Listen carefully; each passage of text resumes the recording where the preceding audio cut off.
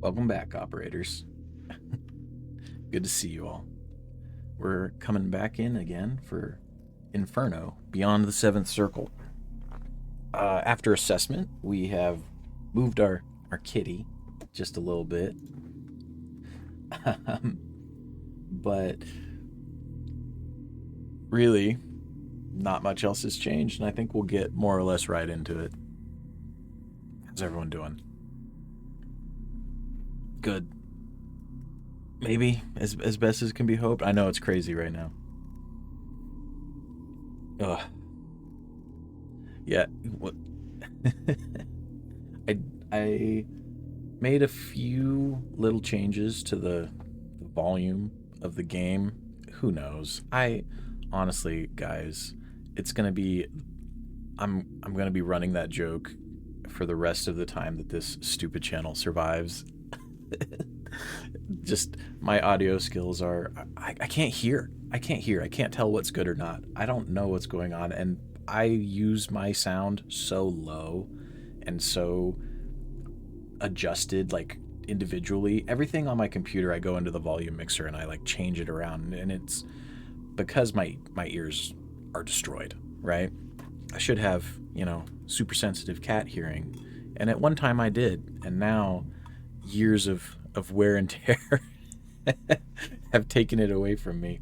But we made some very small adjustments, and when I was watching some of the other video to like try and make those calls and see what you guys were talking about and whatever, I came to a realization. And this will sound weird, but for some reason I really like the auto-generated CC captions on these dumb YouTube uploads.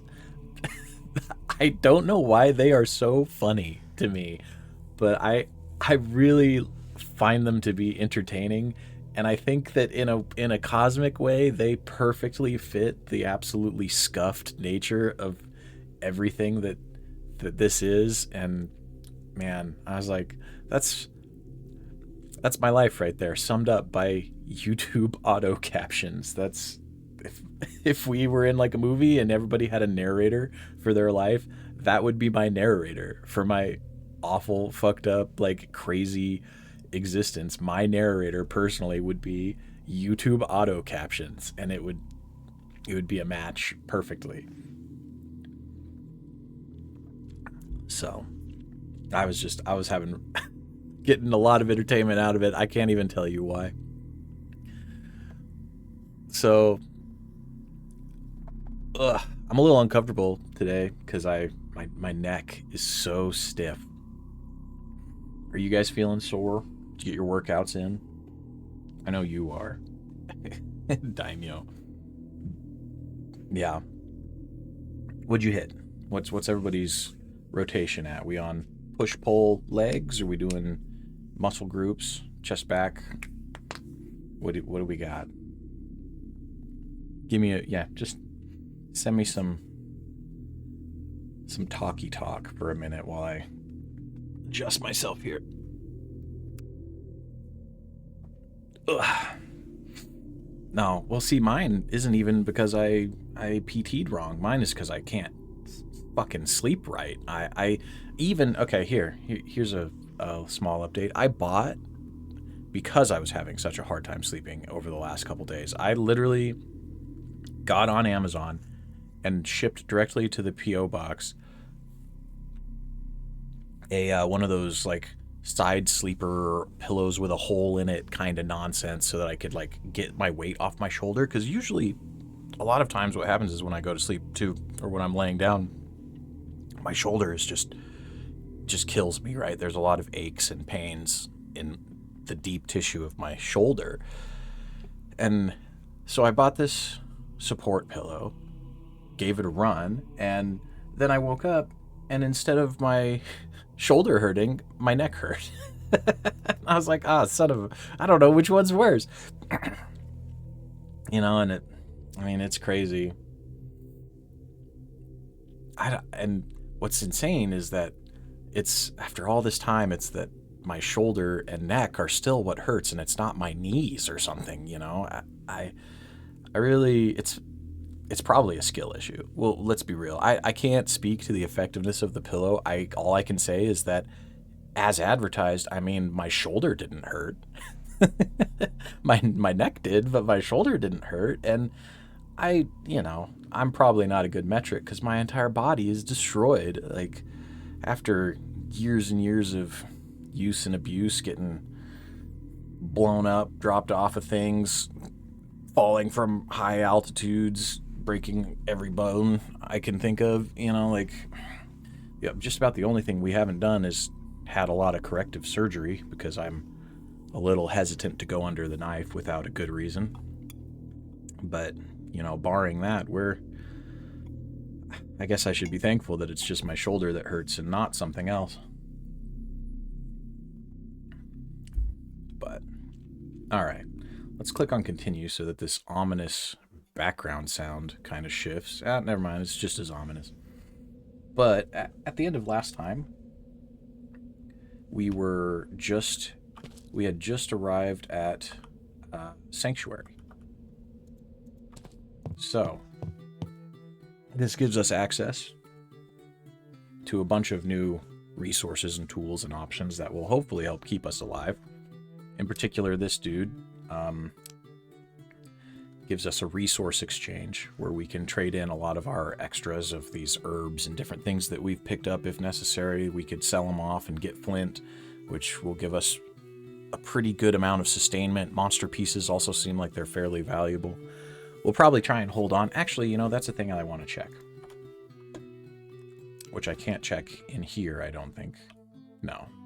But I want to check if there's a limit, because I know there's a limit on those combat items and different things, but I don't know if there's a limit, a hard cap on how many of these raw materials we can carry. And if there is, it seems like it must be high, considering we're sitting on 237 metal scraps. But I'll have to excuse my sniffles. We've been moving very quickly between hot and not so hot environments, and I think it's taking a little bit of toll on me. Never mind the sleep deprivation. But this should all, I think it's really manageable. Honestly, I don't feel like, despite the survival mechanics, that we've actually had that hard of a time maintaining, upkeeping our food, water, sleep mechanics. It's still just the battles. We still just cannot fight well.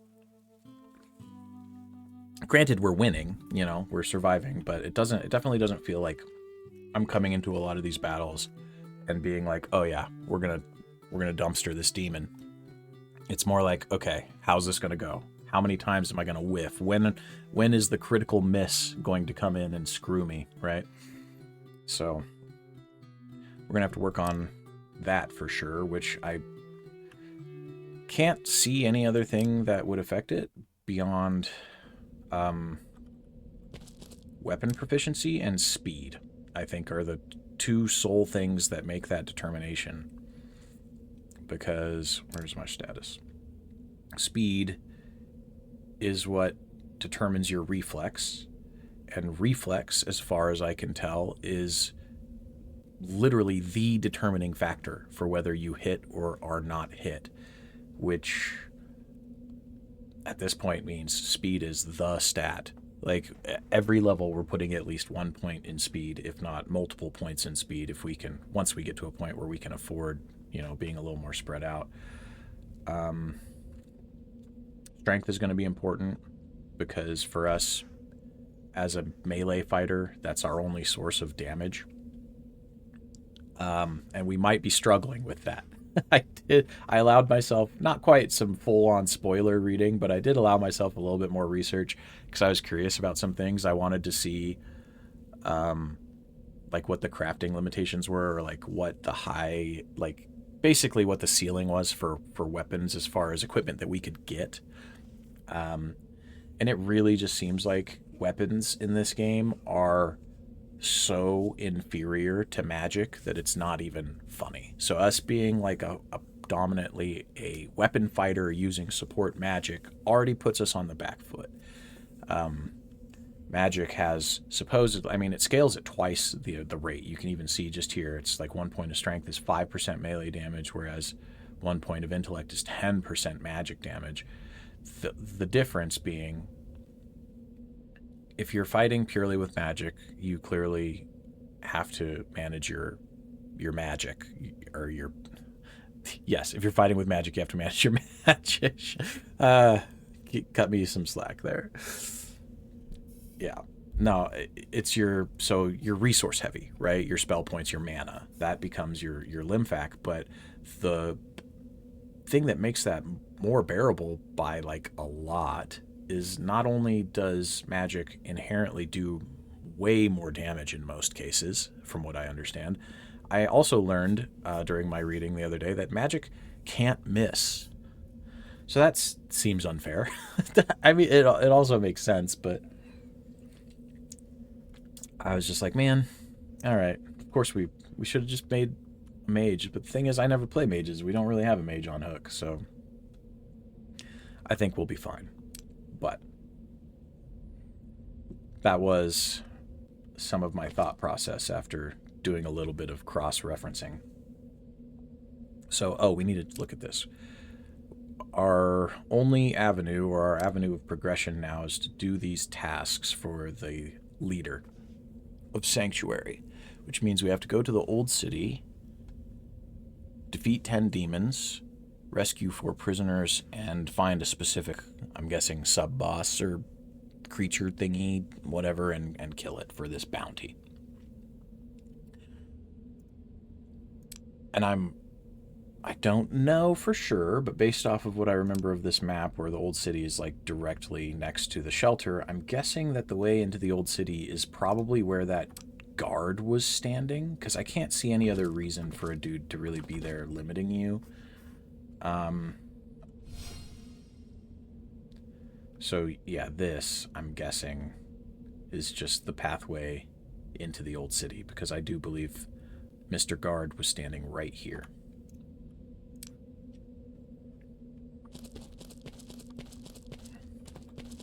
Oh, the old city. Perfect.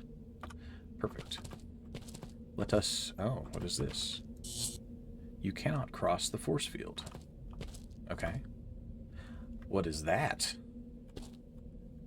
Is that what controls the force field? Oh, no.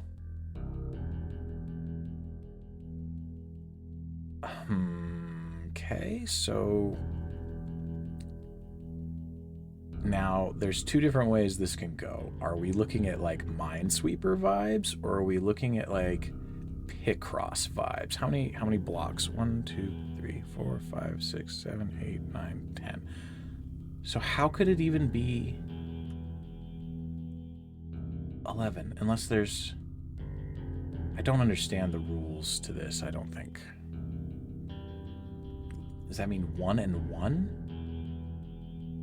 But if it does, how would you determine that? And what would be the difference between 1 and 1 and not just 2?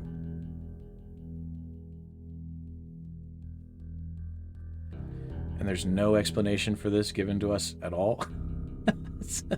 Okay. Well, until something teaches me what exactly that wants, I'm not sure I want to mess with that on my own. I'm guessing it literally, it has to be like, because like if you, what happens if you click? Okay. So 1, 2, 3, 4, 5, right? Maybe, because there's... I have no idea.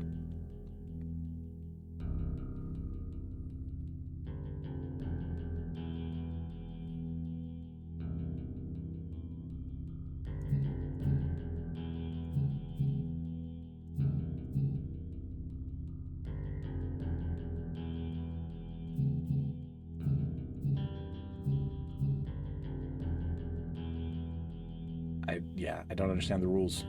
I don't know enough. In particular, this is confusing to me. I never actually, if I had actually played, been like a Picross player, I could probably figure this out one for one. And someone somewhere is looking at this and being like, "Oh my God, it's so easy. You're dumb." I believe you on both of those things. But the fact stands, I actually have no clue what to do about that. So we're gonna leave it alone for now. What would even be behind there? Can we see really behind that force field? Gosh dang it. I keep hitting M. It's just treasure. Yeah, it's a bunch of goodies. So it would be nice to be able to get back there, but I'll need to... You know what? Here. Give me a second. You guys hold on. I am going to ask Google Senpai how those puzzles work.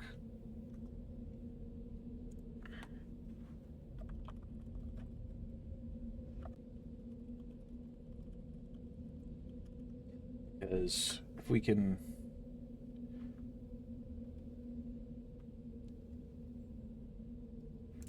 get a little bit of instruction, then I will go back and mess with that.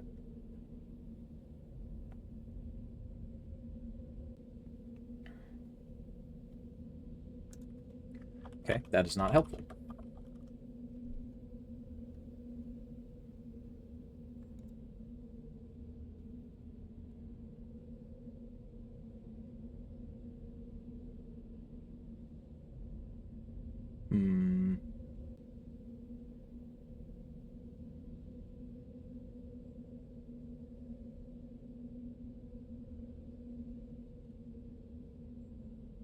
You need to find the rows and columns which have restrictions on where the colored numbers are allowed to be. See, this is specific to Picross. It's not going to help me. My skill level is too low. Well, I'll come back to this, guys. Forgive me. Oh, a blue one. Now, does that just mean is that like quest related, or is it because it's different?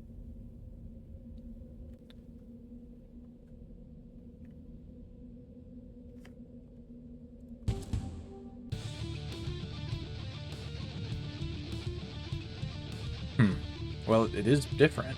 We have not seen a hunter before.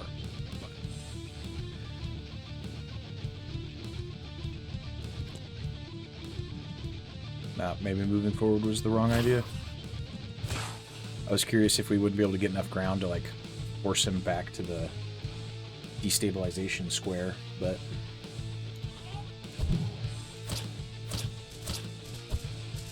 I really dislike how often it seems like they're able to evade the charge attacks.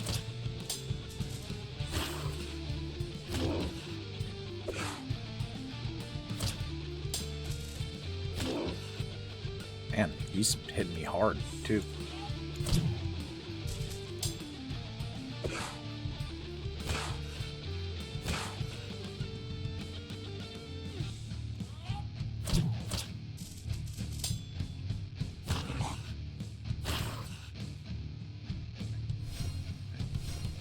Taking some hits.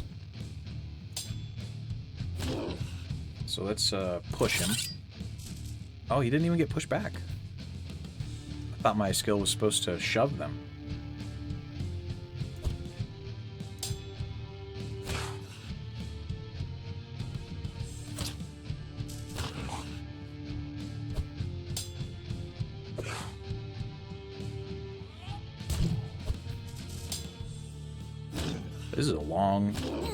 This is a fight of attrition here. What did he do to me? Cursed. Minus 40 fitness. Oh, that sounds terrible. I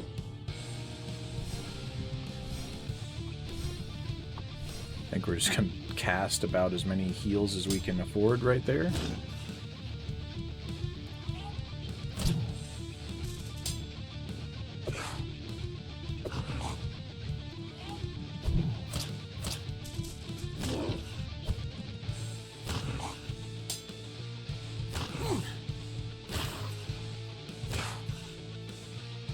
This is what all the fights are going to be like. We're in big trouble.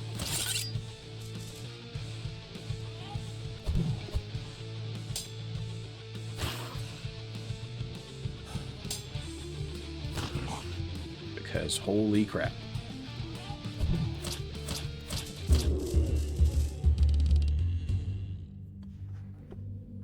Yikes. That was rough for us, guys. Okay, well, at least we did go up a level. I don't know where it shows, like, where you're... Oh, there. Never mind. Now I know. It's right there. So now we need 5,000 more points before we get another level. But...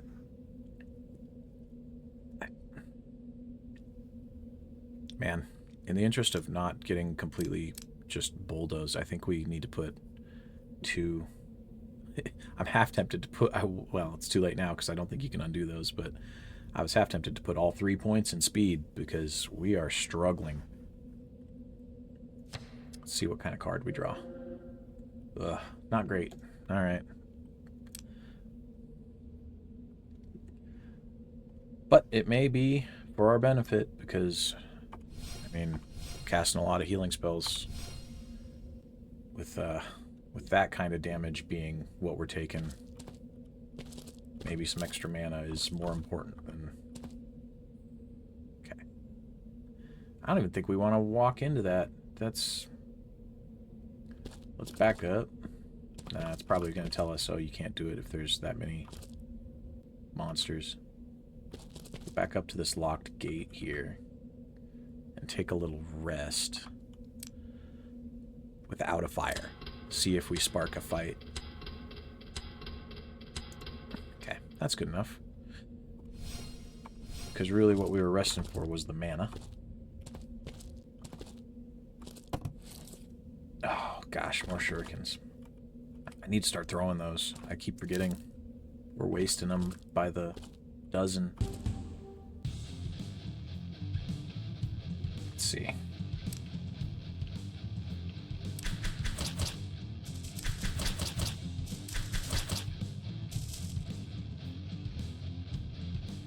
Did he move? Oh, he did. There we go. At least that'll get rid of some of those.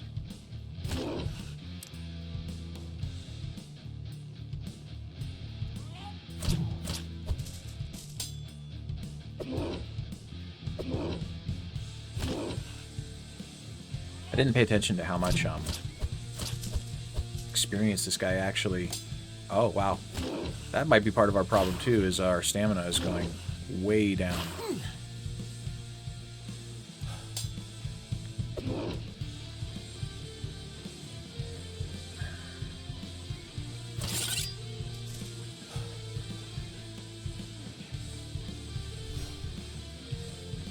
And the stamina also affects your action.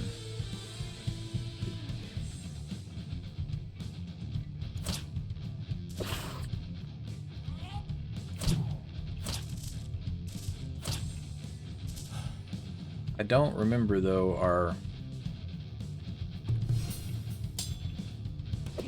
stamina seeming to degrade that much before. So it might be a combination, I guess, because if we get more speed, which lets us potentially also act more on top of being more accurate, then if we're swinging a whole bunch of times, we're just going to burn up that stamina. And the stamina cost per everything you do in combat is determined by your total weight. So it's the weight of my armor combined with the weight of all of my weapon, everything that you have equipped.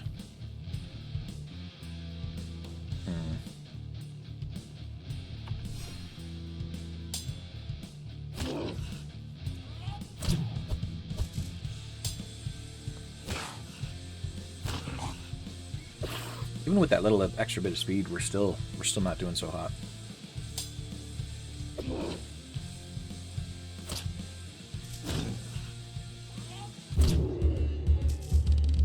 $400. I mean, that puts us at a place where almost 10 monsters would be a level, so if we manage to get 10 kills to complete that quest, we'll practically level just off of that.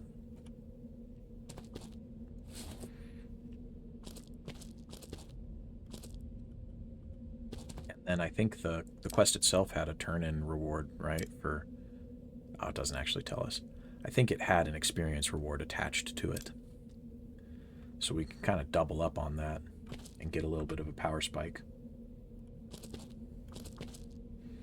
Alright, let's look at this guy. And, I mean, worst case scenario, since we have access to the shelter now, if we really have to, we can just go back and spam, rest, do whatever we need to do to survive. I wanted to see... it sounded like some of our skills were going up there, our armor skill in particular, probably because we're getting the crap kicked out of us.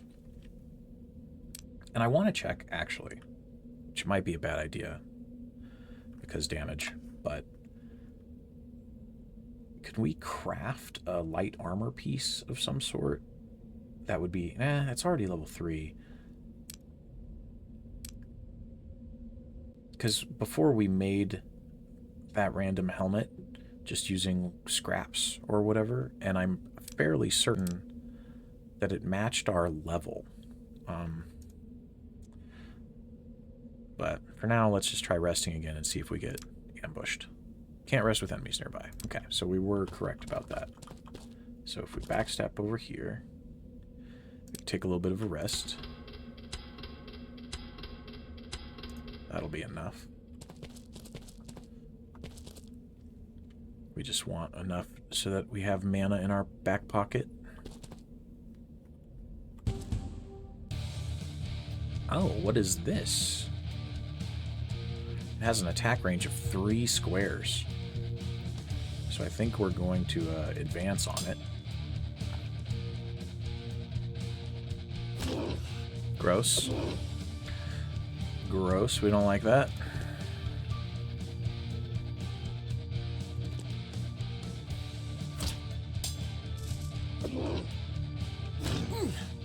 Yuck. At least it... yep, I spoke too soon. I was going to say, at least it doesn't seem like it's poisoning us or making us sick yet, but there it is. Alright, so it's a poison spitter. Oh, and it's a plant. Which means it has that super awful regeneration trait. Okay. Out-damaging these guys might be difficult, to be honest. We might have to burn one of those flame oils. Okay. So now it should be pinned into the point where it can't get away from us, at least.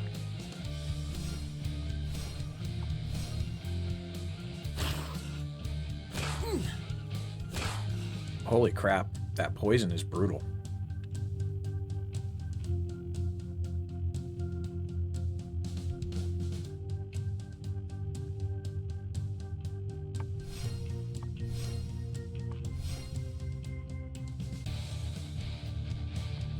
I'm like in a race against it. It's hurting me so much that like I'm practically taking damage from the poison as much as I'm healing for. Of course. So we light our weapon on fire, and then we miss our attack. Get no burning. This thing is murdering us.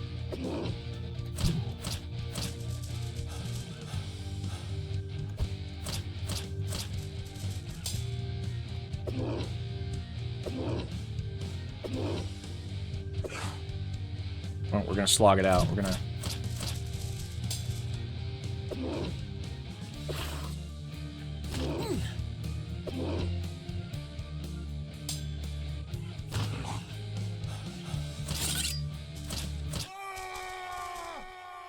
All right. Well, lesson learned. Either we need antidotes, or we need fire damage, or we need something to help with that, because that was very brutal.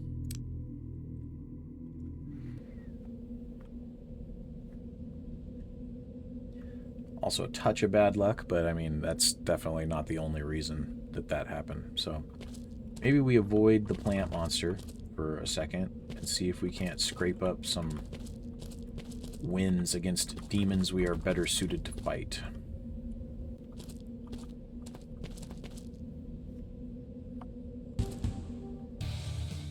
Alright, a hunter we should be able to take. Hopefully. I don't know, our track record is getting worse and worse.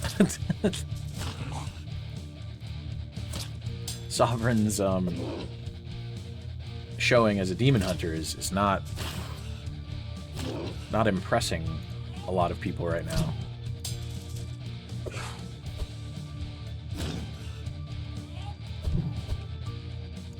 God damn, dude. The fact that we can barely land hits is really screwing us up, too.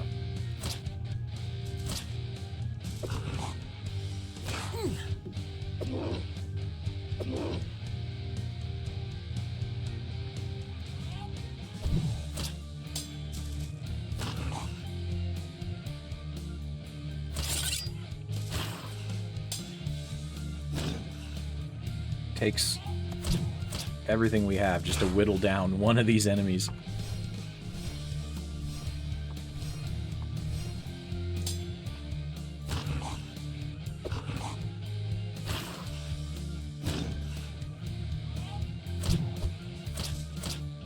And we're on normal difficulty.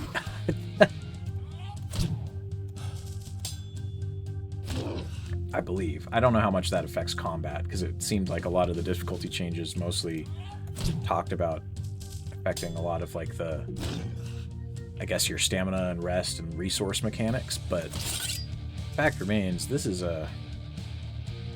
we're having a rough time, and we're at the beginning of the game. This is like the first set of quests.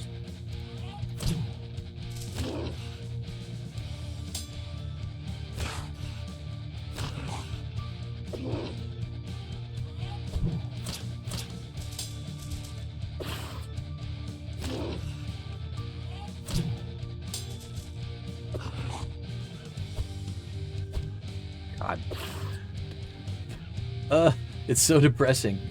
Hearing that whiff sound twice in a row just like crushes my soul.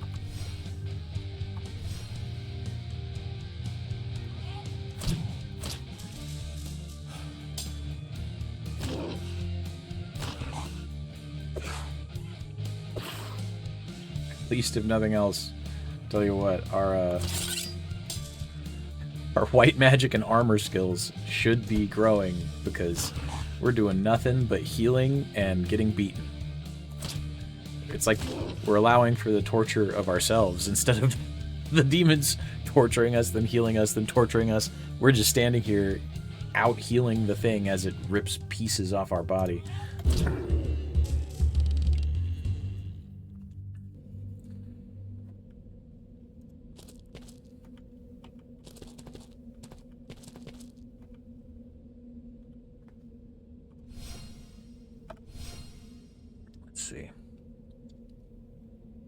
Barricade. Alright, so that's the only way we can go unless we unlock this. I mean, I imagine we can unlock that. So far, there haven't been any locks that were super hard to pick through. And that's the whole black hole thing that I am too dumb to do. Or no, that's this. This one is the black hole, because the black hole's right there. So there are treasures and goodies up there beyond the gate. However, we are in terrible condition already again. Every fight is a fight for our life.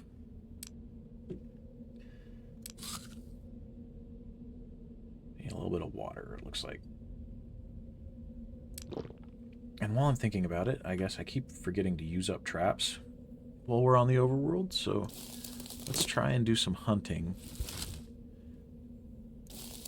so that we have a little bit of meat next time we make a fire. Can you hunt in the... I don't know. Okay, it doesn't seem to affect it. I think it's literally just pure dice rolls.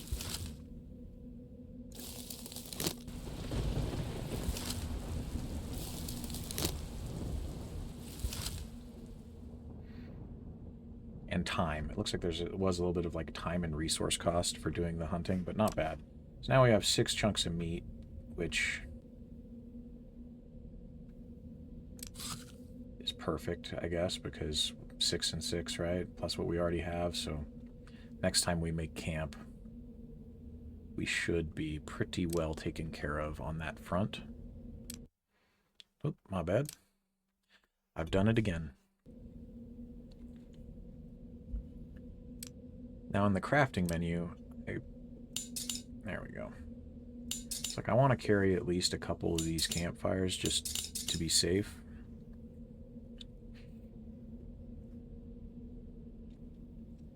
I also want to have a splint on hand in case I decide to tumble face first into a hole. I'm not sure what torches do, to be honest. Should we make one? Just because it doesn't hurt, right? Like, let's make 1 torch just so that we have it on hook in case we suddenly run into a situation where we go, yes, this is what the torch is for.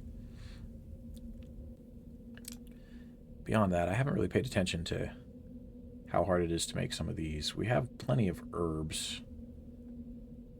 The issue is these health... 16% of our health right now is not a lot.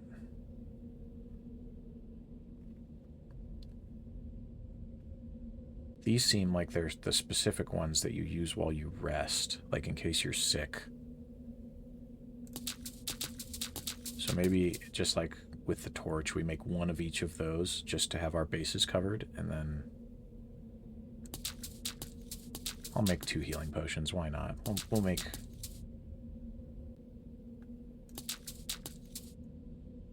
There.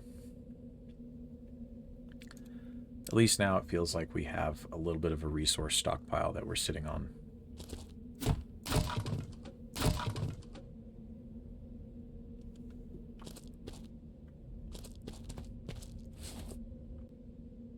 What is that red X? That is a very big X compared to... I wonder if that's a prisoner.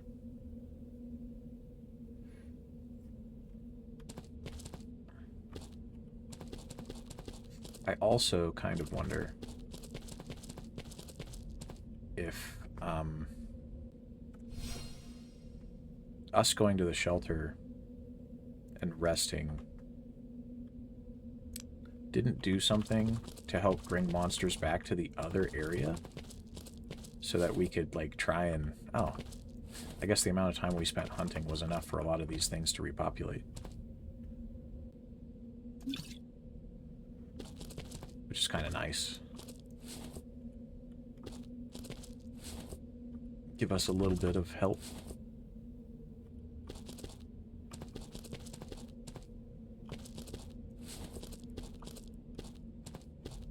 I will gladly take extra herbs and wood if we can get it. Nah, it looks like mostly the herbs are what regrew. The wells did refill, though, all the wells, it seems like, so that's helpful. We have plenty of water.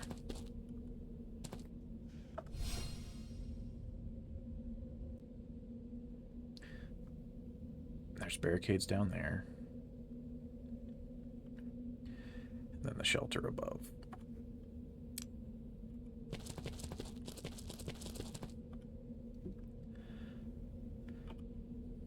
I honestly, like, you can rest in the shelter for free and it just takes down your needs, but I think we kind of are at the point where we might as well just make a campfire, right? We have enough stuff that it would reset our resources and then have our bases covered for quite some time. So let's just do that.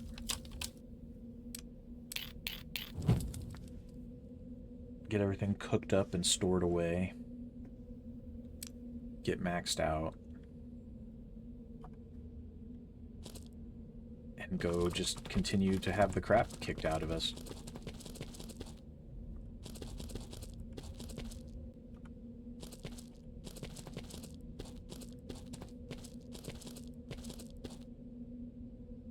Alright. It's funny because they're these things are super dangerous to us still, but I am actually glad every time we start one of these fights and it's a hunter. I'm actually relieved right now.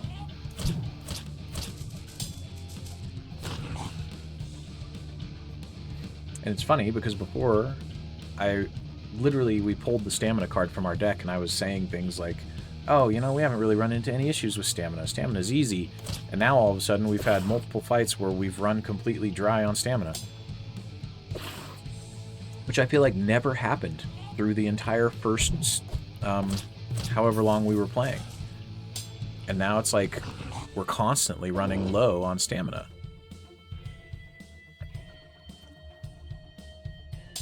Even though we're wearing lighter armor than we were before. Because before, didn't we have a mix of light and heavy? Because we still hadn't even been able to find all the heavy armor that we needed.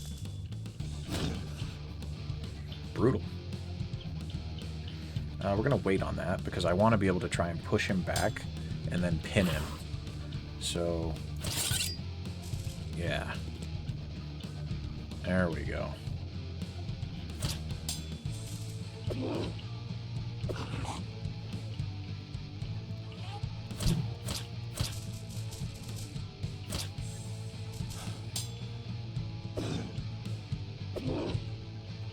Focus now. We got the combo bonus.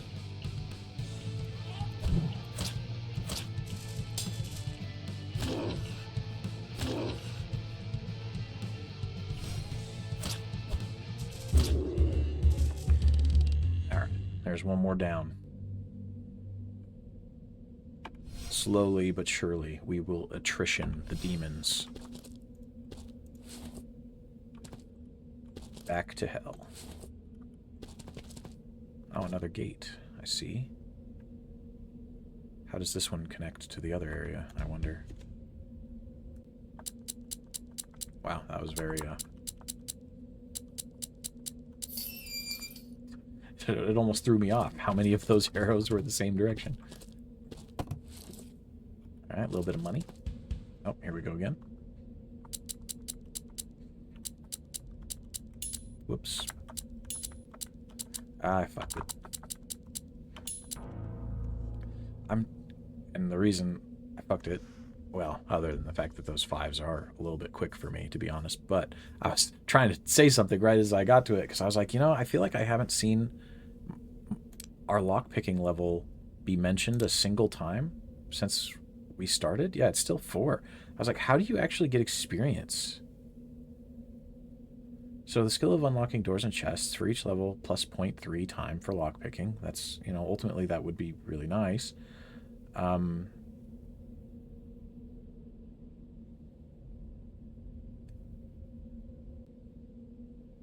are some interesting... Yeah, okay, so there is a time penalty for an error, which is... makes sense, all right? We would expect that.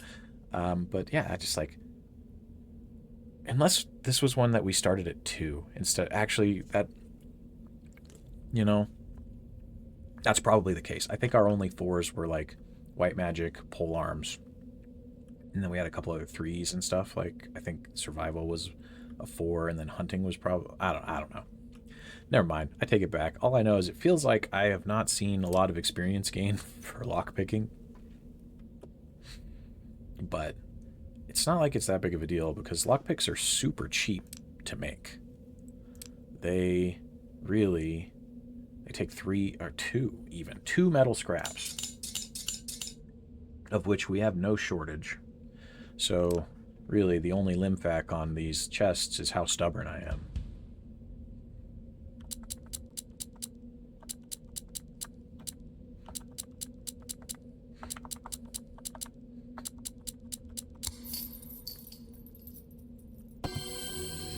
Oh. You have found a red orb. Max hit points increased. How does that work? Is it a flat amount? Is it something I use? Where would it... Probably doesn't even reflect it anywhere, huh? Interesting. I mean... I'll definitely take it. Hit points are hit points. Where... Keys, exploration items... No, there's not like a thing where it shows you total, like you've collected this many orbs or... No.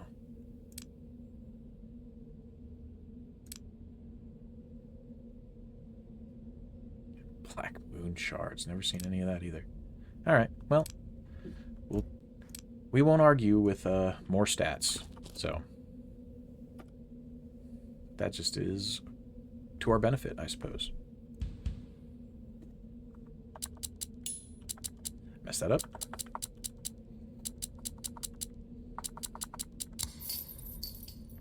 Alright. Oh, another amulet.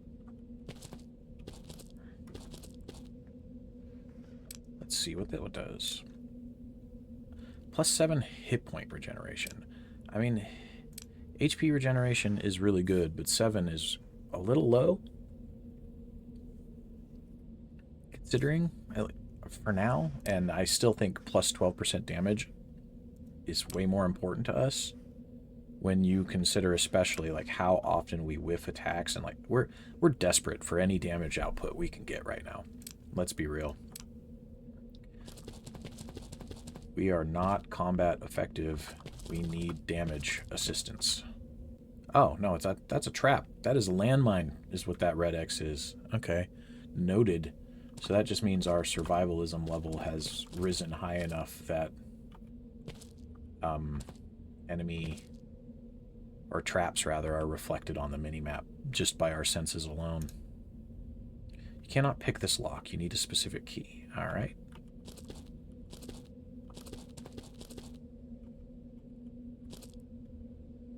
Well then. Alright, surprise attack, and we have it pinned against the wall. You know what? We're gonna just blow some fire oil. And we're still gonna miss. We're still gonna just... That was awful. Nope. This thing's gonna kill us.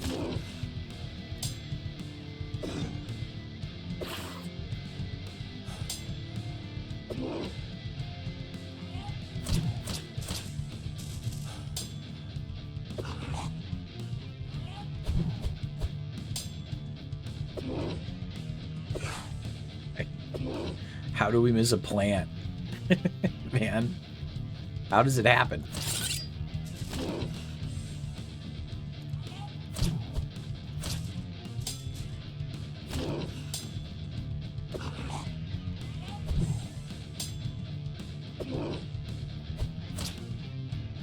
We're never going to kill enemies that regenerate health like this if we can't hit anything, ever. Especially when we end up in positions like this where we're forced to spend turns healing ourselves.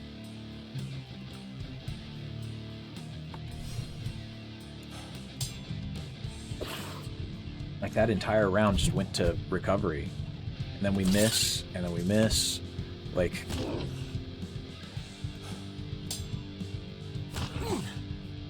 And now we're screwed. See, that's what's gonna do us in.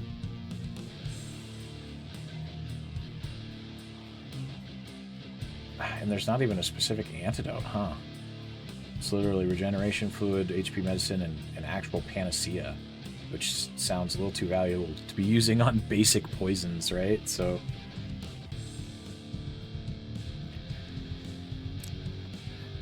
Holy crap.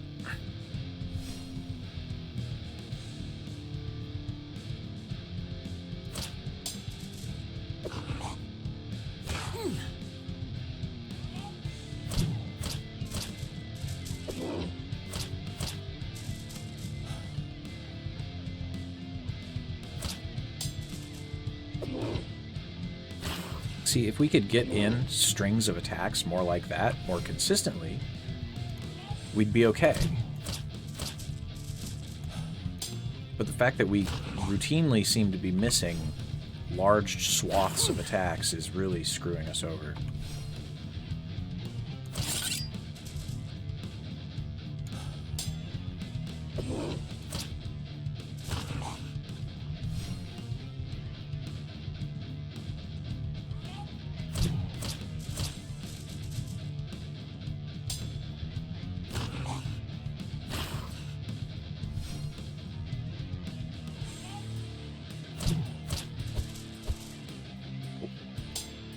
We could have had it right there. If we'd have landed those hits, it might have been it. But now we're in big trouble. Gosh dang. By the skin of our teeth. It's so brutal.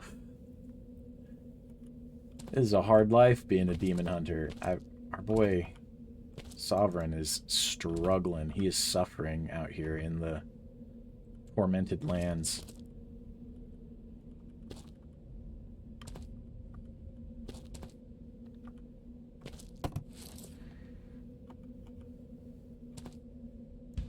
All right.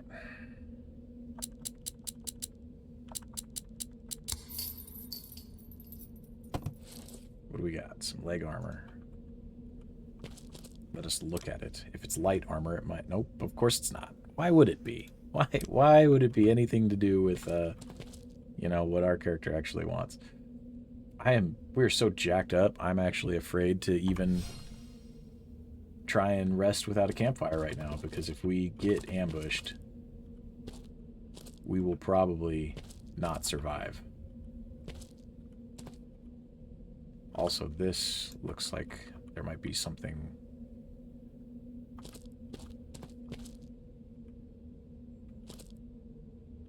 here. Oh, a shrine. Okay. That could also be really bad, though, because I think they're randomly good or bad. Also, maybe we shouldn't touch it before we, I mean, while we're on the verge of death. Maybe that's a thing that we save. More EXP gained. Alright. Well...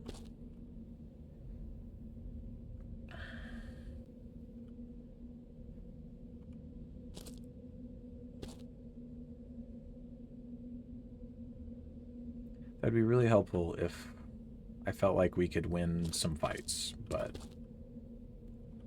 I am not confident in our abilities right now.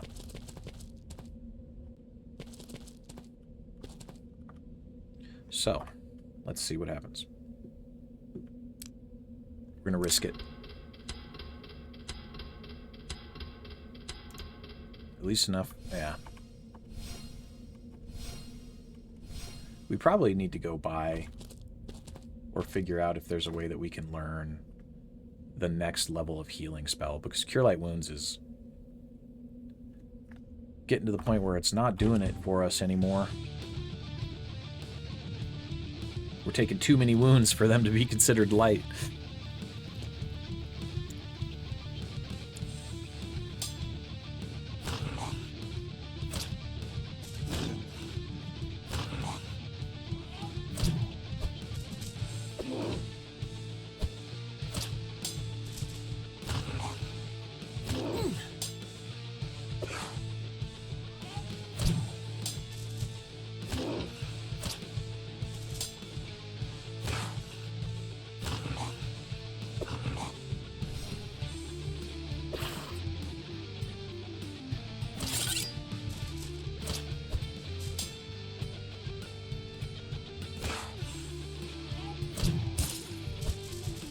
That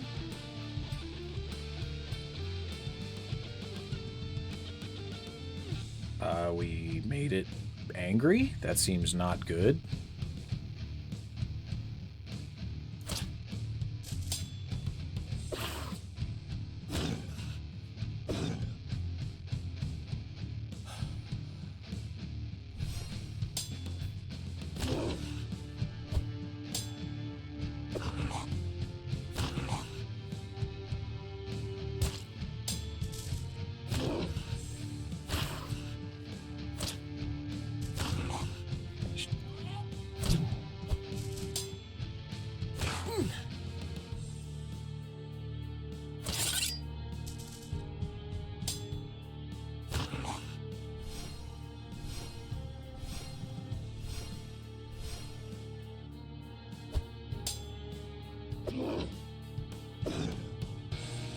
Come on, demons. That was not extra experience. There's no way we wasted that entire totem. Maybe we did. I mean, the effect's not there anymore. Did that fight really go on for over 250 turns or whatever the crap? There's no way, right? That's insane. Maybe I messed it up somehow. I don't know. That's crazy though. What?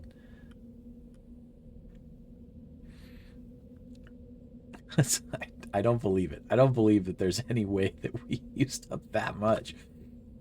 But all right, we're getting out of here. We're going back to shelter.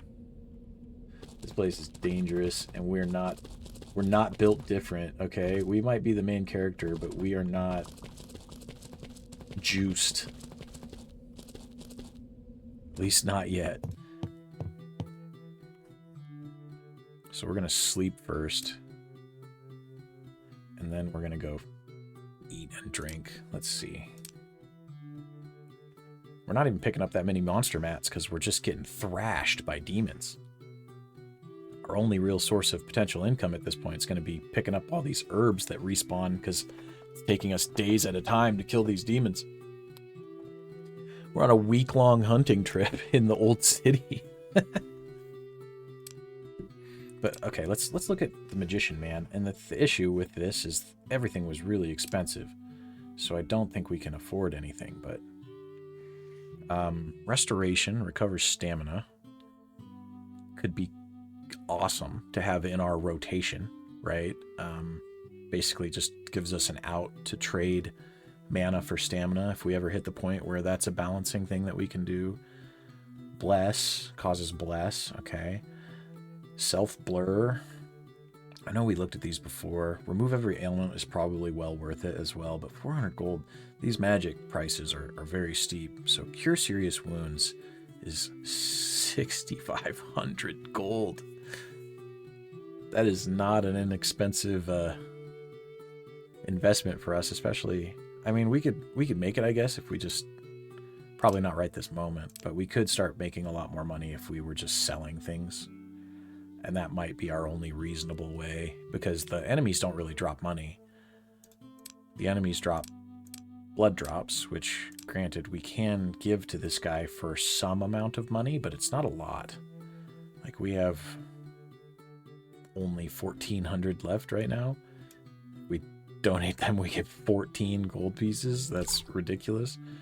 But it does slowly work us towards bonuses, so that's, you know, payment in and of itself, I guess.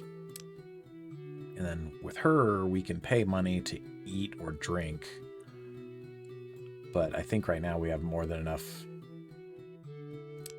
of our own supplies that really we just want to sleep in the shelter so that we have the guaranteed full heal and our fatigue goes up, and then we will eat and drink our own resources for the time being. But see, since we've gone and slept again, all of these herbs and things have repopulated, which is very good for us because they're some of the only resources we may have access to for a little while.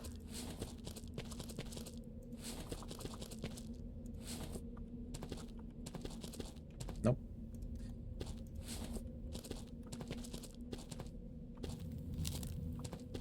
A little bit of wood is good too.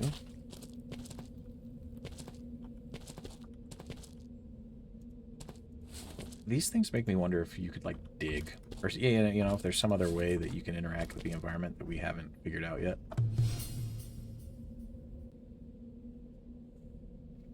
Should we go down in the dungeon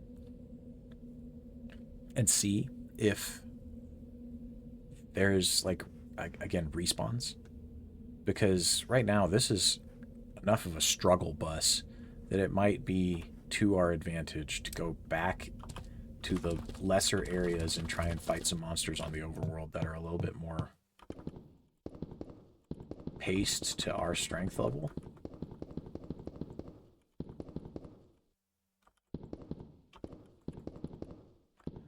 But if that was any indication, it looks like they're really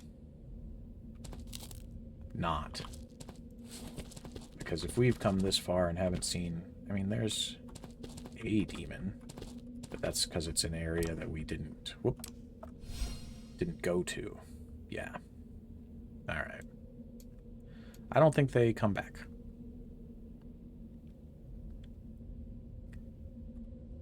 so I don't actually know how you're supposed to even grind. Or do a lot of, like, maybe you have to do,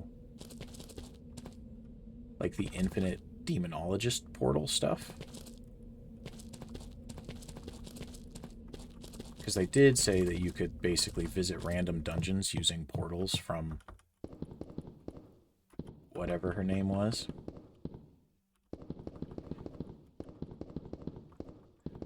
I wonder if she has a low-level portal. I kind of doubt it.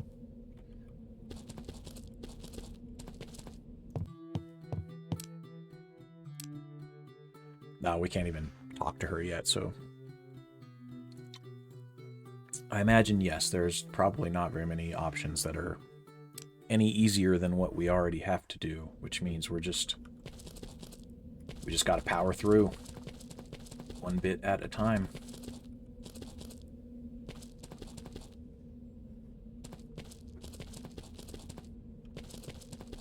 Whoops. Did we go? Yeah, okay. So we can pick that and go around. We can continue this way. Let's go up. Let's go see what's beyond the gate.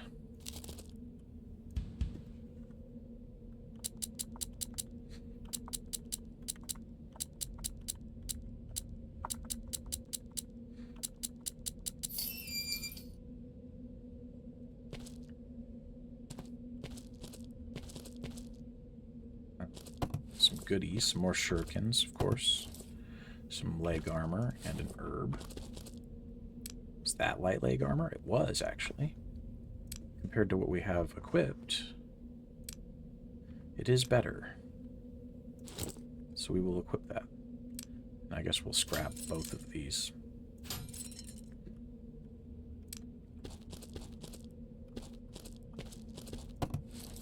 Some metal scraps. Alright, so that really didn't go anywhere. It was just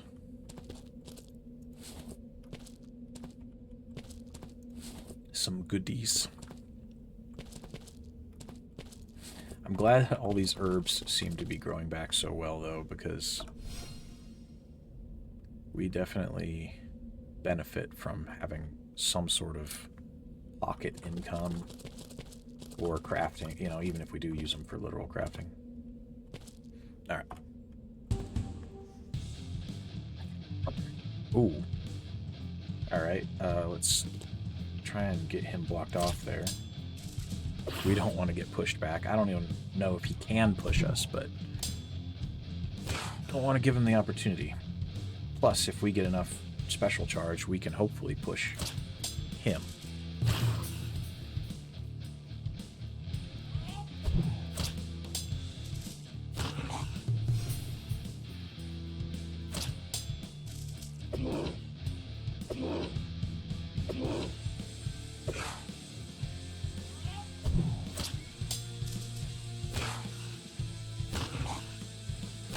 Come on.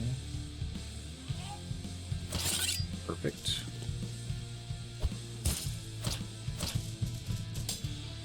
I don't know what it is that we're doing to him that's buffing him. I guess it's just if he takes a certain amount of hits, or maybe the right kind of hit. If you crit him or something, he gets angry.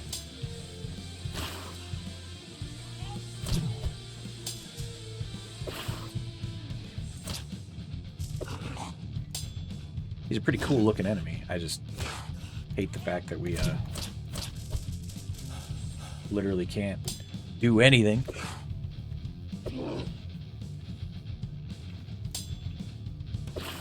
Even with him unbalanced like this.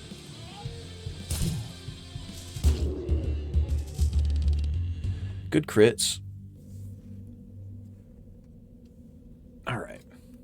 We came out of that one a little more clean. That's probably the cleanest one we've had so far, fortunately. What did we hit? Oh, we hit a new threshold for white magic, which gave us 250 more points. We'll take that. Man, you get 250 points for hitting the first threshold of every one of these magics, huh? Oh, That's good too. 250 every time you kill an enemy. We like that. This. So, I've been thinking about elemental magic. And I'm of mixed opinion because like I don't want thematically, I'm being stubborn, right? About having a thematic character. We're doing this basically a self-imposed challenge run in a way, but I would like for him to be able to at least use the abilities or the spells that enchant his weaponry, right? Like while I don't want him to be like an offensive spellcaster, I would like to have the option to imbue my weapon. And from what I was looking at in the White Magic School and the Conjuration Magic School, neither of them had a spell that added basically the core effects, because I think these are really the no, wrong inventory. The ones that exist are the basically ice, fire, poison, right? I didn't see any lightning or any holy or anything else like that. And so being able to cast like a burning weapon, which I think we did see when we were perusing the magic first day, would be probably extremely beneficial, especially when we're fighting these plant things and other nonsense that have ways of regenerating or different weaknesses. So maybe we put in enough legwork for elemental magic just so that we can learn an imbuement spell and then kind of stick to that as our primary. I'm considering it. I can't say I'm sold on it yet, but it's a thing that's in my mind. Let me know what you guys think. Or if you like watching me just suffer as a pure melee man in the world of demons, you know, that works too.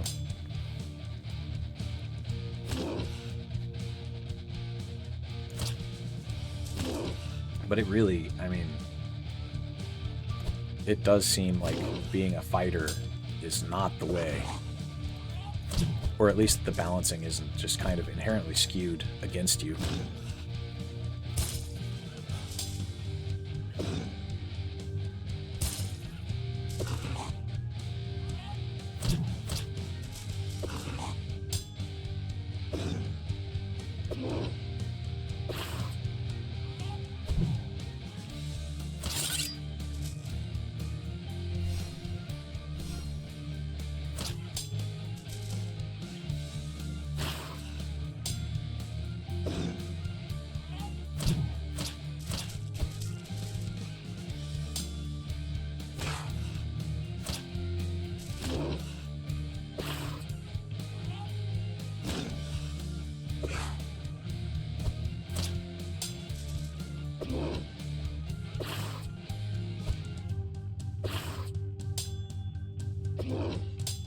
What is this?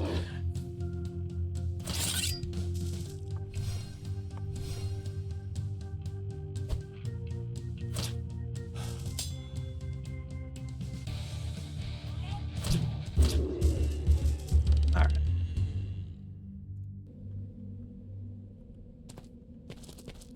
Okay, and there's a way down.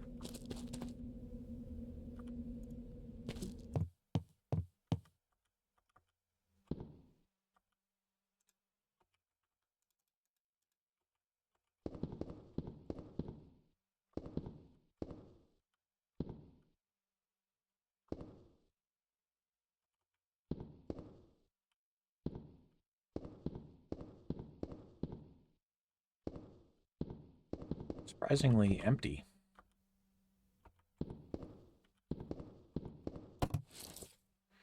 Found a blunt weapon. Oh. Confusing blast. Cone. What type of magic is that?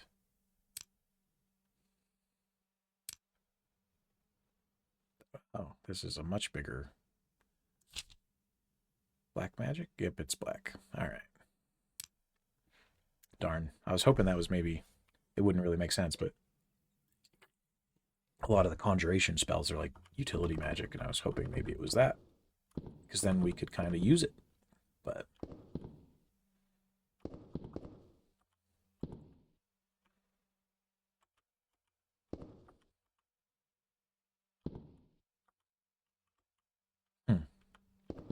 So there's a pathway over here where there is a landmine and no other way past it. Do we just...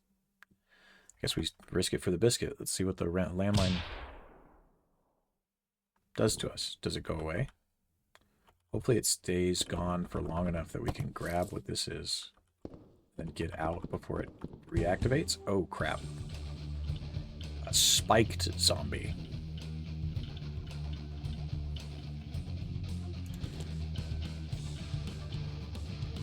Actually, he has the same attack range as us.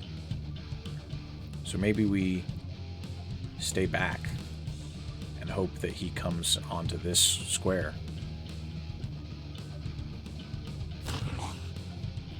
Alright, 100 is manageable. Can't say that it's great, but this may be doable.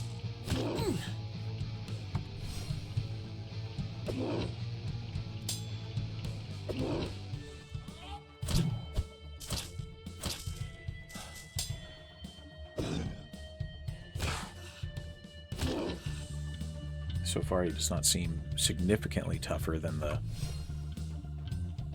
stone zombie.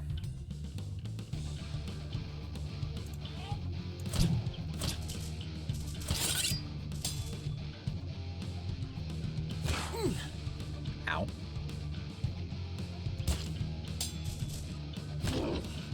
Though, I say that, and we're having this entire fight happen while he's debuffed, so I mean, he might be worse than I think.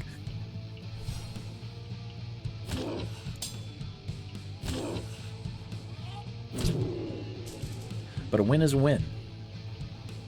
Oh no. Oh, I didn't even notice that. There's 3 of them. I didn't pay attention at all to the background effects. Well, hopefully we can outlast this war of attrition.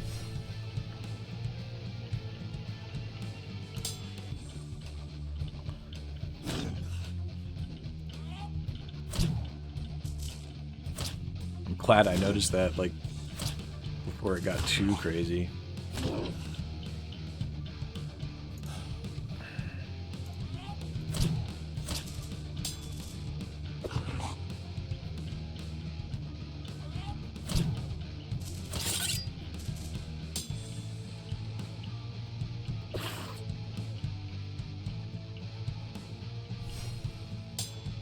Trying to mix in all of our resources here. Okay, alright. We're in a good place, I think. Now we're not, because for some reason it moved us forward 2 squares into the unbalance. No thank you? Why did you do that, game? Absolutely not.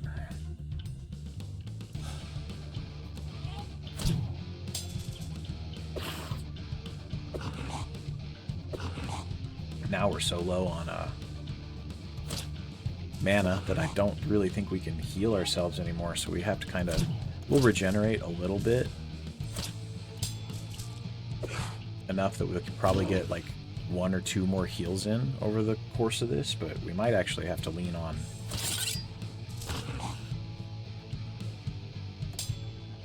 a potion or 2, depending on how badly we get thrashed here.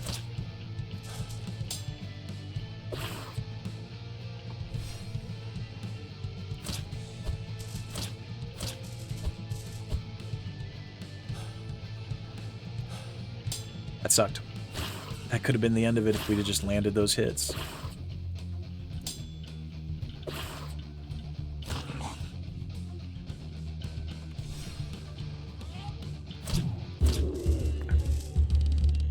That was a good chunk of experience, though. That was a really good chunk of experience for us.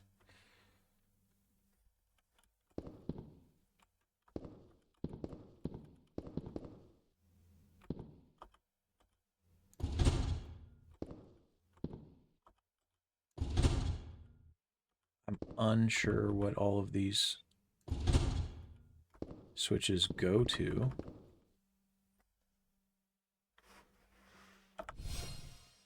We just pulled 3 of them? Yeah.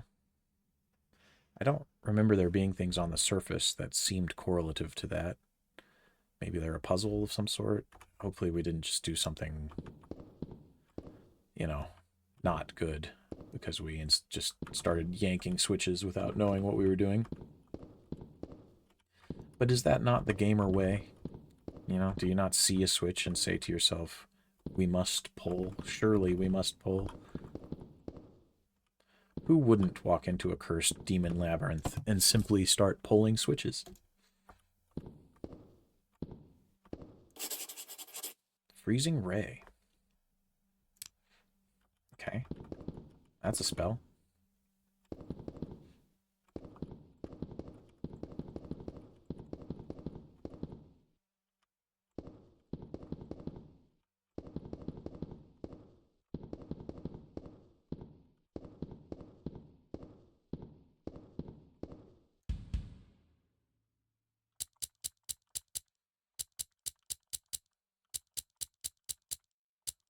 Oops.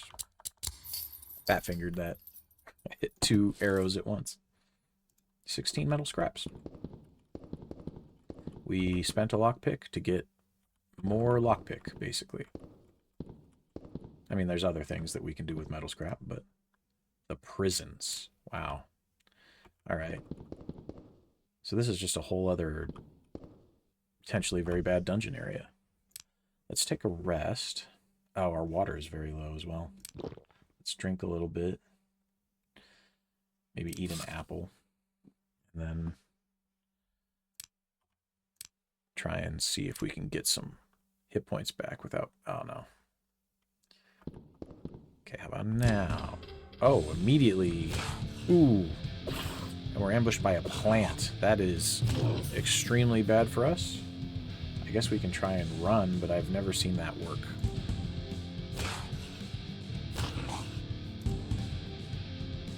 Need 100 plus to succeed. I think we just die. And reload. Man, dude, those are terrible rolls. All of those flea rolls put us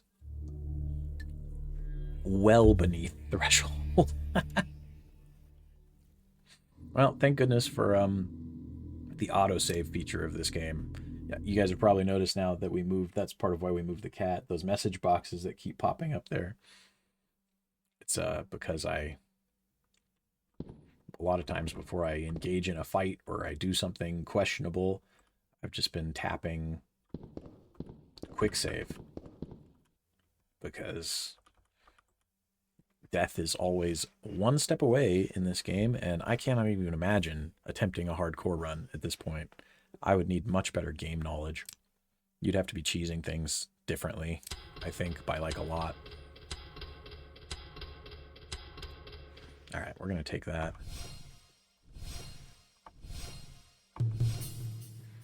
There's our white magic leveling up again. Let's see if we can win whatever this is. Okay, so there are 3 enemies. Does not look like there's a debuff zone for us to take advantage of.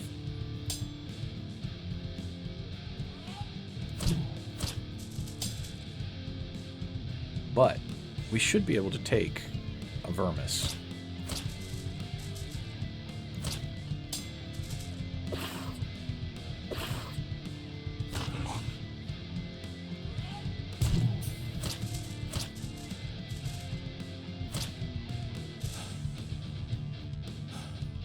Because our stats are significantly better than they were. So this is our proof of strength, right? It's our chance to show that we've actually become slightly better than we were before.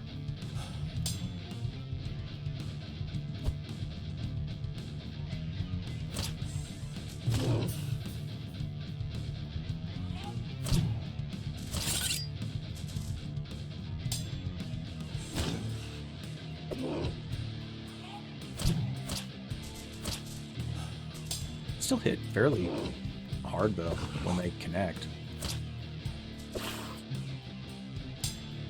The price you pay for wearing light armor, maybe.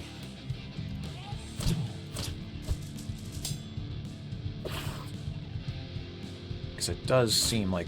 So light armor is supposed to come with more of a reflex bonus, and our reflex still is not very good.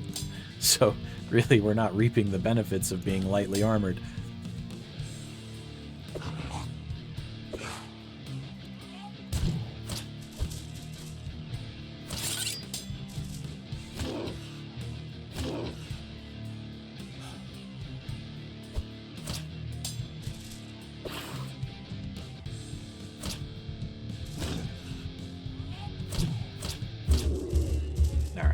That should be a level.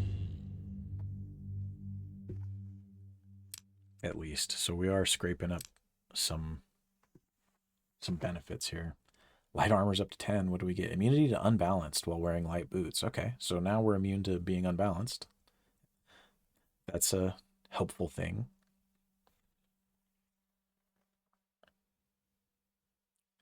And then I really feel like we just need more speed. As much as I want intellect and some of these other, you know, everything kind of has its merit.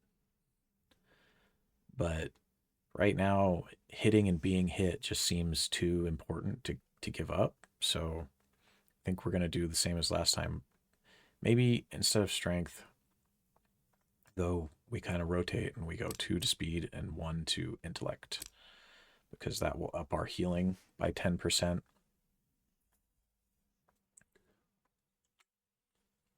And in theory, increase the duration of our holy buffs later down the line when we can afford a couple of them. We'll pull a card. +1 mind. Okay, that's our first actual stat bonus. I will gladly take that. Mind is good. Gives us regeneration and maximum mana pool. If I was really being stingy, what we would do is we would just abuse the save mechanic we were just talking about every time we pull for one of those cards, I guess. Oh, Old City main hall key. Okay, so there's the key to that gate that was locked. But yeah, we could easily, like, just save it, pull a card. Oh, it wasn't a stat point. Reload, save it, pull a card, you know? And that would probably give us some better outcomes, but that's a little bit too save scummy for me. I'm fine save scumming before battles, just so that, you know, we don't get set back an atrocious amount. But I think scumming re-rolls is where I draw the line. So let's go pick a fight in the prisons. Ow. That was a pretty good hit.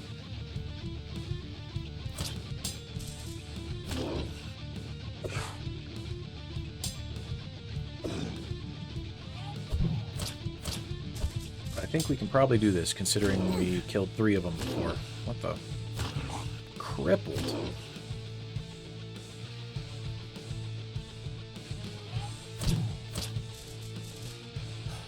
Are those other ones watered down? Why does this guy seem so much stronger? Or again, maybe it's just the dice rolls. Like, it does really seem like good or bad rolls in this game can very heavily determine quick and in a hurry whether you're getting fucked or not.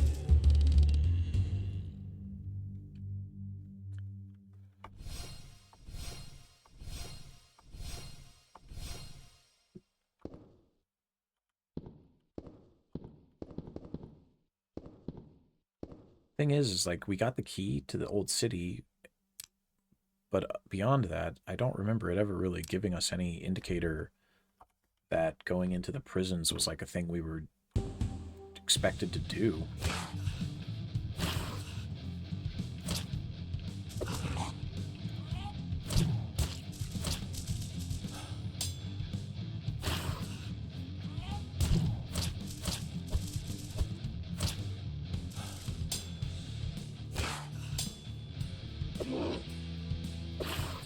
We're still going to do it, because the funny thing is even though it seems like a side area, we're kind of having an easier time fighting these things than we were fighting the things on the surface. Not that it's like, you know, going perfectly well, but We're scraping up some wins, getting some stats.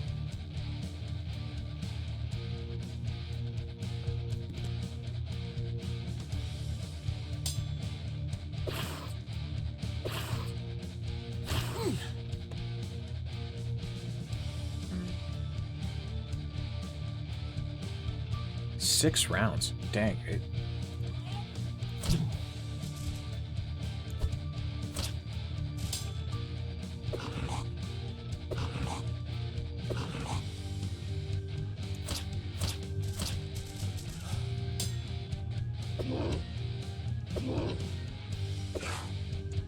Probably need to pay attention to that too, because that really would add up towards our stamina drain.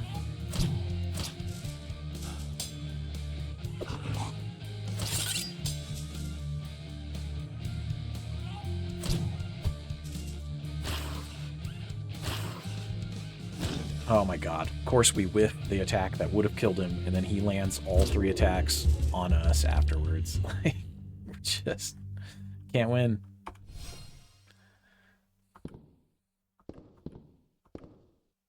Okay.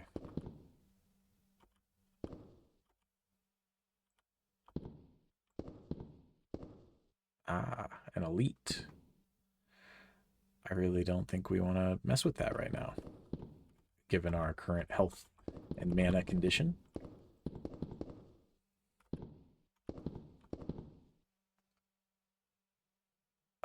Are you a prisoner? You're an X as if loot, but like you look. Hey buddy, are you human? You need help? Come here. All right, my dude, you look like you had it rough. I'm sorry, my guy. You are welcome for the save. I feel bad for you. Though I also can't fathom a real reason why these kind of demons would be taking human prisoners. So, you know. I want to look. Is there like a... There's got to be a thing, right? Unless there's a warp or something, because where else would this connect from?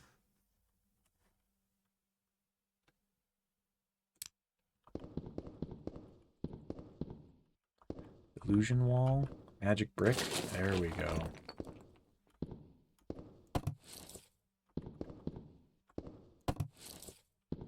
Twin weapons. Soul of the Damned. I think that probably just went to waste because we're... Oh, you found a card for the Deck of Doom, plus 250 max SP. All right. That is worth replacing one of our cards with, because right now all of ours are 150, so 250 is a much better trade out.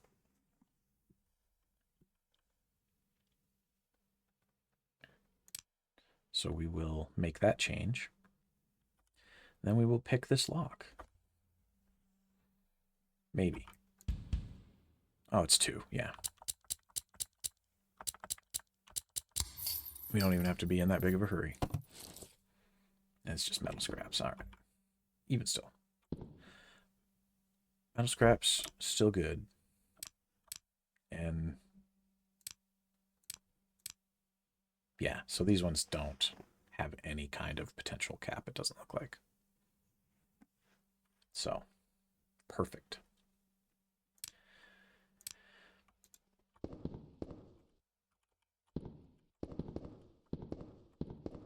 Guess that means our only, really all that's left, because, you know, well, I guess we can go around at it from this side and see if there's a back edge to that, but I think defeating that elite is going to be the only thing we really have. Yeah, okay. Oh, hey, buddy. Get out of here. I guess it would make sense that even though it says, the log says Old City, the prison must be part of the Old City. It's the only explanation, right? Because we found a key for the Old City, it's under the Old City, and this is where the prisoners are. So it still should have said, like, Old City, parentheses, prisons, or something. I feel like that should have been maybe a little bit more specific of a designation, but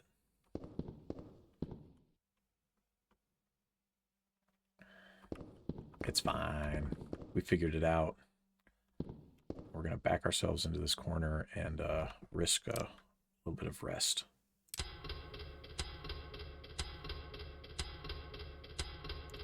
Good enough. Good enough for me. Good enough for government work. Battle time. Vermis. All right. And it's just one? Looks like just one Vermis? I think we can do this.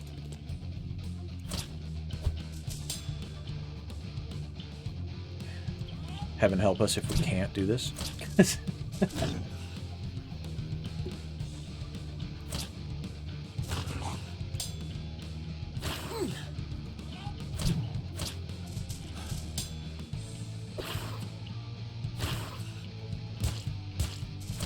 Man, 2 good crits.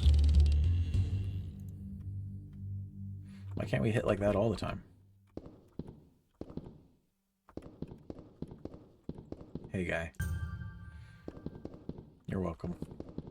Sorry it took so long. Alright, so that means our 4th prisoner is probably here. Beyond the elite bad. Which could be problematic. Oh, well, I mean, an elite. Let's see what happens.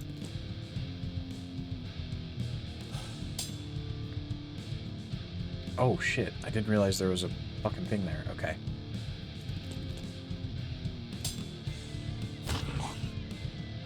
We're gonna get on top of him then. With the hope being that we can get enough special points to knock him back.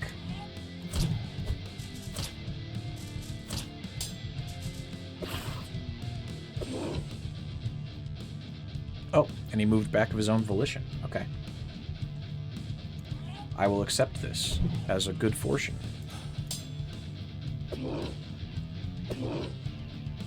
How many, I don't really know if it's worth it to use those up.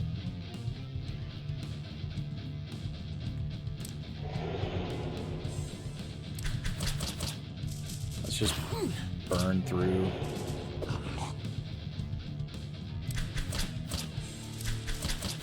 Why am I losing so much hit points?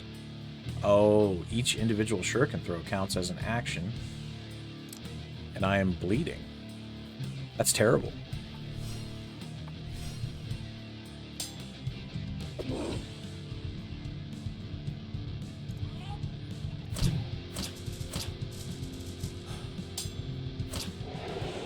It's a really bad time to be using those.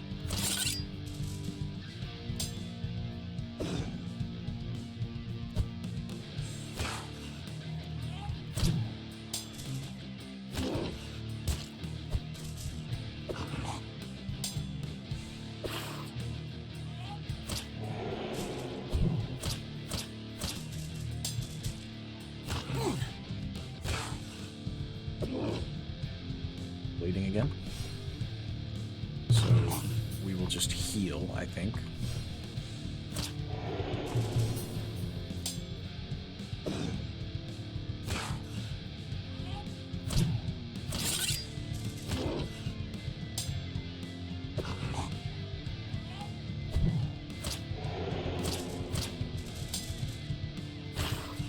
Come on, Mr. Spike Zombie.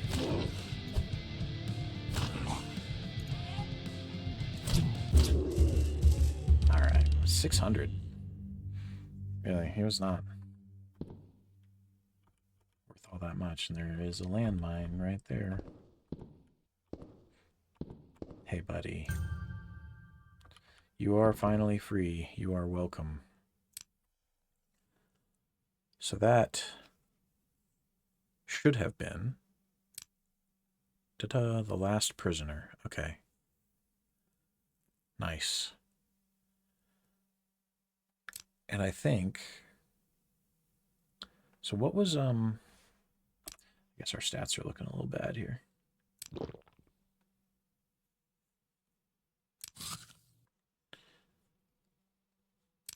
Curious. Oh, literal Eskrima sticks. Did we not mention that earlier when I was like, oh, look, they've got dual batons and things. That's hilarious. What an obscure thing to have as a weapon type. That's crazy. There's a part of me that wants to use that just on principle, but we're dedicated to the spear build, but that's crazy. In the world. I'm sad to take them apart. That's cool though. I like that I like that being in there. That's absolutely unhinged, like very unique. Anyway, before I got distracted by that, what I wanted to say was we learned that's what I was like, what's the rune word for shelter portal? Because I want to try and cast that. It's 1,000 mana and it's level 6. And our current skill level is level 7, so we should have a 100% success rate, right? So if we... Nice. All right. Yeah, no, that was easy. And the reason that I want to do it that way is because I think we should get individual rewards for these. And this gives us 1,500 experience and a card draw. So that's, you know, with us being struggling for every victory,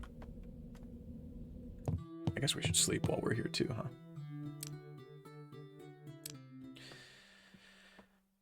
That could be helpful to us. I don't know if that would be enough to get us a level. Probably not. I feel like oh, well, I spoke too soon. That was, in fact, enough to get us a level. So now we have some more stat point. No. It was just flashing because we have a card draw. Got it. Okay. That was kind of misleading because stats up would make you think stats, right? But I guess this counts. So what do we got? Ah, man, we hit the 150. Boo. Still, we'll take every little bit we can get. Suboptimal though it may be.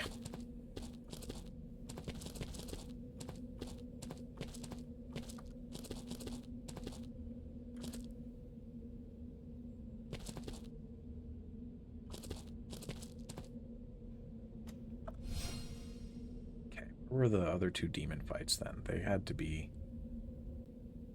over this away. Oh, yeah, that's right, because we got the key for this, right? So there's probably some stuff, because we were down in the prison from there. We killed, I'm pretty sure, everything in the prison.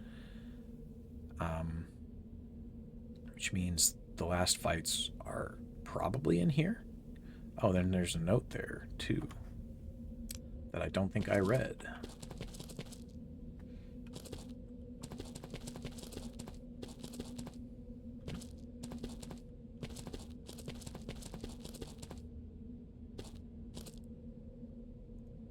Main hall. Oh, and that's where the purple has to be the bounty, right? So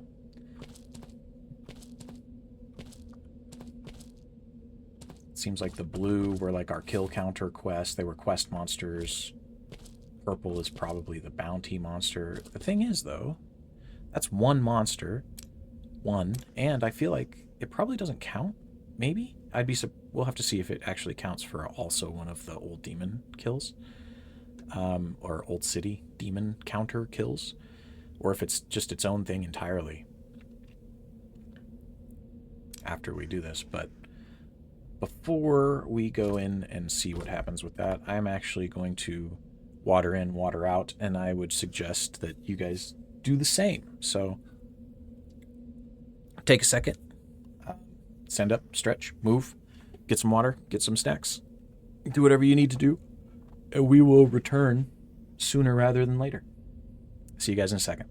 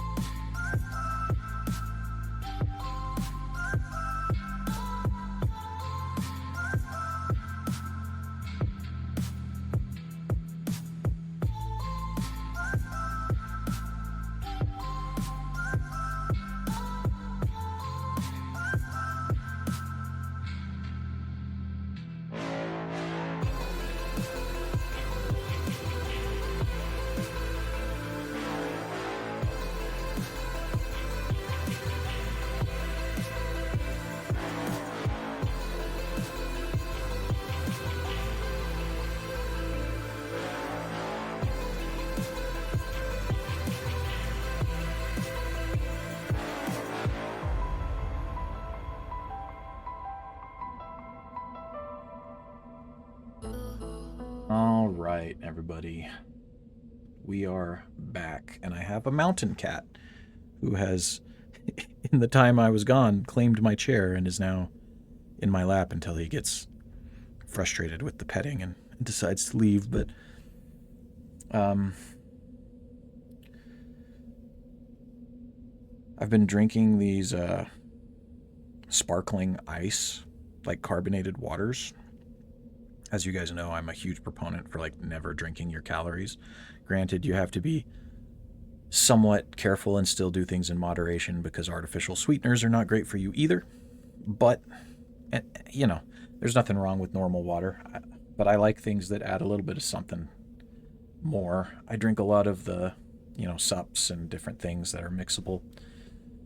Mix some nutrients into my hydration as well as give me some taste, and I will say those sparkling ice brand waters are pretty good. And there's a brand that I've seen showing up, I shouldn't say recently, it feels recently, because they're a newer part to my routine, but I think it's been a couple months since I've started seeing them, and they're called Splash, just literally Splash.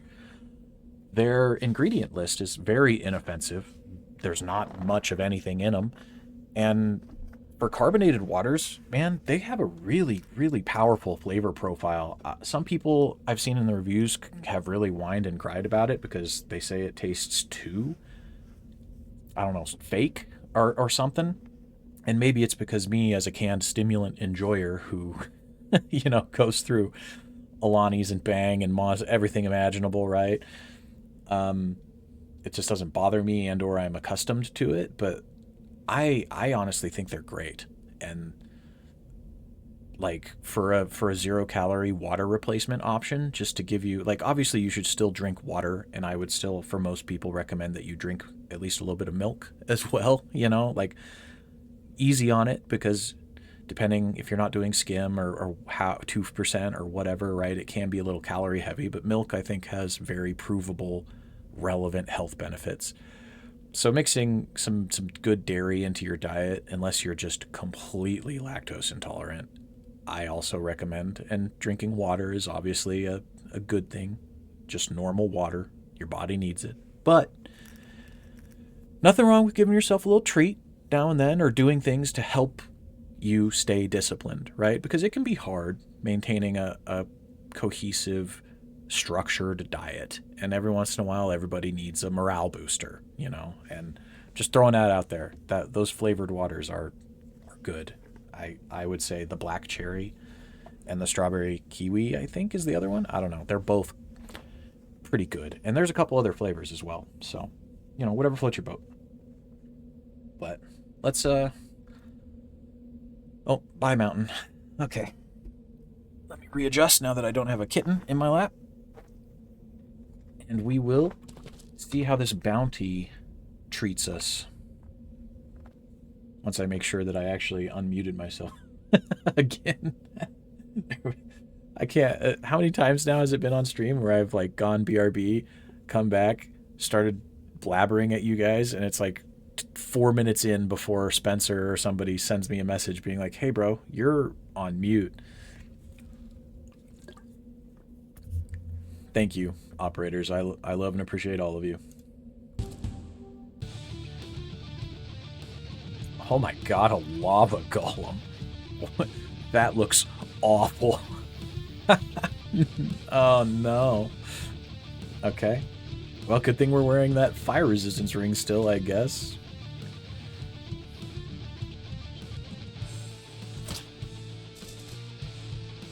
Do we, should we try putting liquid nitrogen on our weapon? Do you think ice would work good on him?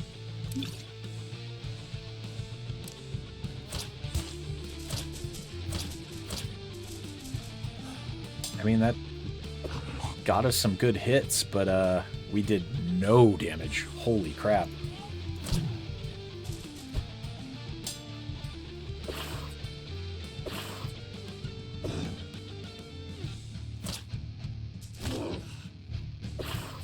He's chunking us for 200 plus. How do you miss? How do you miss the fucking gigantic golem? It's like Mulan. It's like, how did you miss? He was 5 feet in front of you.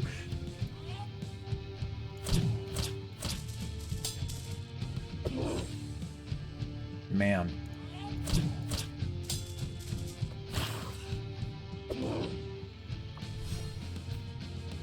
I am jealous of this thing's health pool. Ow.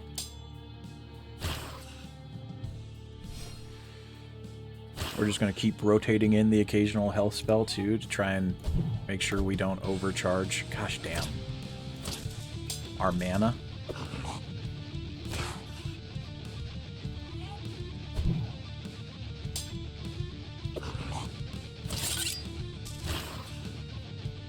We didn't get a pushback on him either. I'm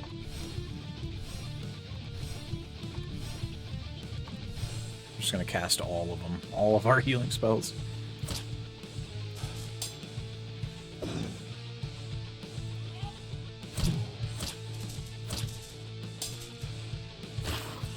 Okay.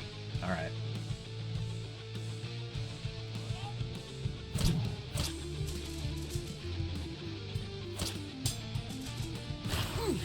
Ow. What is that? Warm. Okay. Minus 50 stamina around. It's not great for us, especially since we've only chipped him down like a third of his health, but...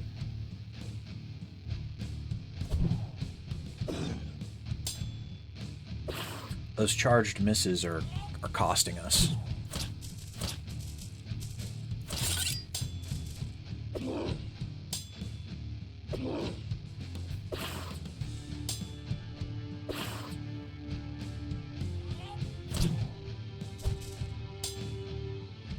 Now I want more than ever the trait that makes it so that you get an extra 10 defense stance or whatever when you actually guard. I also feel like we should have taken, just seeing how big the exchanges are now, like, and how many times you actually get hit. Fuck. That blood of those passives that take effect when you get hit seem like they would be incredibly useful. Like the one that gives you back stamina every time you get hit, or the one that chills them every time you get hit. Those two in particular seem like it would just be value hand over fist. Because you're getting hit a lot. Now, maybe towards the end of the game, if you have better stats and you're actually able to not get hit all the time, maybe their effectiveness kind of wanes off and you would rather have others. But at least for where we're at right now, just getting the shit kicked out of us constantly, it does seem like having hit recovery would be arguably like one of the more dependable things we could have that would work in our benefit.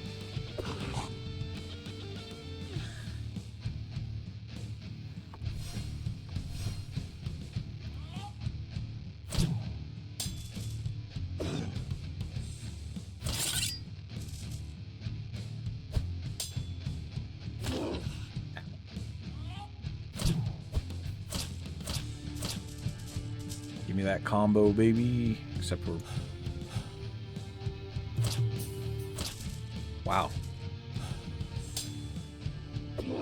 That guy, he must have run real low on stamina or something, because that was a lot of attacks in our favor right there.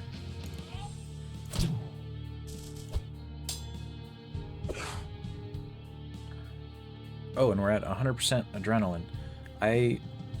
So that's the first time that's ever happened, because of, I think, the fact that we chose, like, apathy pragmatism or whatever. When this value reaches 100, you obtain the adrenaline rush buff. Also, if you kill the enemy with full adrenaline, you activate the carnage mode to obtain more blood drops. See, that I don't actually know how it works. From what I understand, you just, like, click on... I hope it's click. I don't know. You do something to the enemy a bunch, and you're supposed to get a bunch of blood. Don't know what it's like, because I've never had it happen.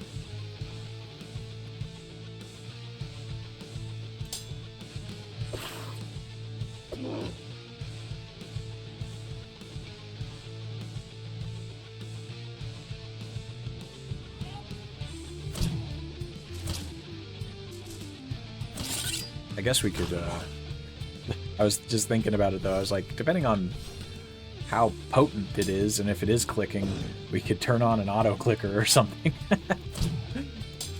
So that when it's time to click, if we just go spam the ever-living shit out of it, it would be kind of funny, but...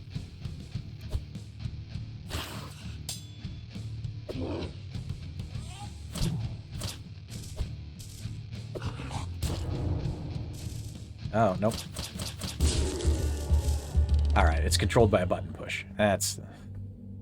I was clicking on the thing at first before I saw that little button down there. Well, we did it. Look at that. That actually... I mean, it was a long fight, but considering how much some of the other brawls have taken up our resources, that was not even... Oh. Ooh. Please, yes, please, and thank you. 2 speed seems disgustingly good, and we will get rid of another max SP option to accommodate that. Wow.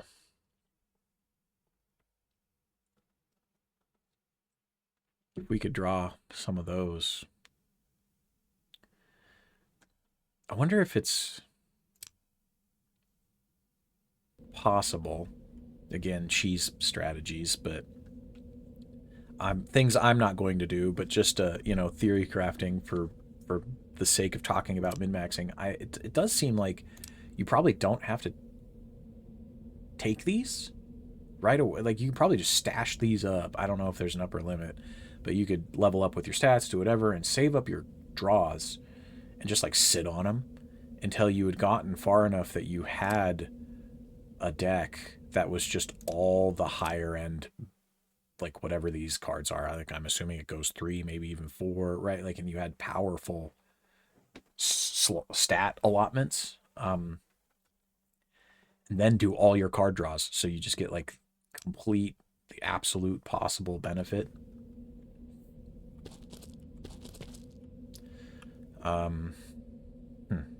Oh, and I wanted to check. Did that count? No, it didn't. See, so we still have 2 blue circles, I'm imagining, that we have to find and destroy.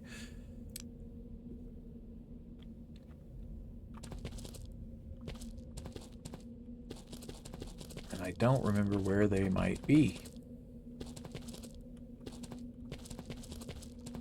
There's one. All right. So let's back our way into this corner here and risk a little no campfire sleep. Or rest, rather. One more? Perfect. Alright. We did it. Cast Cure Light Wounds. Oh. Some resources. Respawned. Survivalism up. And we will come say hello to this bounty. First, I guess we'll drink a bottle of water. Alright. Let it begin. Oh no, plant. These guys are our worst matchup.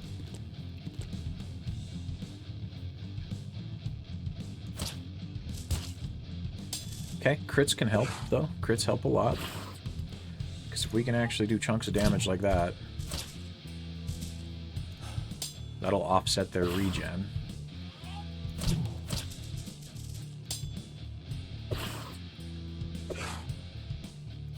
Because really the attrition here is one part their regeneration, but mostly it's just us not getting poisoned, right?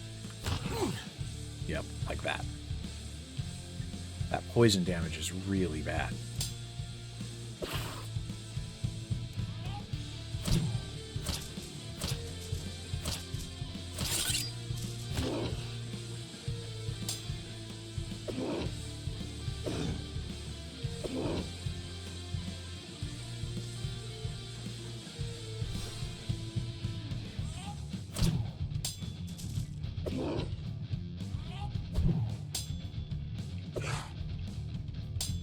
Come on now.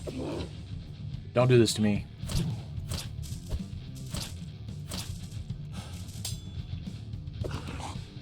I mean, we're getting him down. Those misses, though.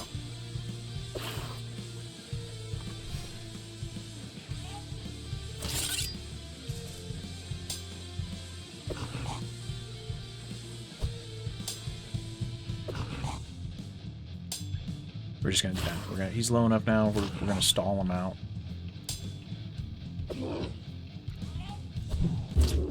All right, all right. Monster's brain, monster's bowels.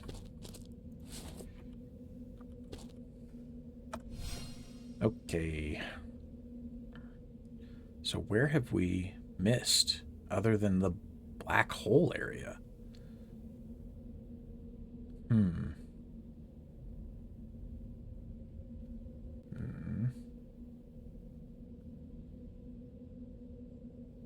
Because this is different. This looks like where you would come up through this eternal fire. I'm guessing this section above is not actually part of the city. So... Oh, okay.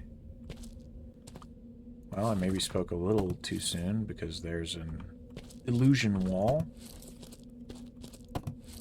Just money and scraps.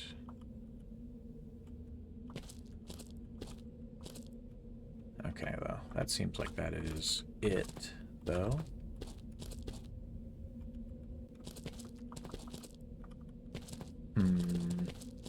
Where did we leave behind? Was it that first plant guy? Did we never actually kill him?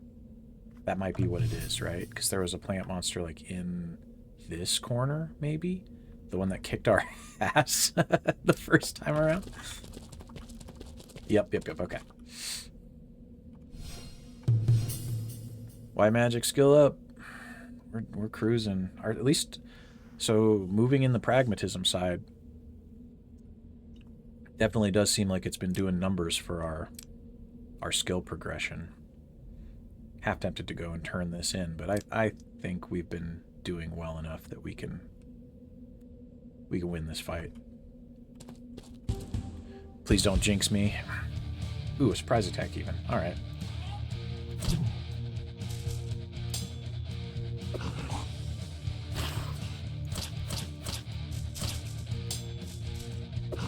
That was not a very impressive damage for a surprise attack opening, but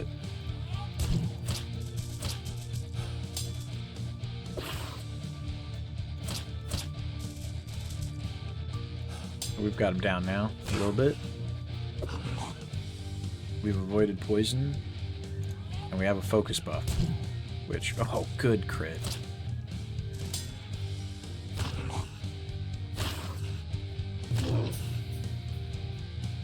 Light armor skill up.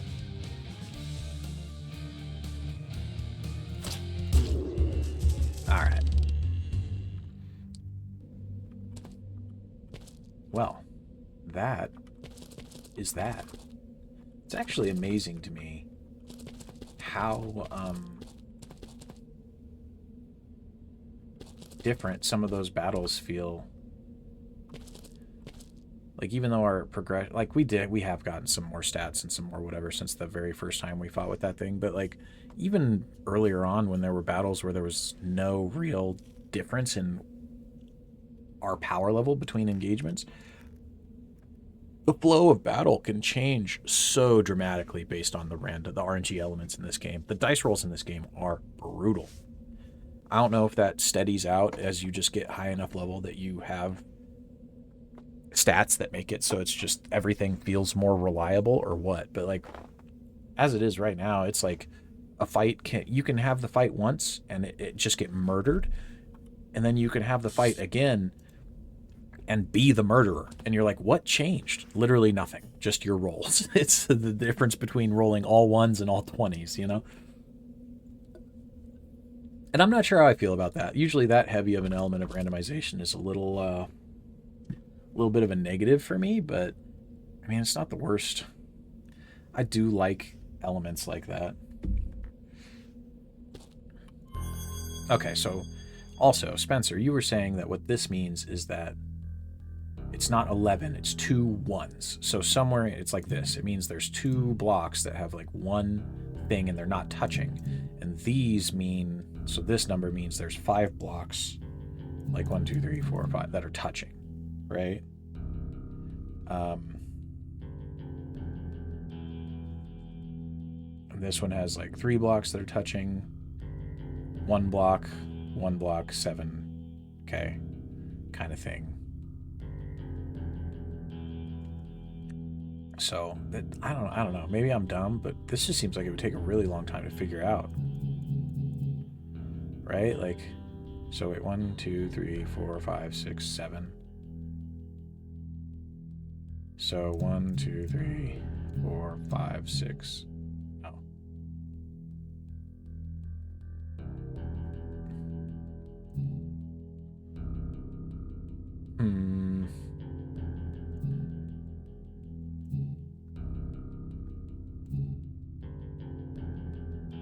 It's 1, 2, 3, 4, 5, 6. So it's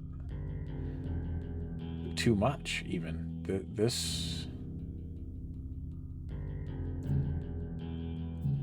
So these ones have to be there, I guess, right? Because it's just 1. And 1, 2, 3, 4. No, because it would have to be like that, right?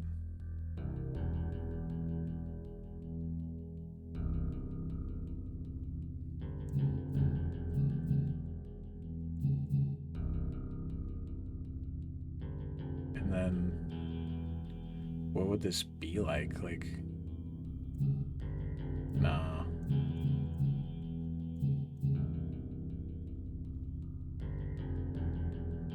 Does that... Am I doing this completely wrong? Oh, no, because this already has 1 and 1, right? So this actually can't be like that either, because this does not allow for it. So the 3s on this... Interesting. Actually, that's very much like a puzzle for me, actually, because it would have to be like almost like that, right? Like one, no.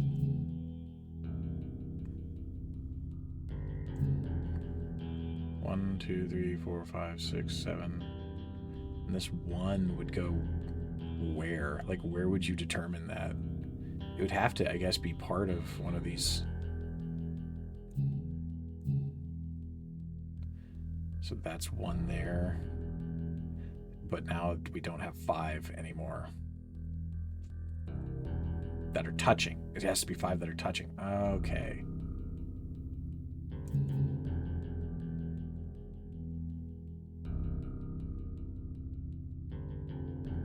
Five.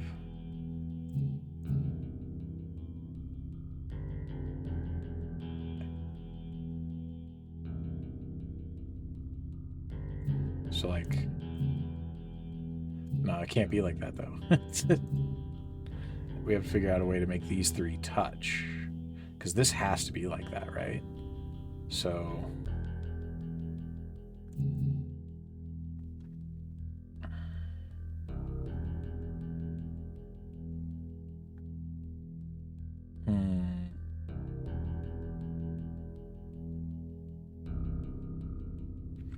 Because I'm guessing, so it's like a line of 5, right? And then a line of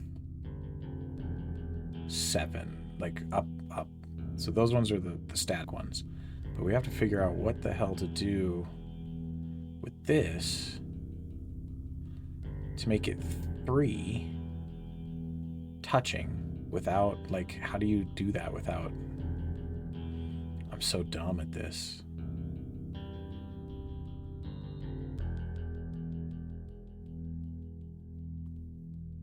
Doesn't even seem possible, right? Like, because I'm crazy. Unless it was like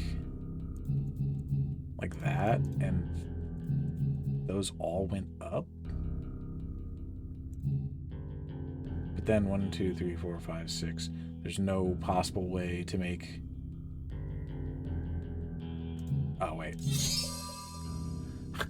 I just can't count. That's... Oh, my goodness. Guys, I'm only a little bit, like, dumb, all right? Like, cut me a... Look, we solved it. Ultimately, we win, all right? Don't freak out too much. Shut. Spencer. Oh, blue orb, max SP increased. Okay, okay, all right. I like permanent stats. Man, that is not my kind of puzzle. But we did it. We did. At least now I kind of have an idea of what that means. I don't know. I really prefer, and I should have streamed some of it or recorded some of it for you guys, but like, as you're aware from my, obsession with Arknights and my deep love for the entire IP, I've been playing a lot of Enfield, and Enfield has like the Originium repair mechanics and different, like when you're repairing the robots or the machinery panels or the different things, and the administrator goes in and does what is essentially like a Sudoku Tetris puzzle, right? Where it's like you have to arrange the board using Tetris shaped style pieces, but you have to match up the amount of tiles correlative to how many of each color are in each row or column, right? Like kind of similar to this, but it's more different. It's more comparable to like Sudoku.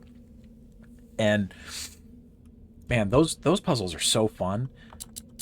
I was like to the point where when I was playing that, every time I ran across one of those little puzzles, I was excited. I was like, oh, yeah, I get to do one of these. Those were a lot of fun, and I enjoyed them. That's more my speed, I think. A little bit of spatial management, and it's a little bit more defined as well. This one, with it just being like a full-on, here's the grid, figure it out. Man, that took me a second. Makes me feel slow. But all right, we have now cleared out the city. Perfect. Kitten gets some pets. Here we go, pet. And I guess we return to the shelter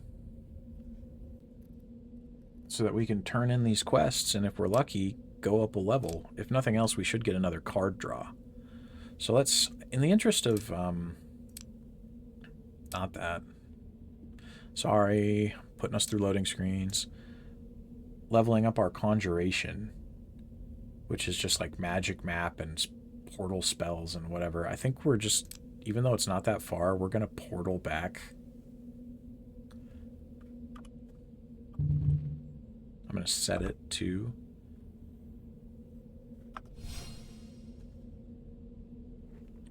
Actually, that might be dangerous.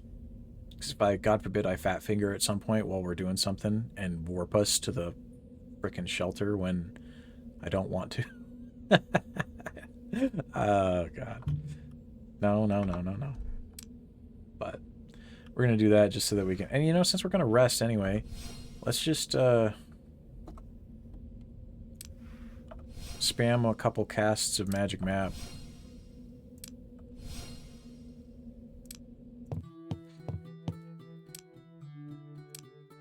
Get that experience in. Nice. Trust level increased. Hunt in the suburbs. Rescue from the suburbs. And conduct a bounty in the suburbs. So it's the same, just in a new area. Now, one level of trust I don't think changes anything for us. We might be able to talk to her.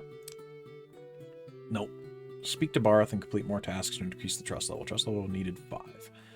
So she's the second in command. I was going to say, I thought she was the one that we could use to assign prisoners that we rescued, like, jobs for, like, resource gathering or different things to help. Because, like, if we look at Alma here,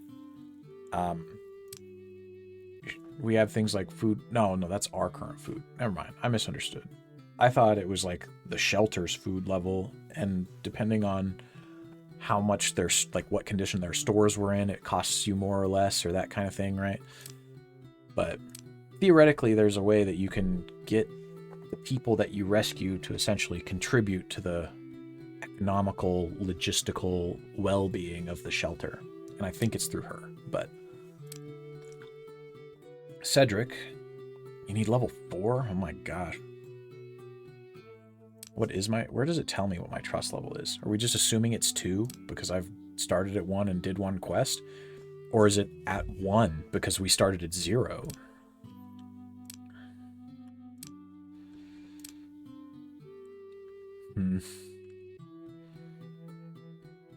But... Alright. I kind of... Okay, now we're up on wood. I was going to say, I felt like we went a little while there where we didn't have a lot of wood. But we are adequate enough on materials for now that I don't feel like I want to spend any money.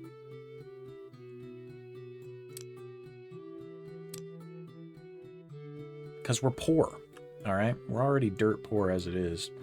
We're going to get 42 gold pieces for all the blood we collected. So that we can get that sweet, sweet 1% crit chance. But I wish we could talk to him, because, well, I actually don't know what level we are. We're probably not quite level 10 yet. Yeah, level 7. But theoretically, every 10 levels, you get another trait, which you train through him, I think. But... Alright, so this time, let's,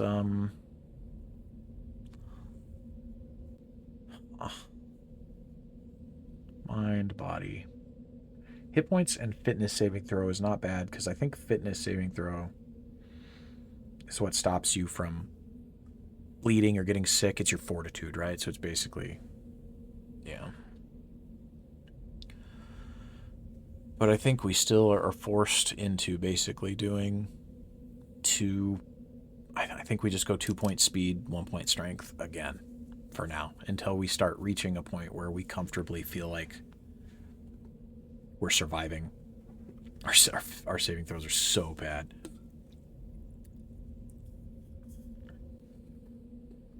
All right.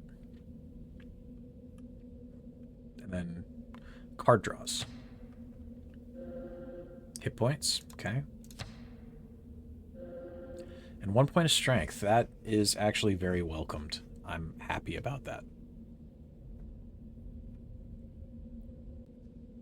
Extra defense, plus 15 reflex while defending, required pull whip. Okay, so now we have even more benefit for being on the defensive stance, and we get that from our weapon? That's crazy.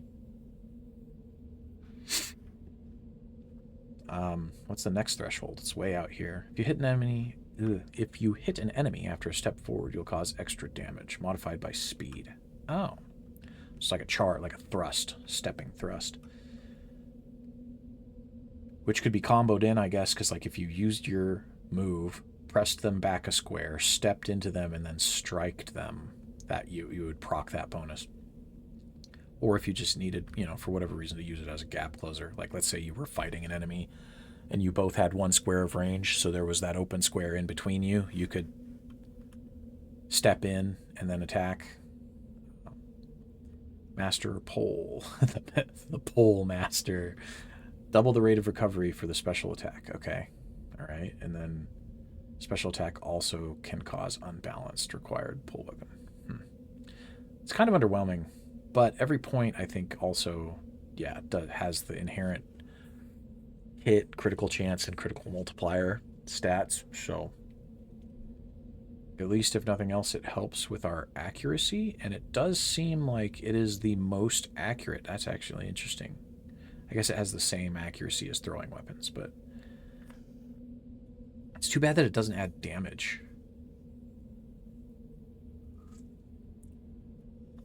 Because these other ones, even as you level them up... Oh, no, I guess the weapon ones don't. It's just unarmed. And it's probably because you don't get a weapon modifier. I wonder how that stacks up, honestly. Like, if you were all the way at max... Because, like, there's 50 damage while unarmed. Extend the range of unarmed attack by 1, so that makes it basically as good as a spear. Double the rate. Plus 15% reflex, fitness, and willpower if you aren't wearing any weapon. That is crazy. Martial artists seem kind of good, but your damage would probably be... It's almost like you would want to max out being a martial artist if you were a caster and you really were just like not wearing a weapon because you were using magic the majority of the time, and then when you ran out of SP or you needed to do something else or whatever, you were just fighting unarmed. Because getting up to the top and being able to have that benefit as a spellcaster is like really the only way you would be getting a benefit out of any of these options here. Interesting. Thoughts for a mage run, you know, if anybody was interested. Granted, I'm sure getting all the way up to maximum unarmed would be kind of hard, you know, because considering I don't think you get experience for just being unarmed. You literally have to hit things unarmed. But yeah, if we can get up to... We just need to keep pumping our white magic like crazy, right? Like, it's sad that we don't get any more threshold bonuses until all the way out here. But Divine Intervention sounds really, really good. And this, an on-hit effect, every time an enemy hits you, you become blurry, also sounds really, really good. Because, again, anything that happens every time you get hit is going to be happening a lot. Man, that regen is so bad, though. Every 10 turns. That's wild.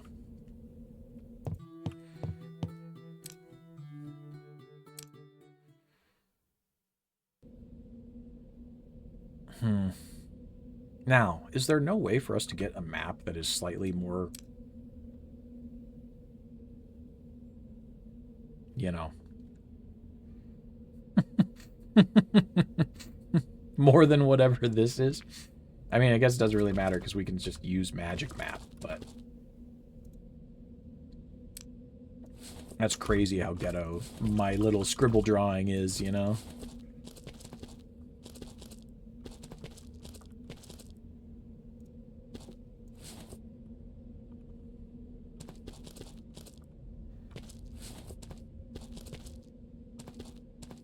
The herbs seem to grow back really quickly. Not that I'm complaining at all. Is this the way to the suburbs? I don't know. Maybe this is the way to the suburbs. Because it did say that the suburbs were basically, you know, catty corner south to the...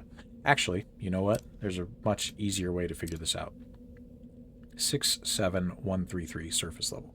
So...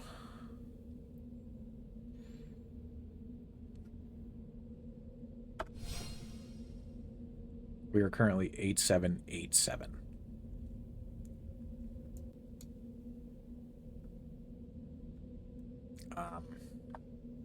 So I'm guessing it's this way. Like, because if I go up and over, I'm guessing both of those numbers will reduce. Yes. Okay. So it's definitely more here, just this way and down. So like here maybe. So as soon as we run around and pick some plants,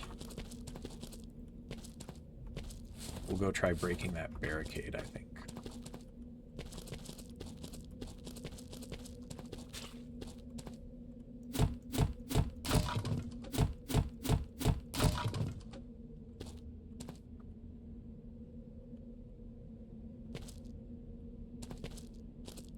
Elite, huh?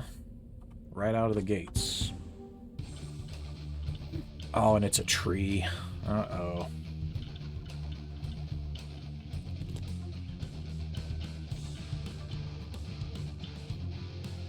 Do we just blast it with oil? We only have one. maybe we just go at it and see if we can overcome the defenses.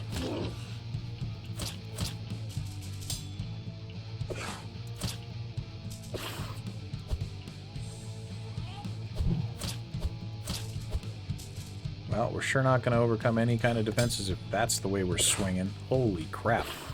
How did we ever kill one of these before? I mean, granted, the first time we fought one, we did light it on fire, but...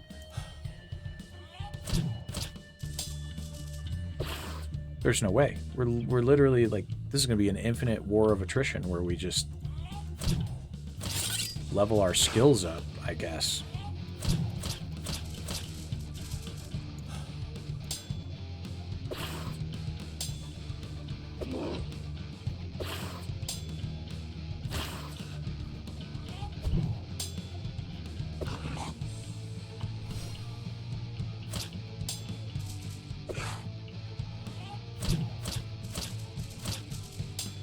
Oh my gosh. Well, at least we got the focus bonus out of the combo.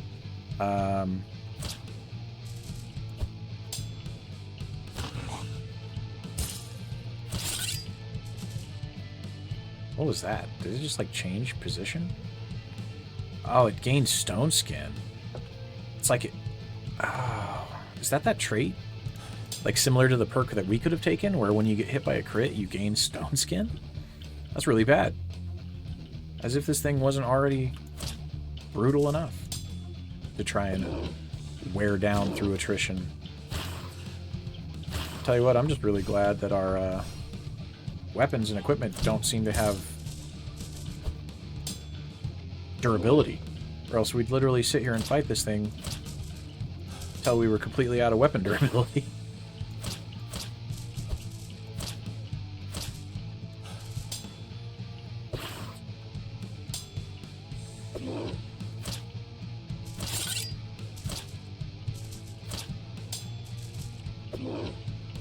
Good news is it can't... it really doesn't seem like it's threatening us all that much.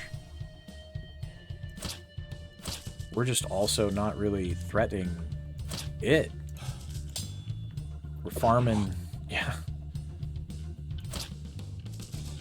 hit points off of it, you know, per action or whatever.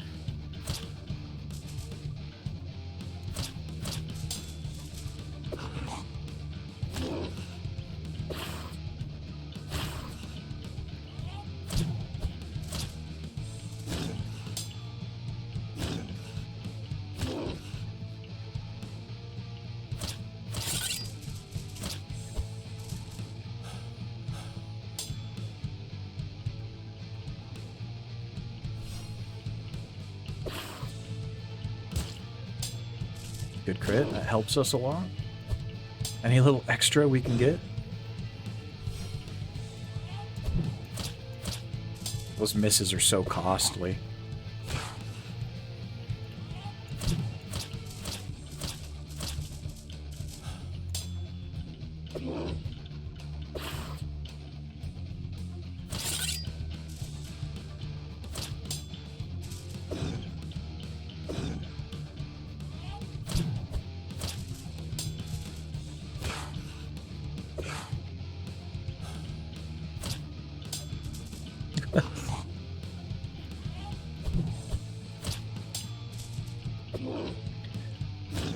I wish you... I don't know if you do or not, but if you don't get experience on misses, that really sucks.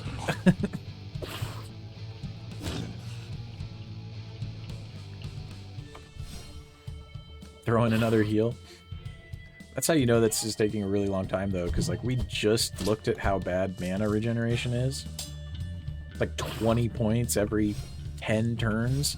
If we're gaining enough that we're almost, like, capping back out multiple times, we're fighting for a long time.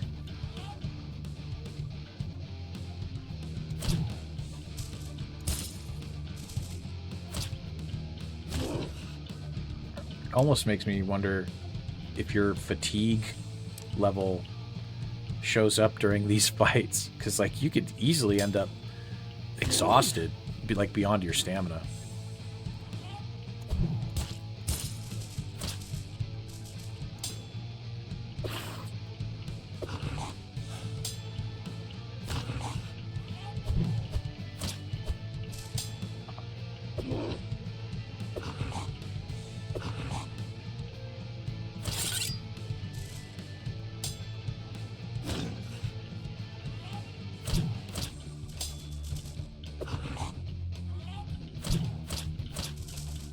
don't start getting some better hits, we might have no choice but to engage with a frickin' fire oil.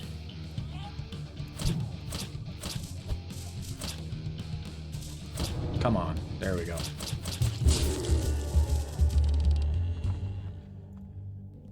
Holy crap.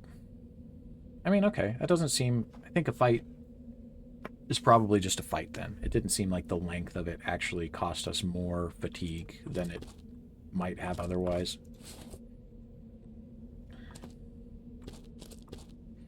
Which is probably a good thing if that's how the fights are going to go.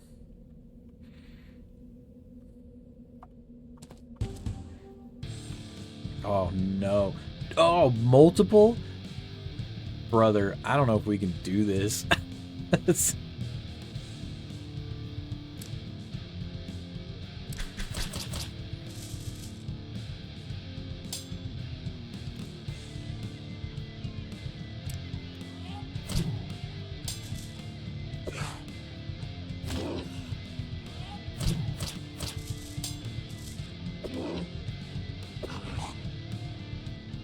Though, now that I think about it, was that other one an elite?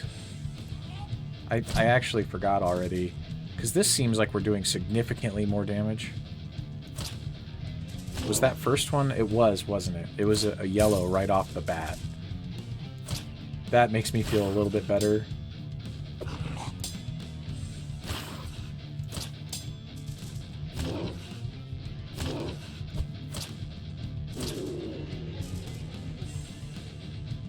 Because if every fight was going to be a 15-minute back and forth where we're just like grinding it out,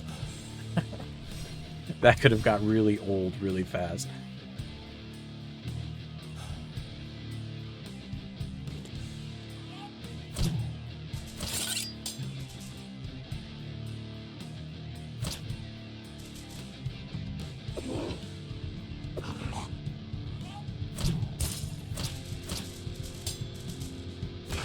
Even these guys get stones. Oh, wait. Do these guys not have regeneration? These versions of the suicide tree, even though they're a plant?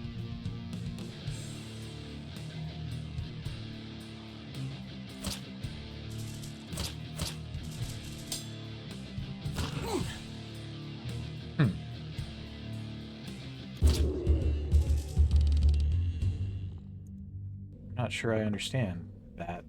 I thought all of the plants would have that as like an inherent property.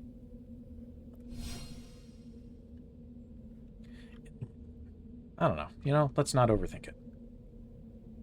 Let's just say it's good. It's a good thing that it did not have regeneration, and we will take it. Also, I wanted to make 3 campfires is probably fine. I wanted to do a little bit of hunting.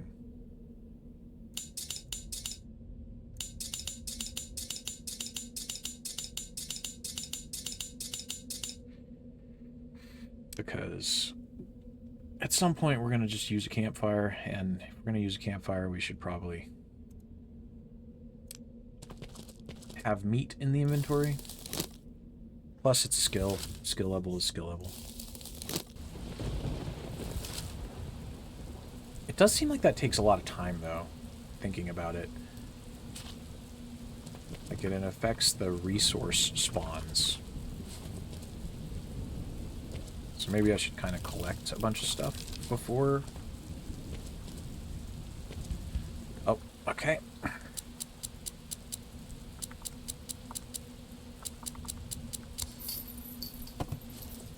24 gold pieces. It seems like money in this world is fairly scarce. Like, we have been getting very small increments of money.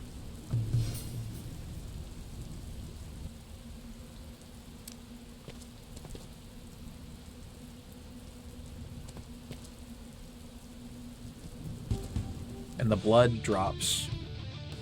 See, this one has regeneration. Now, it says max 99 rounds, and last time it didn't seem like that was going down at all. So I thought it just didn't actually go down.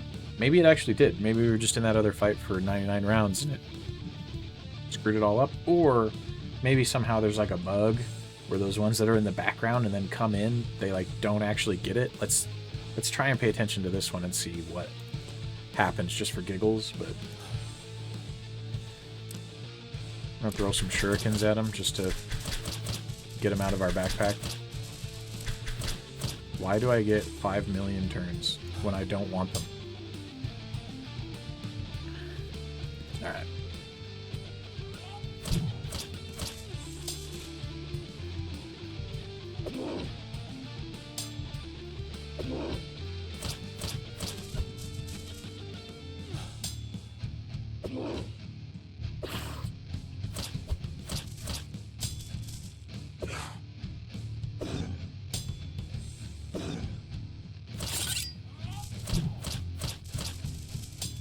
Alright.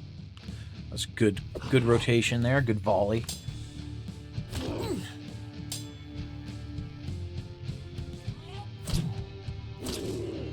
One down. No, he's got it too. I don't know what happened to that other one.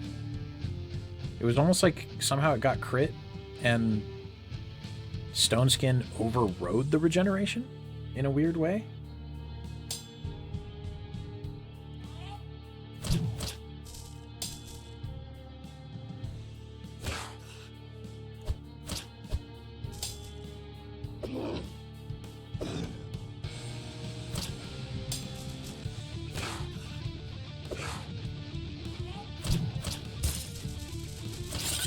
No, see, this one, it went next to it. So I'm not sure how that other guy lost regeneration, because it's still, this one is not going down at all. 99 round. Maybe it was just a visual glitch or a one-off. I'm not sure.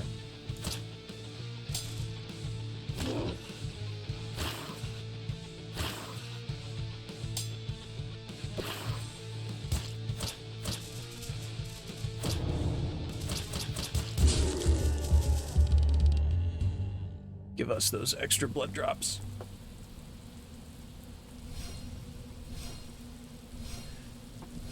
Especially since we're starved for them, since I, or whatever, because of my personality choice.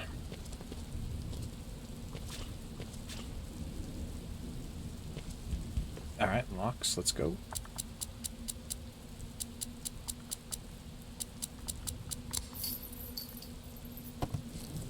Okay, some head armor.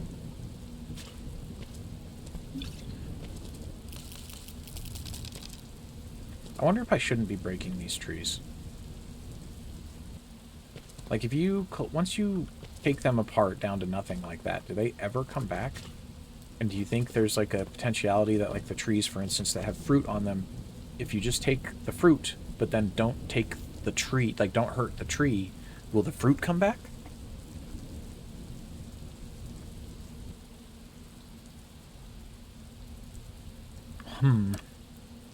I don't know. Not enough. Gosh dang it.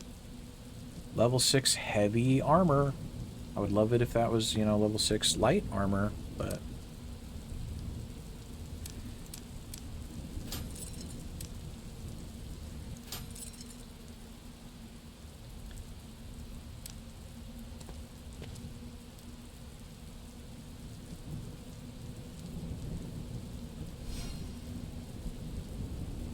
Alright, well, I guess this way is the only way.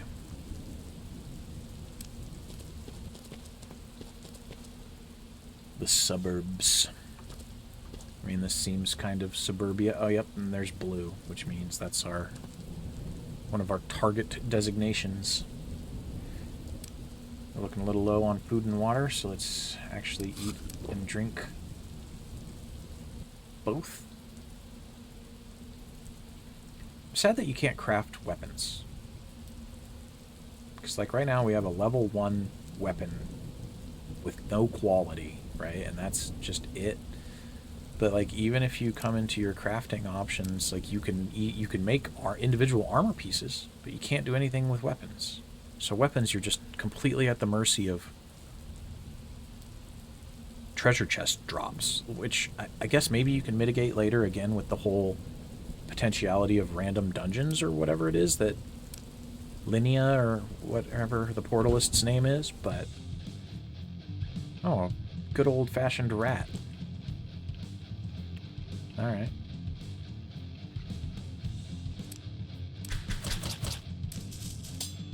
Come on, then.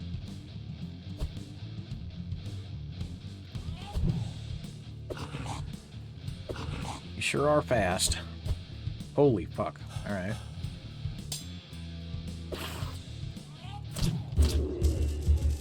But hitting you twice is the end of the game, so that's good, I guess. Good trade-off.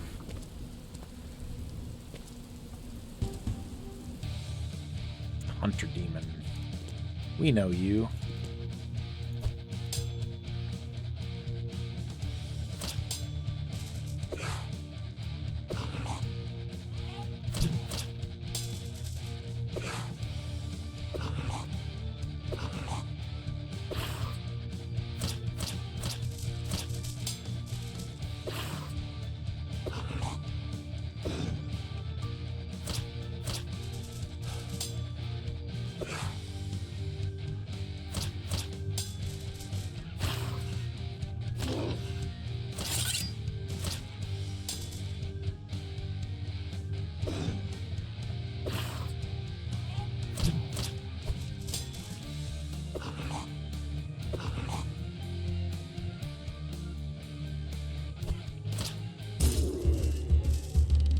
Easy. That did feel better. Throwing hammer. Burning oil. Alright, good to have extra of that. And it is lightweight, and it's level 6. Okay. That's an upgrade.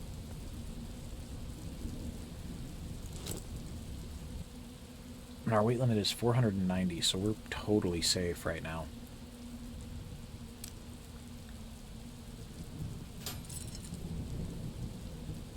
Very much in the clear, and I suspect that now that we have all light armor and we'll just be replacing light armor with light armor, we'll probably remain very safely in the green now for the rest of forever, because strength is a stat that we will be needing anyway, because it's what our damage scales with, so it's not as though we won't be leveling strength. So let's see what our bounties are in this place. Oh, they're still hunters. Or at least that's one option.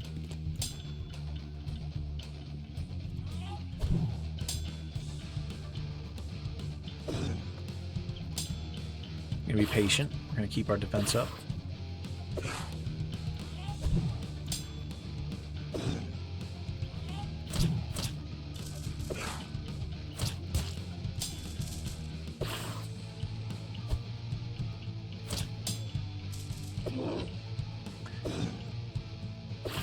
Want to hit level 10 so that we can see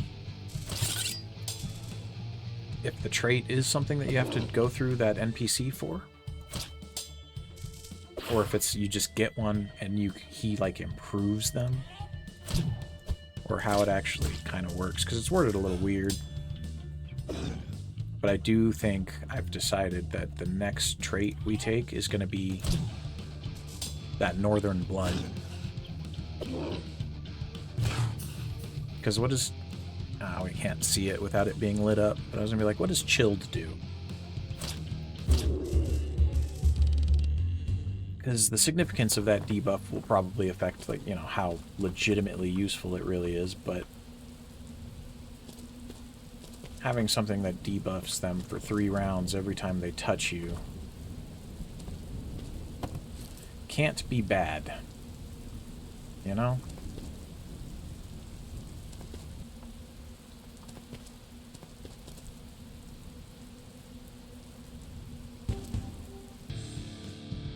And it's oh. Well, that sucks. If I don't get forward soon, he'll be able to. He'll be forcing... Actually, I'm immune to unbalance, aren't I? Either way, there's not enough space for us to... Yeah. So we have to force him back.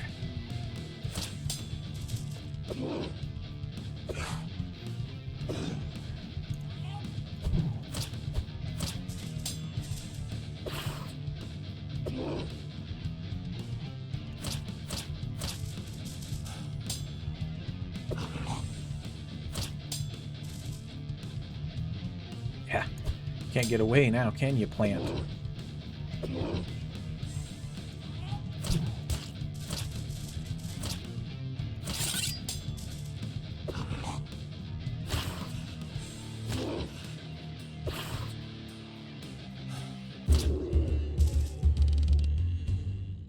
Owls and tongue.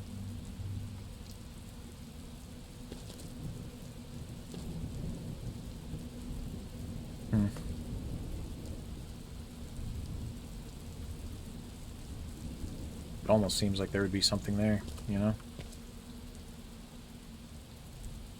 Maybe that's actually, it goes over, that loops all the way around, and that's part of a larger path. And then, yeah, okay. And the illusion wall is probably, like, there or something. I don't know. Or not, because there's a barrier right there.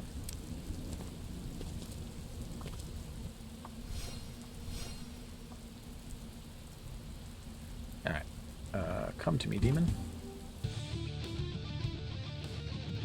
Hunter's easy money.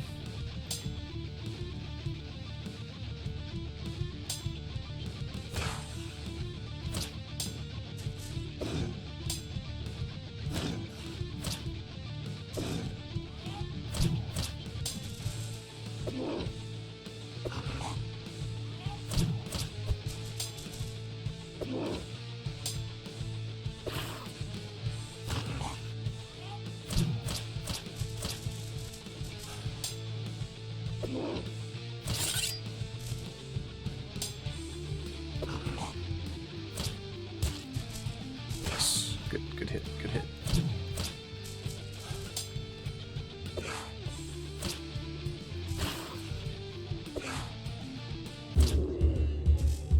We were close. We were but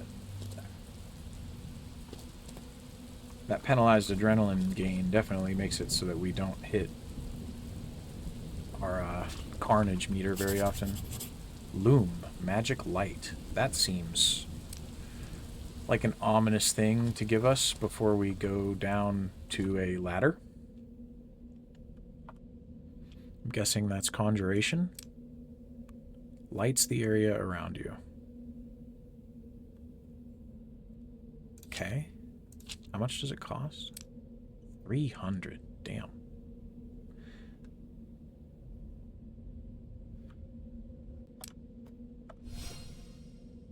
Is this... No. So, look. Oh, well, there's this, actually. So before we go down there, let's go that away.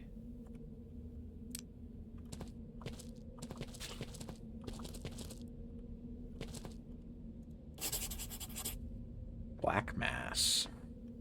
That, I believe, is a necromancy spell that does that double-edged thing where it, like, strengthens but also curses you.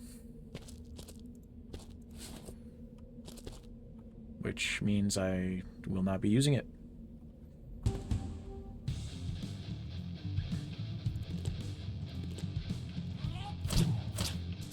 Because we're not a dirty black magic user.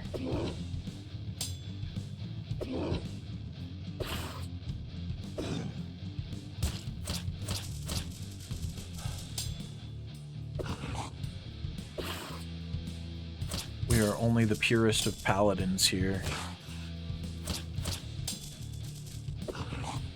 Even if that means that we must suffer for our righteousness.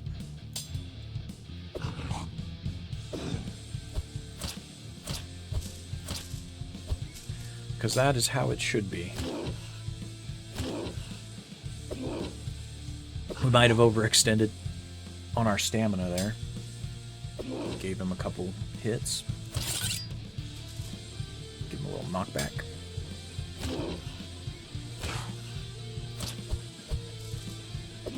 Come on, buddy. You're kidding me, right?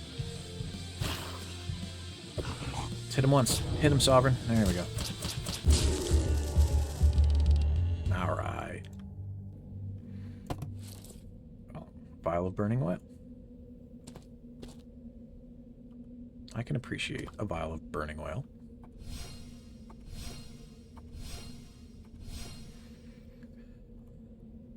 Okay, let's see what we got. Surprise attack, and there's multiple enemies.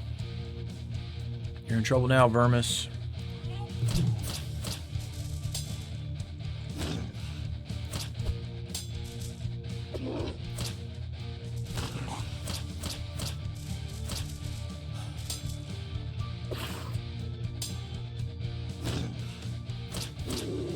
Not even gonna charge for you. We're just gonna lay the hate.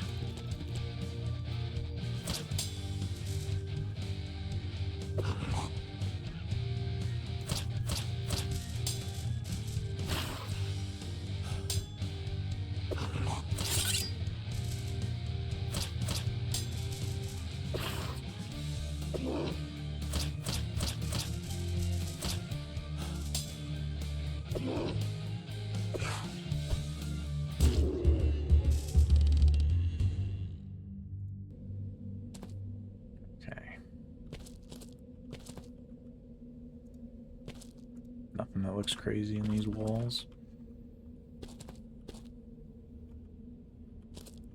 This looks like, I don't know, it just shows you that there's whatever there is over there, huh? What about, okay, no. Oh, another elite. Oh, and it doesn't actually connect through. Alright, I was like, the bounty already, really? But his zone of control is all the way in that little pathway.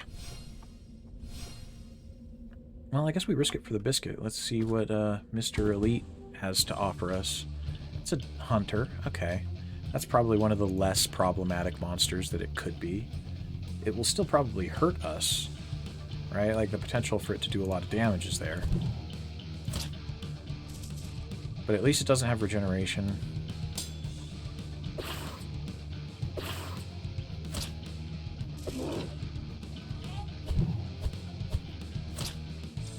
Would sure help if we could hit it, though. You know? It seems to be a very, very... That's a thing I'm saying a lot as we play this game. It's how nice it would be if I could actually hit my enemies.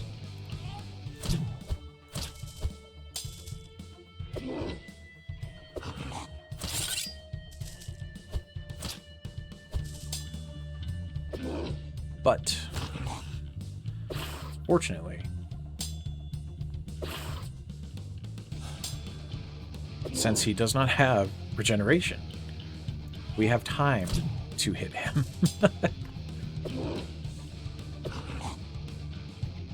I think out of all the enemies we've seen so far, though, I probably like him the best in terms of, like, design. He's got that, he's very Doom reminiscent, right? Especially with that central eye there.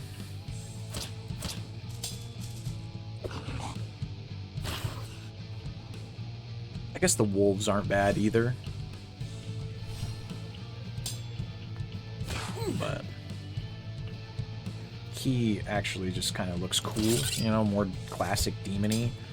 As opposed to some of the other ones that are just like nightmare, torment fuel. You're like, oh god.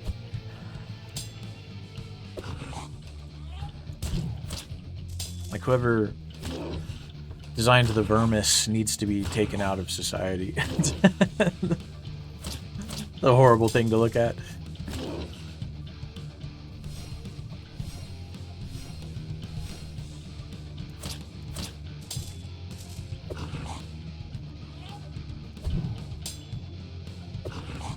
I swear, I need to, like... Does charging an attack, like, actually make it worse?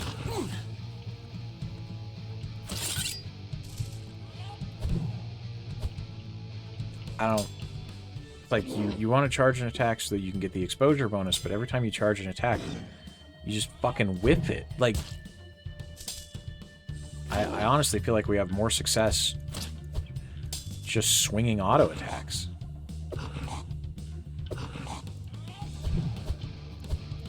But it could be biased because, like, I mean, we're missing a lot. But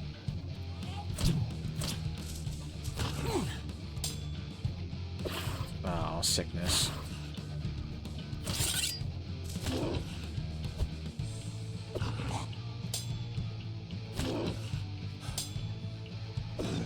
Come on, demon. Dragging this out. Just explode into blood already, okay? Make this easy for everyone.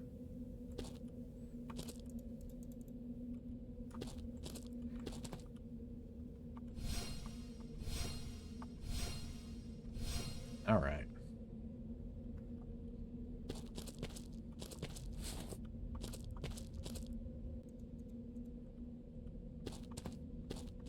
Oh, that does take us straight to the bounty, though. Which might be a bad idea. We might want to clear everything else out before we fight it. We'll try it. We'll save and try it, because it doesn't really cost us anything other than time.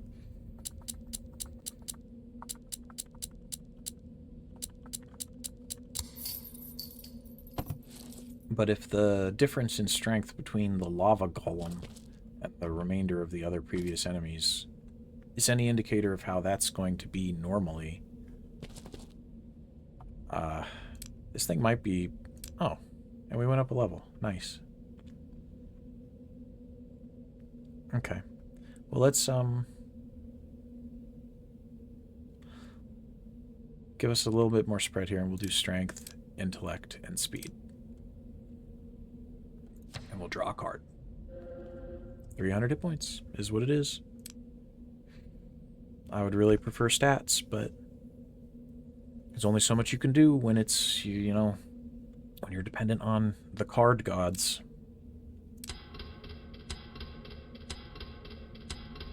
Okay. Let's go see what we're working with. Oh, and of course it's a plant. At least it's one attack space that she's got.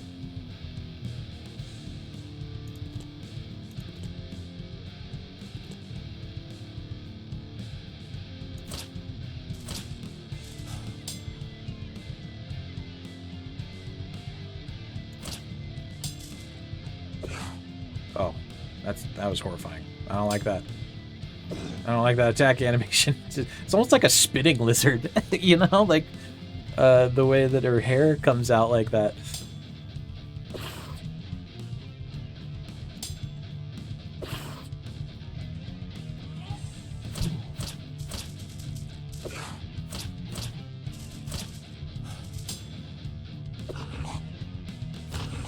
Ow, alright. So there's the damage. Let's see what we can do here. Of course we end up missing when it matters, but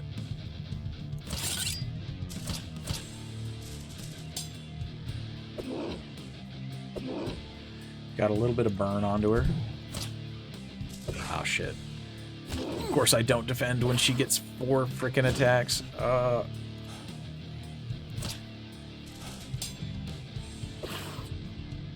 We're gonna lose all the damage that we did with that oil.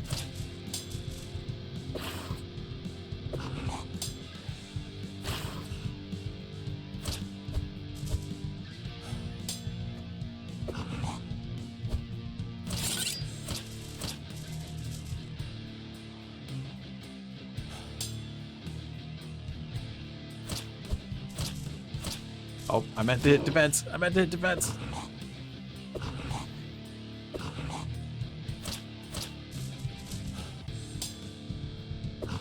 Oh shit, and we're maxed out on mana too.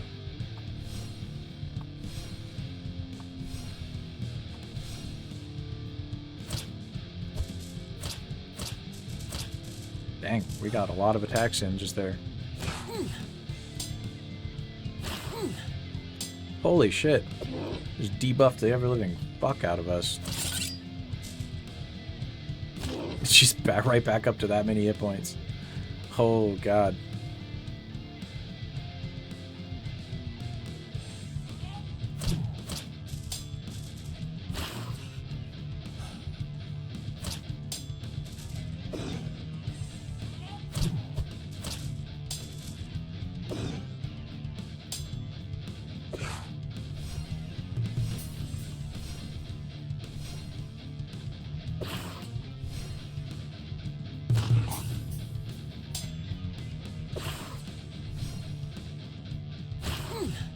She's literally just fucking gaining.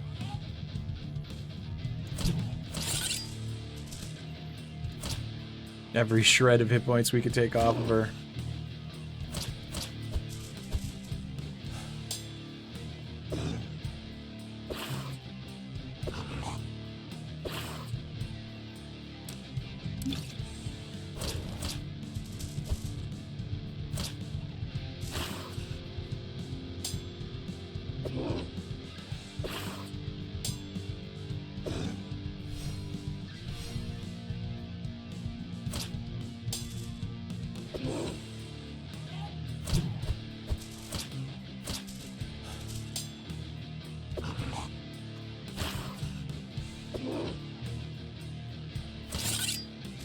This thing sucks. Like, we're wearing her down, but only because of the fire oil.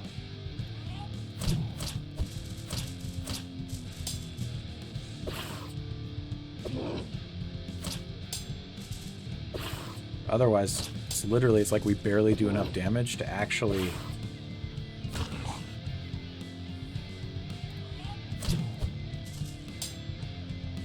outpace her stupid fucking regeneration. Especially if we have to, God forbid, heal ourselves.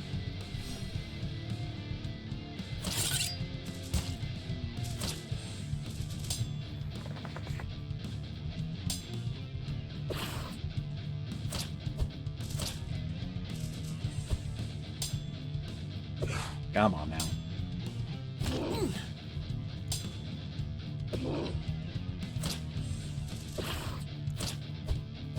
No, you have to land these hits. Look, we're so close. Look, she'd be dead by now if you would just hit.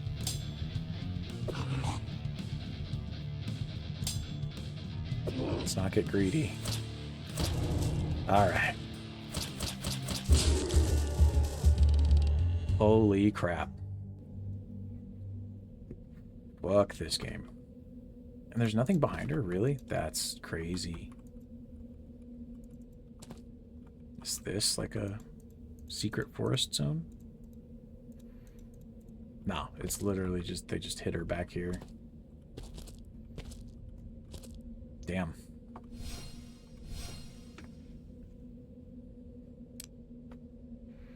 Alright, but that got us a quest turn in, I suppose, which is value.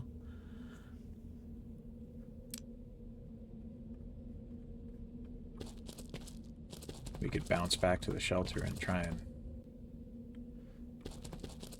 ping that for some returns. First, I think we'll back ourselves into this corner and try and take a quick... Oh, you know what? Our fatigue is low. Maybe we do an actual campfire. What does this look like? We are... We can hunt a couple times, I guess.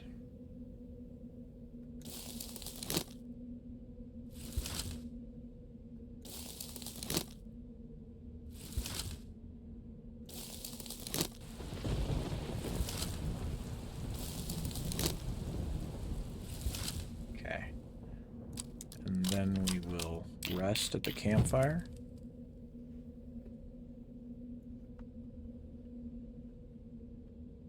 Okay. Perfect. I think that puts us in a pretty good place.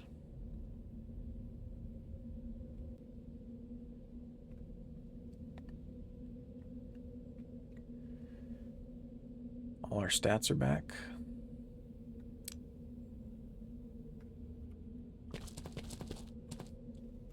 Here and see what this is all about. Ooh, a spike zombie. I'm okay with that.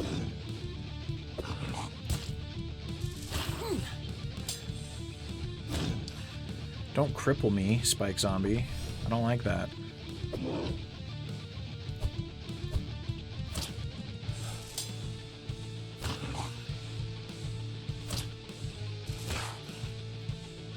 These guys are okay too. I mean, I still think the concept of taking a zombie's arms away and replacing them with you know, putting them in the stocks, or I don't know what that whole thing is. Like, It just seems like it would be highly ineffective, but, you know, effectively terrifying, I suppose. Oh, damn. Alright. That was a crit. If ever there was a crit to be crit.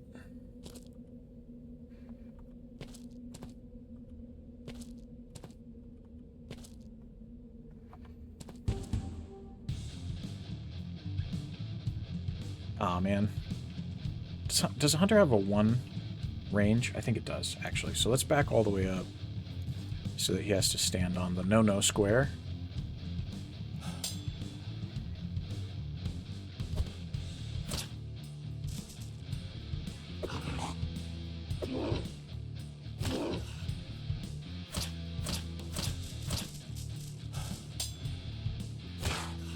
Ow.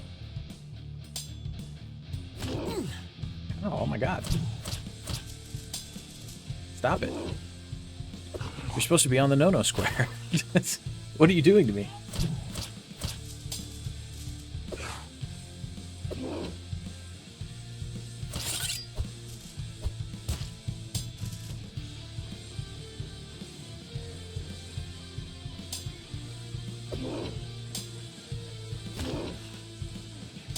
Yeah, that's a lot of 1-for-1 turns there. I need to use up some magic points, I guess. I have to remember to stay on top of that a little bit better, because SP regen is pretty precious, so we can't afford to be letting it just, like, go into the air because we're maxed out. Especially when it directly translates into hit points for us, which is a thing we desperately need. Though, we seem to be doing much better now. It was like when we first... Anima Drain. When we first went in to the city, the old city, it did kind of feel like we were getting our ass kicked. But since then, we kind of caught our stride, and it doesn't feel as bad.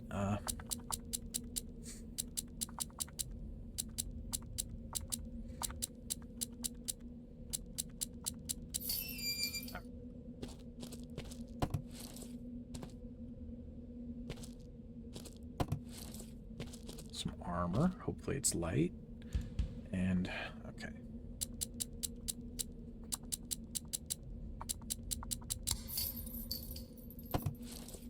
Pendant. Okay. What are we dealing with? 9% EXP? Good, but still, I mean, maybe we hold on to it for later. Though I imagine at some point we'll have to probably find something that's worth even more. Because the last one we found was, what, 6% or 7% EXP? But especially since we are getting technically slower EXP scaling, because I chose skill proficiency over EXP, we could need some of those to help level if we hit a grinding point later in the game. But for now, as we have expressed multiple times, I just don't think we can get around 12% damage bonus right now. We're so desperate for fighting capability. And so level 6 leg armor is very good for us. We will gladly take that.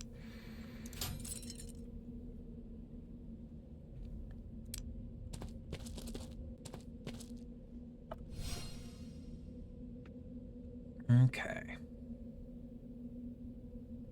So we have to remember that that's there, because that's probably where we're going to have to end up going. And, I mean, if the pattern holds... A rune altar, what the fuck?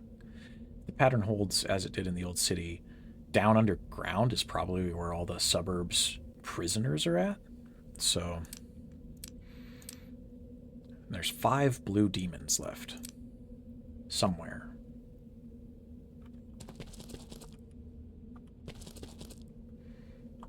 Of which there's 2...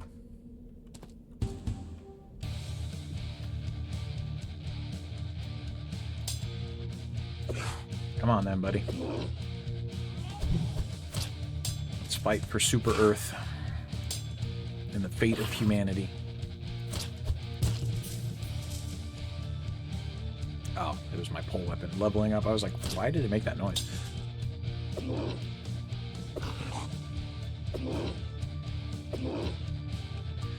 Pole weapon leveling up is good.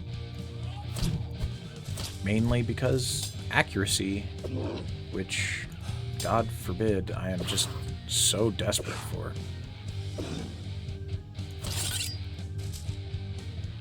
Oh, that literally pushed him out of range. I mean, we could step into him and attack, but we don't have the benefit of that. We'll do it anyway.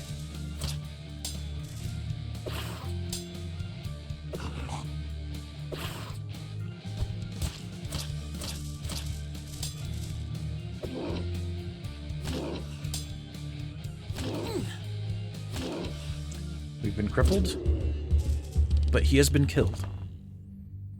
I will gladly trade my legs for a killing blow,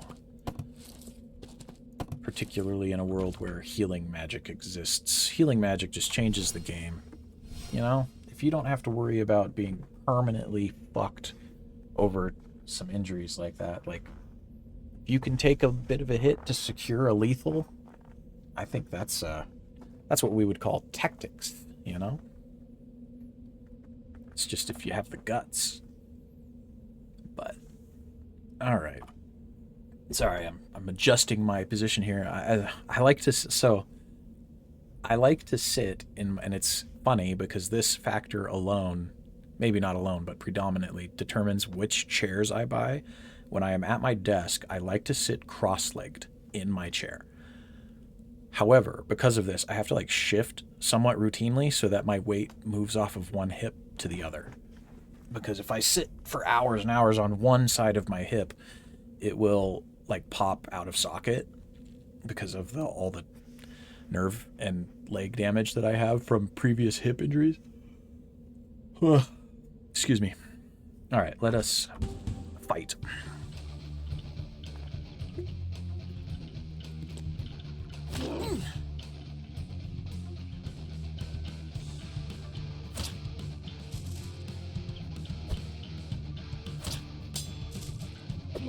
Oh, we're bleeding. I was like, man, we're really low stamina already. That would be why.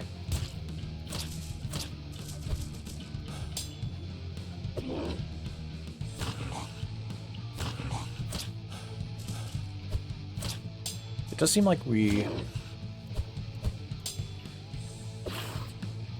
have not, like, the monster design is very cool. I still think it's like, it's not bothering me that we haven't seen more, but like the palette of enemies so far has been fairly consistent, right? Because like even these guys are basically just the other guys, but with the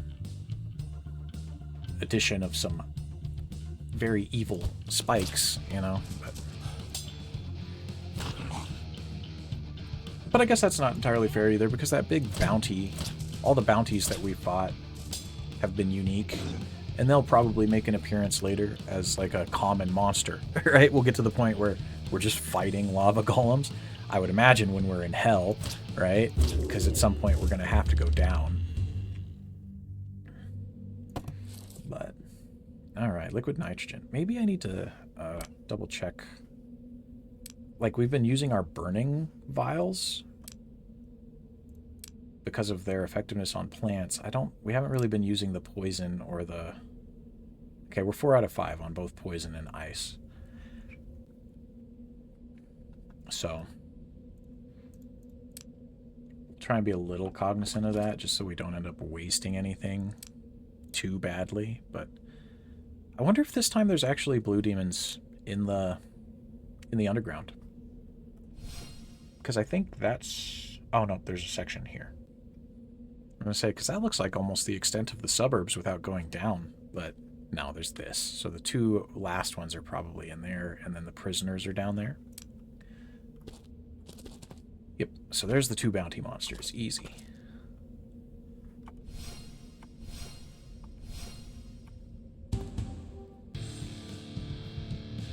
Come on then, Spikes. What do you got?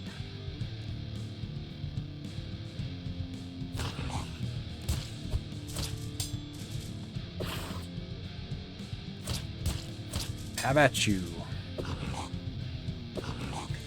It would be nice, granted it's like, this is a needlessly complex thing and there's really no point to add it to the game, but it's a mechanic that I enjoy in games that it exists in, just thematically, when there's like an enemy proficiency level, right, where you kind of almost like a preferred enemy type trait for like a ranger kind of thing, where it's the more of a certain enemy you kill or the more you engage in combat with a specific enemy, you kind of gain a few small passive benefits when dealing with it, because you're like, oh yeah, I've seen this before, I've fought this before, I know what it is, I know how to do it, right? Like you develop a proficiency for either enemy types or just enemies specifically, individually, but there aren't a lot of games that do that because it's a pain in the butt, I'm sure, for balancing reasons.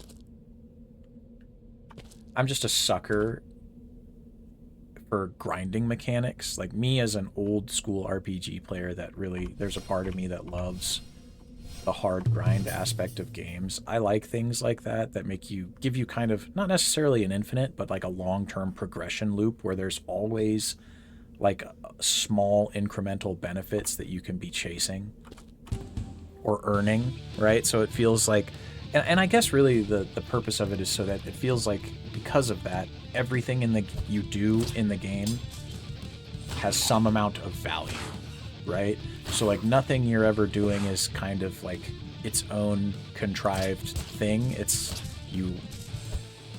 every action you take ultimately works towards the long-term improvement of your character. You're always gaining tangible experience as a character. But things like that only really work well anyway in PvE, purely environmental, like RPGs and stuff like this, because balancing stuff like that, when you're trying to control power, especially in terms of fairness, like if it was a PvP game, that's hard.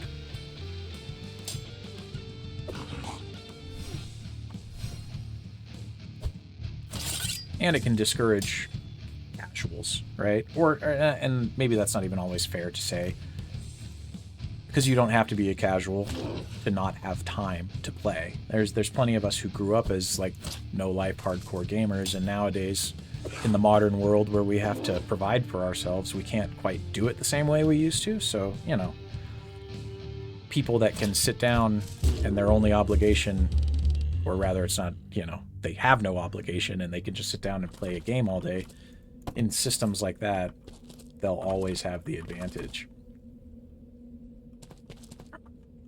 Which, again, I don't mind in purely cooperative PvE style games, like let's say Monster Hunter or something, right? Like, does it bug me if a person is juiced out of their mind and they drop into my hunt and fucking murder the monster for me? No. I am not a player that gets bent out of shape about that. Like, I'll take it. I don't care if they're even, I'll be very real, as long as it's not like every single hunt. I don't even care if they're cheating. Like, let's say theoretically a hacker dropped into my game and was like, look at me, I'm gonna one-shot the monster. Like, to me it would be funny more than anything, as long as it wasn't my first time fighting that monster, which it shouldn't be, because most of the time if I'm doing something seriously like that, or I want to enjoy it for what it is, oh hey guys, go home, get out of here, then I do it either solo first, or I do it with my friends, right? Like, I play controlled multiplayer. I'm not just opening it up to the public, because when you open it up to public lobbies, that's what you're exposing yourself to. It, like, and there's no reason to get upset about it, because it's not like they're coming in and player killing you. But to each their own. Some people really hate that, and I would say, if you're that concerned about it, then don't play multiplayer. Or find a group of friends, get on Discord, headhunt. Like, it's actually not that hard. I headhunted a bunch of randos actually in Wilds when I was doing crowns, because of the new way that the crown system works in Wilds, where you can identify them preemptively and then tag them to turn them into investigations. I was just going through, running the map, saving entire rosters of crown hunts, and then basically going onto the Monster Hunter Discord and finding people that either had crowns that I needed or I had crowns that they needed, and I was forming parties with people to help everybody out, and it was kind of fun. Like, you could find good people to play with without too much effort, is what I'm getting at. So power scaling in a game that's cooperative, like that doesn't have PvP.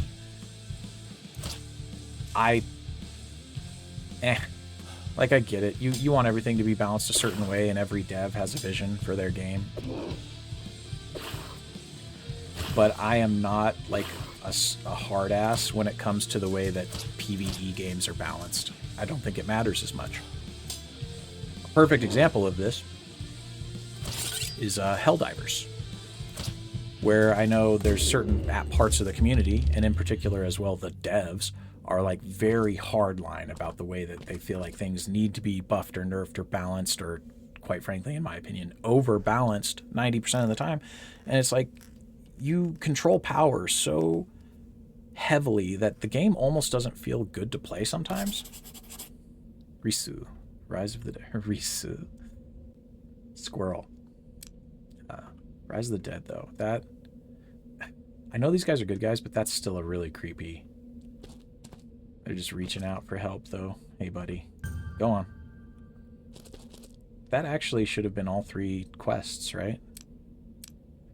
Nice. What the hell was I even... Oh, Helldivers. I won't go on to that tangent. Arrowhead is a good company, and I really do love the game. And I think, frankly, they're probably one of... Even though they don't get thought of traditionally as like a live service game in comparison to some of the other... Like, the way that that game type is generally presented, they are technically, you know, a live service game. That is what they are. And they're arguably one of the most successful ones, in my opinion, at least in the last, you know, couple years since their release. They're crushing it. They have a ton of content, so much, like, equipment variety and crazy things. And I guess, though, that is what, like, makes me sad about it, is because there's so much potential there for things to feel really diverse and cool. And despite how different and unique and interesting a lot of the stuff is mechanically in the game, so much of it just either feels samey or underwhelming and or never gets used because it's so overbalanced and tuned down that it just doesn't feel good. It's not fun to use, so nobody uses it.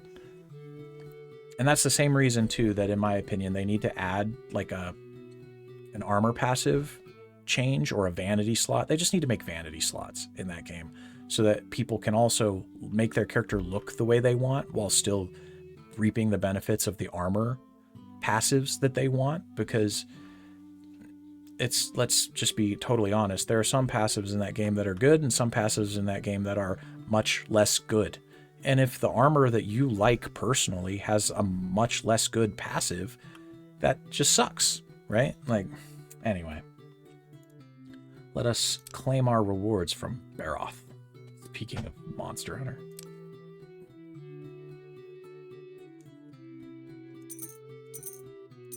We only get 1 card draw, though, huh? Trust level... Oh, there's our trust level. So we're at trust level 3 now. Hunt in Cassandra. Okay. Rescue bounty. So it's the same. Ah. Hello. Brbbb approaches you.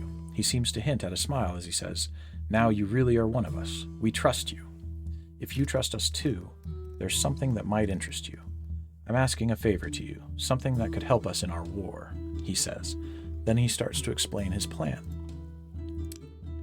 An elderly demonologist named Kruver has for some years been the subject of a story that has been spread amongst the survivors.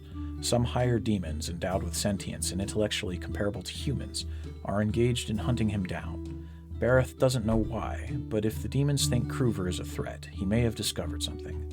The last time he got information about Kruver, it was rumored that his laboratory was hidden underground in the southwestern area. Okay, so he's a good guy. Even though he's a demonologist, he's like on the side of humanity, right? Conducting research to understand and defeat. I've already warned the guards. The passage is open for you. You can go and investigate by yourself if you want. Finding Kruver in his laboratory could help us, Brbbb says. His laboratory should be located northeast of the garrison.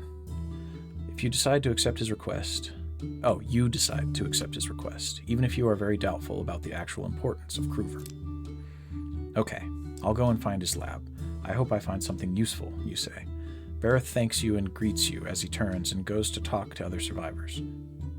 He probably has a different task for them. You wonder if your mission really matters or if it's just one of countless attempts to win the war against the demons, with humans driven more by despair than by reason.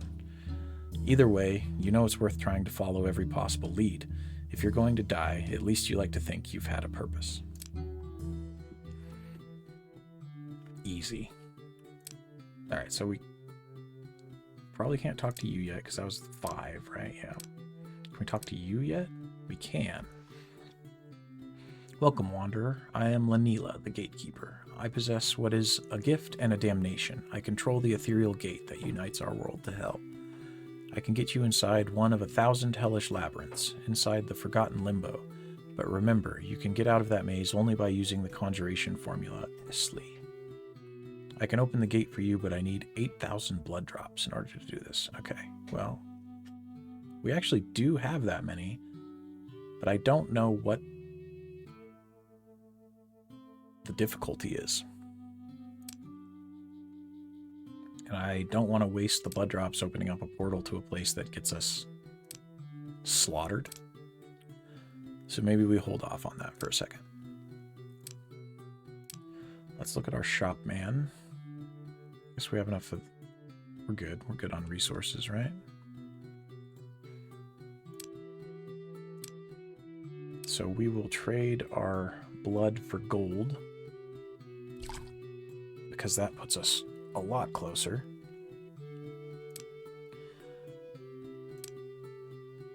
Will he talk to us yet? No. Okay, so we need to hurry up and clear out that other city, I guess, because we're fairly close to level 10, or we are level 10. And if he is necessary to get traits, then we'll need to be able to work with him. And then Magician Man. Don't think we have enough money to do anything that... Oh, all right. I forgot that it just shows you by scrolling over it. I was clicking on it so that I could read it.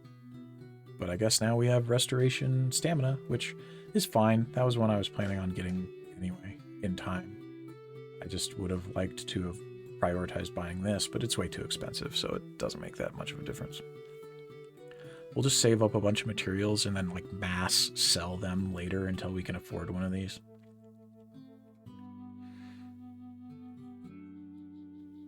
What are these other conjuration spells? Magic Vision allows you to see through magic walls. Teleport you to the shelter. Okay. Well, and then I swear there's one in here that's a weapon enhancement. Okay, so there's freezing weapons. Where is burning weapon? Well, there's a thunder spell, but there's no thunder imbuement, so flaming weapon. Is there a lightning weapon? No, and that sucks. But there's that. Level 17, though, is hella far off.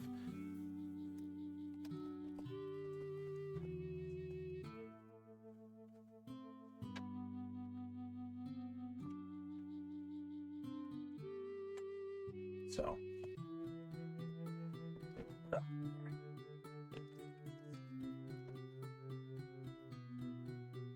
Almost. A cat jumped up on my lap, and I almost knocked my drink over.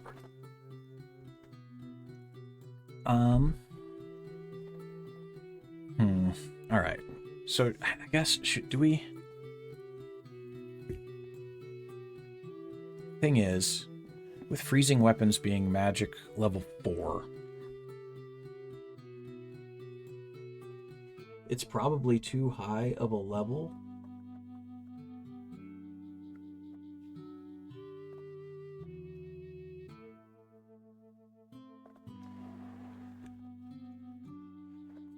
Sorry, I'm spacing out too high of a level for us to just cast it successfully, right? Because I think it's like if a level is, or if a spell is higher level than what your skill is, your failure chance goes up and up, and it's pretty significant. I think it's like literally 75% failure for it being one level above, and then 50% failure for it being higher than that.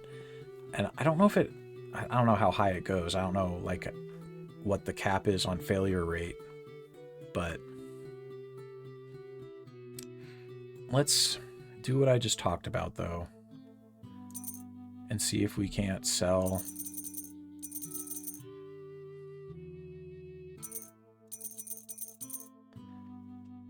some stuff, at least to buy, and this might be a very dumb decision, but let's see if we can buy freezing weapon.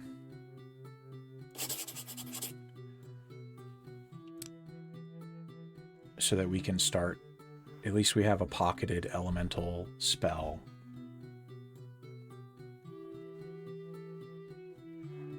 That we can use, and it'll just be our only one, which is crazy because that means we'll have to hit like level 16, 17, 15 maybe at a minimum, I don't know, to even be able to cast flaming weapon, but we'll consider it a long-term project, you know?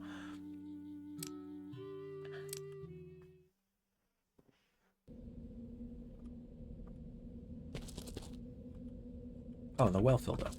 That's good. I guess we have been...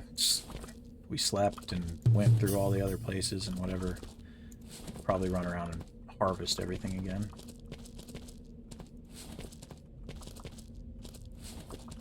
Add a little bit of resources to our stockpile.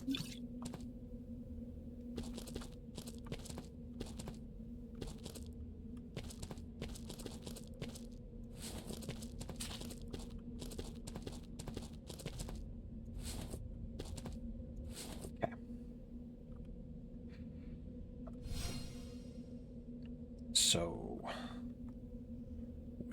I have not seen, or I don't remember seeing, a guard posted anywhere else. Oh yeah, and weirdly enough, we never actually went down here, did we? Because we ended up going up here and finding all the rest of the prisoners were up here instead of being down there. So whatever that was, we didn't. Maybe we should go back and check that.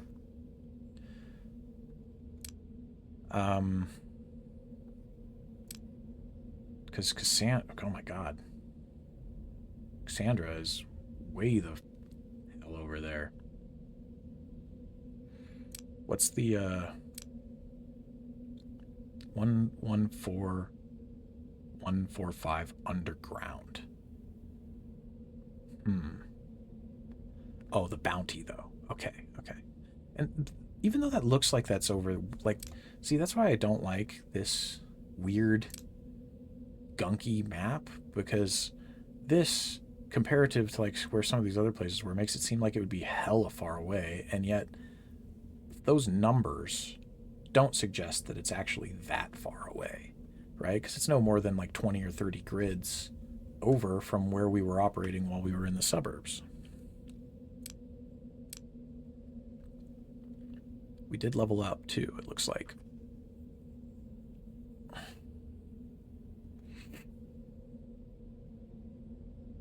I think, even though this might be a bad idea, I think we're just gonna hope that we're at an okay spot for speed for a second, and we're gonna go down the main 3 there, and then pray for good card draws. Okay, nice.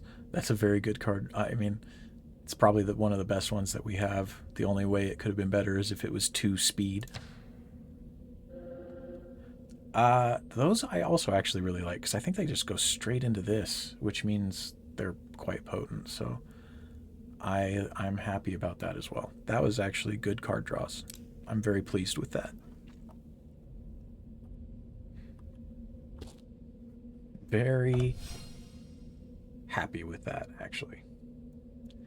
Maybe this is where he was talking about, though, because, I mean, Cassandra being shown or being talked about on the area that it was. I wish you could like select positions to have it tell you what they were, right? Because like sure, it's like you're at 68, 67,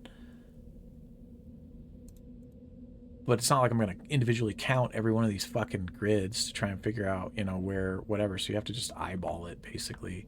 It'd be nice if you could scroll over or click on a grid point to be told what point it is, even if you could only do it for ones you had uncovered, right? Maybe if it didn't let you do it in the fog, that'd be one thing, but it's kind of annoying that it only literally gives you your own fixed position. But let's go ahead and actually go back down first to the suburbs and try and go here. I want to go see what this is all about.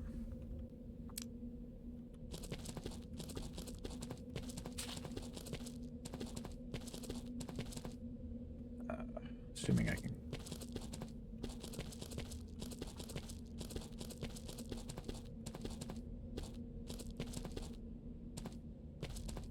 No, this is where the bounty was, wasn't it? Oh, no, we're good.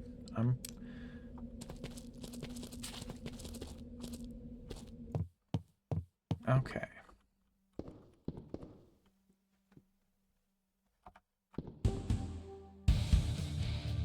Nice. I will take the advantage of surprise.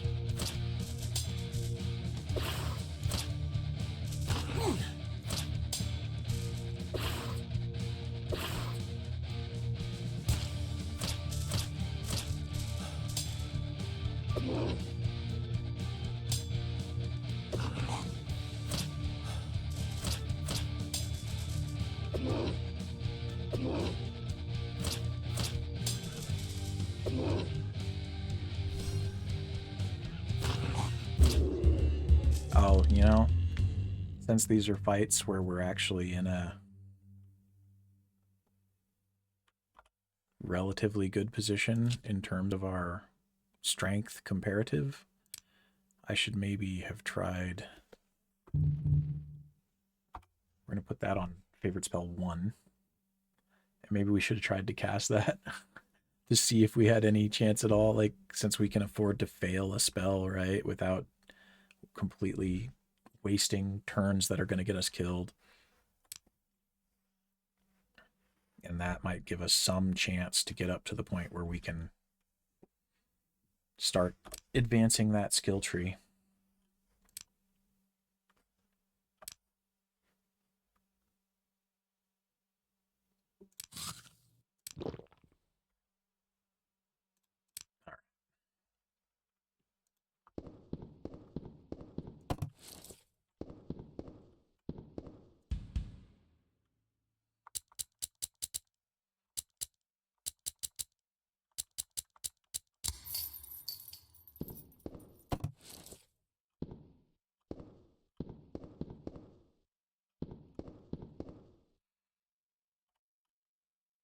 Okay. All right, Burmis.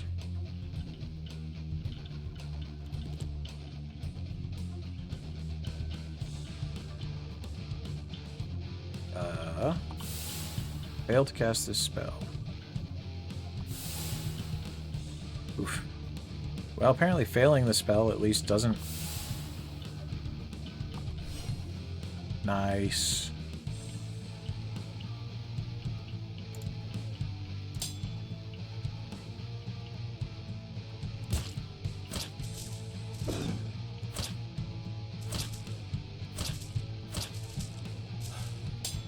Well, it took us our entire mana pool, but we got it out. Nice. And we succeeded. So that's interesting to know that failing a spell doesn't take up your turn. Casting it does, of course, but... So really the only cost there is the points, the SP, which is still very, very valuable. It's a shitty thing to lose, but in these fights we can actually afford to kind of lose it, so...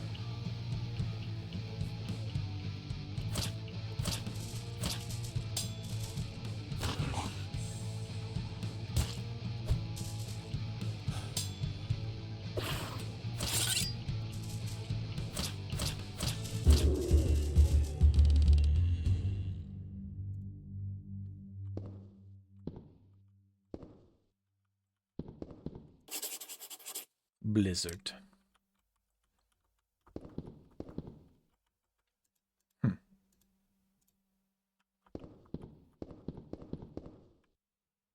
Okay, well, that's interesting. I'm not sure where the switch would be hidden.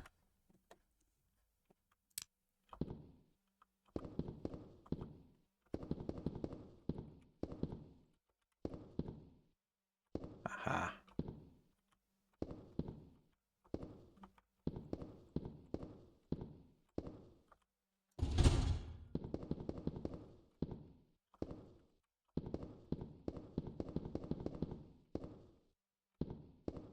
Really? And there's no more monsters? That's a little crazy to me.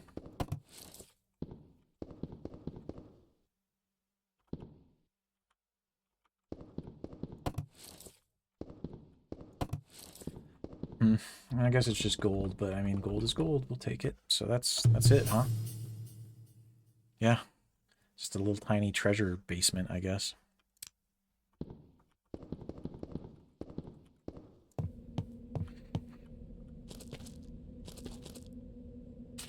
All right. Well, with that out of the way.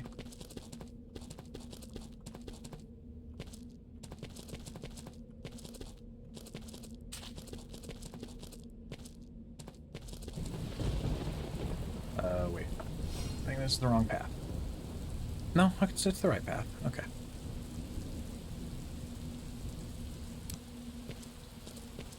It's so easy for me to get confused. Like, I try and operate off of memory so that we're not constantly spending mana on Magic Map, but then I second-guess myself a lot when I'm just looking at this stuff.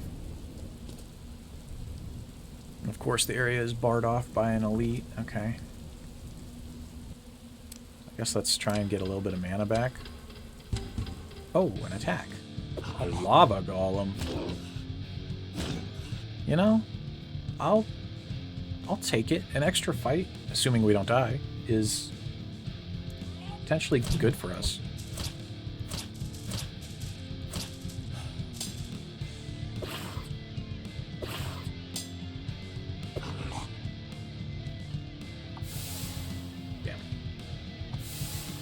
Alright, I'm not sure how much mana I want to waste trying to put on freezing weapons.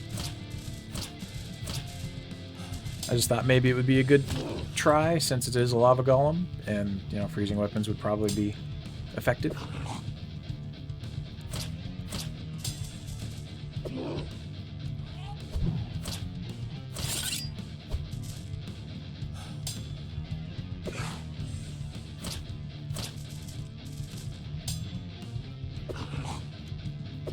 This guy is definitely not as dangerous as his bounty component was. Though, I mean, I guess we are stronger too, so maybe it's multiple aspects to that, right? But he feels easier.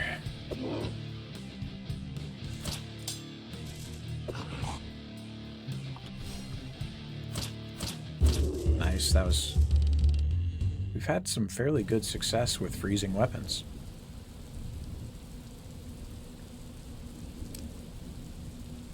Has our elemental gone up? Oh, my lord. No, it certainly hasn't. That's going to be a slog and a half. Good luck. We're never going to be able to use... never, ever going to be able to use burning weapons.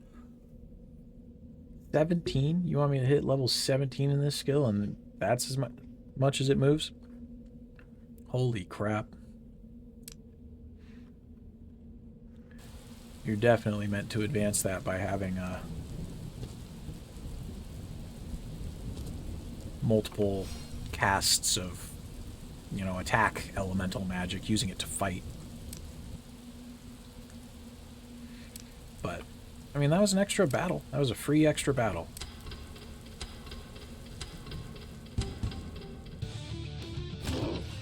Oh. That's lovely. You're, I mean, horrifying, but also that's a cool design. I do like it.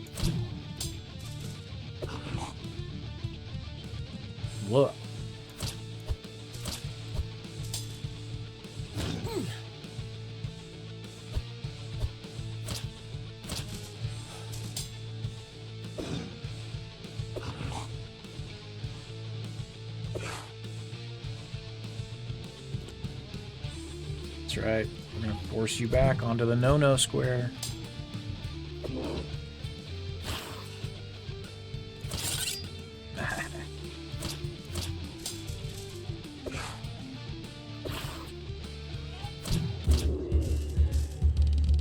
Alright. Give me your liver. Cut your liver right out of your body.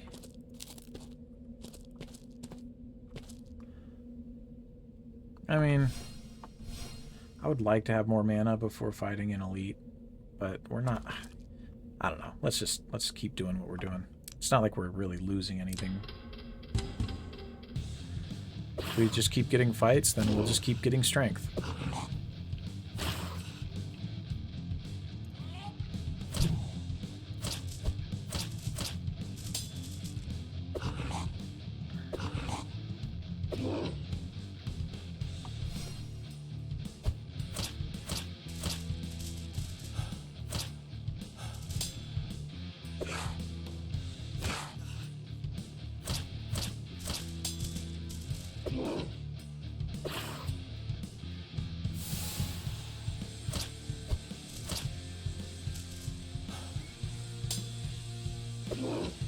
I should probably, even though we're trying to get mana back and I keep wasting a bunch of it.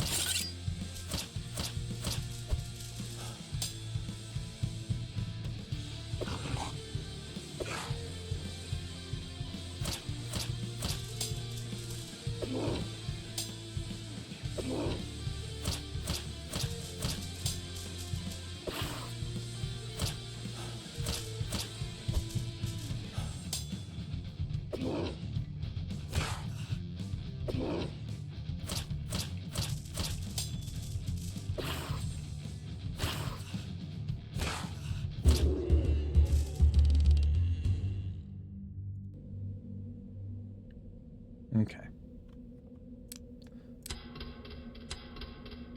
This should be good enough. Perfect. We've done it.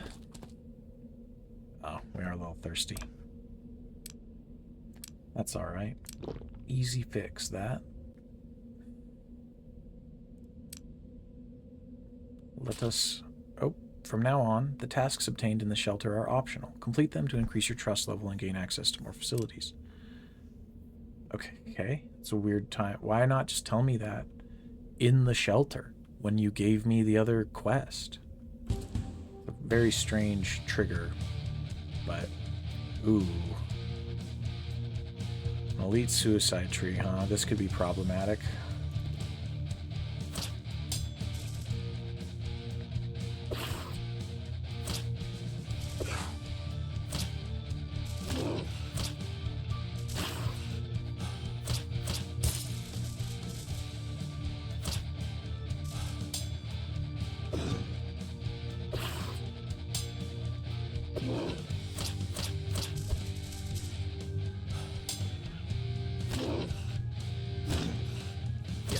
Running into that problem already.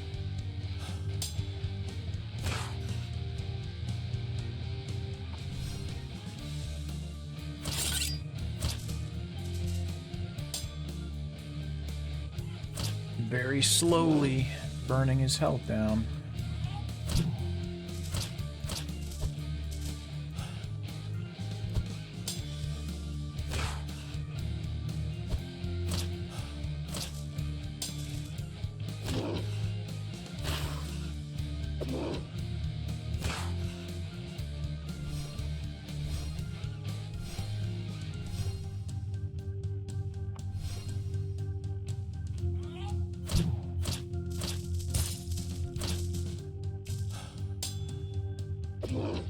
I'm not sure why we got so many attacks just there, but I won't argue with it.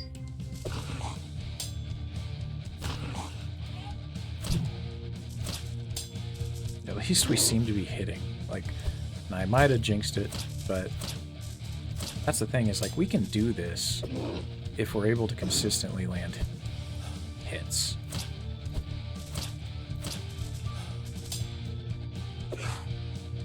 We might not do it quickly, but we can certainly do it.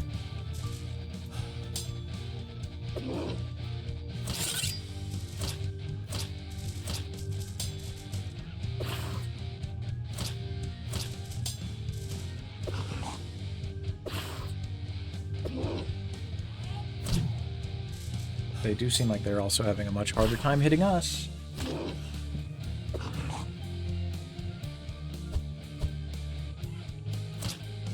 We've come a long way. Alright. That was actually surprisingly tame, considering it was an elite.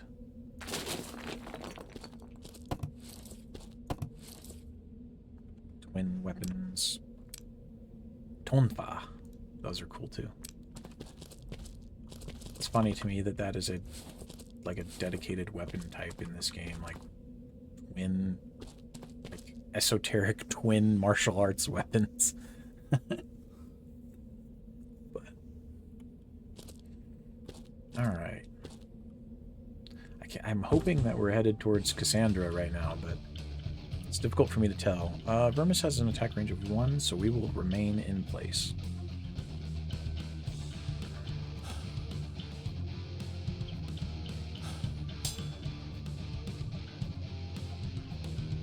Come on. Wasting all my turns here, bug. Get up here.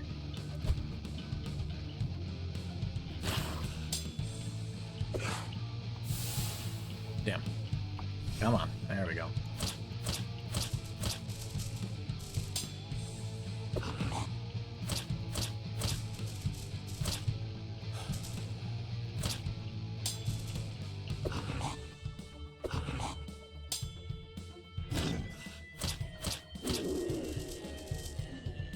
Get there. If we can at least level up elemental magic once, I think it will bring us to the point where we have, you know, a much more reliable success rate on casting at least freezing weapons, right? So that we can mix it in reliably.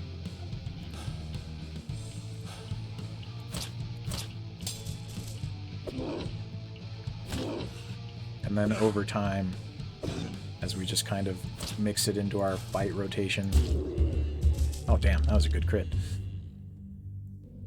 We will creep our way up and maybe in 1,000 years be able to actually cast burning weapons, but like I feel like by the time we're able to do that, we won't need it anymore, because like the entire point of trying to maybe have that on hook would be to help us with plants. So unless we start dealing with like much more dangerous plant type monsters down the line, you cannot pick this lock. You need a specific key to open this gate. Roger.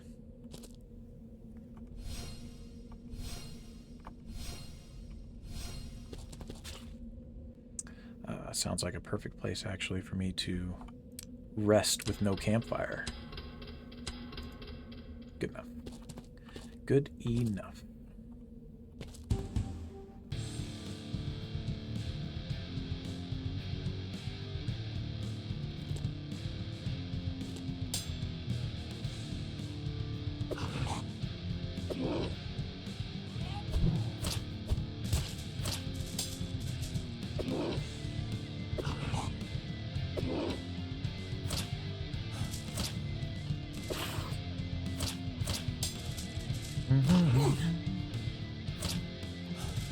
The soundtrack is like so... It's like those interesting metal tracks, and yet it blends so much into the background that I almost feel like I don't even realize that it's there. Which isn't a bad thing. I'm totally down for like inoffensive ambient magic, you know, music. Sorry. At least it's not like something that's so grating where I'm just like, oh, it's better than, you know, that alternative. Landmine, hello. Devil landmine.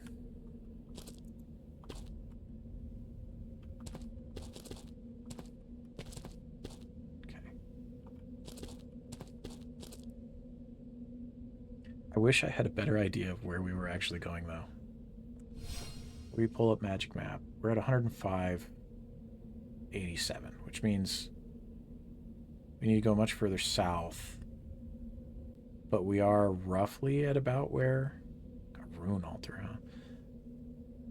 Carmella or whatever the heck. the place we're supposed to be is called. So it's gotta be like here, right?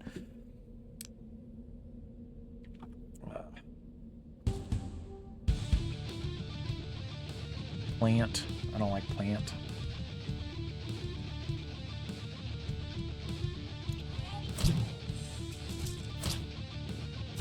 We're just gonna commit to the offense there for a second. Be a little greedy while it has the debuff on it.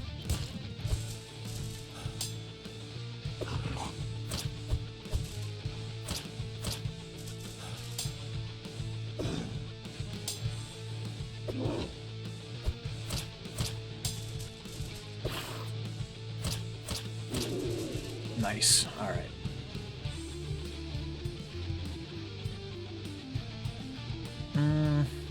Guard. Of course you get me with the poison.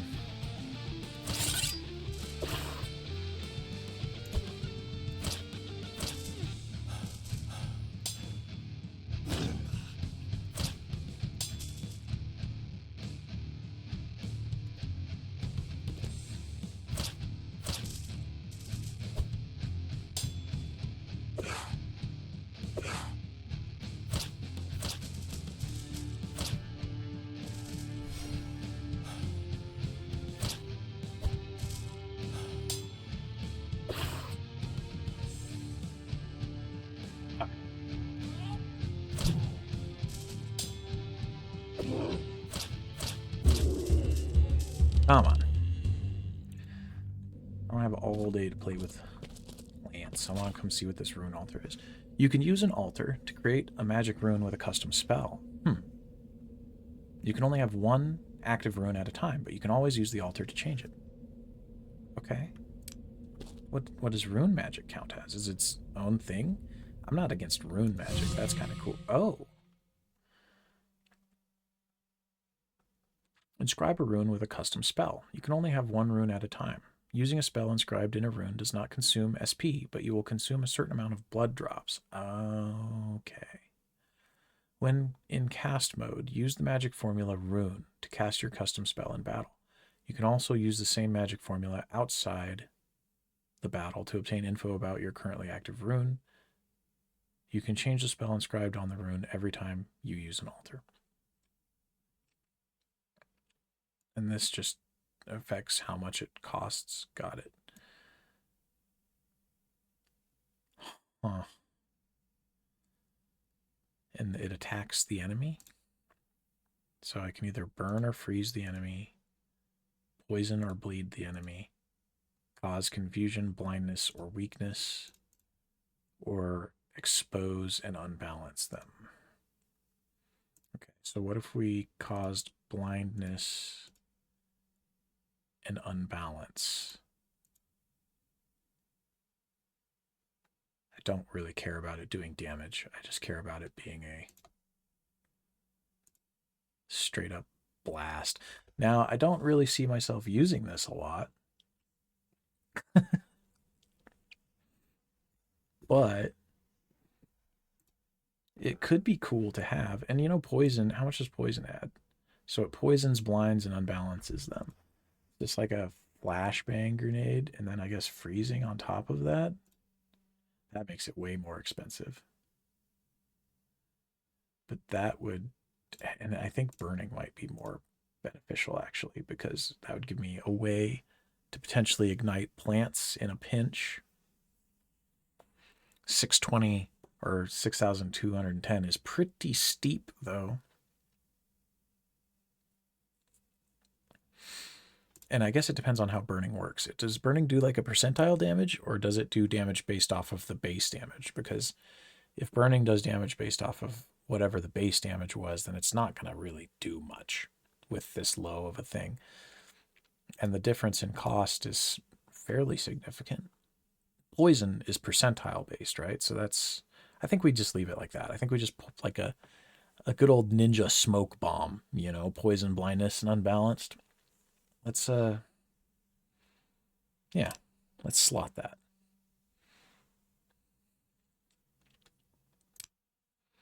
And that will probably, honestly, if we even use it much at all, be my rune magic for the remainder of the game, because if that's the maximum, unless it goes up as you do other stuff. What does rune magic count as? Okay, it's not in there. Oh, I forgot about this one.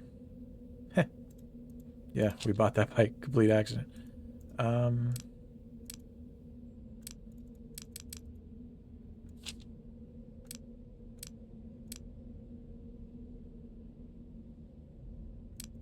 It doesn't show up at all, so it's just completely custom. It is what it is.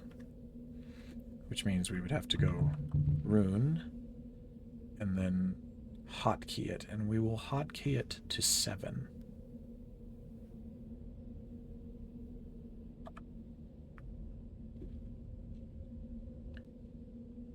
And then what was our stamina restore?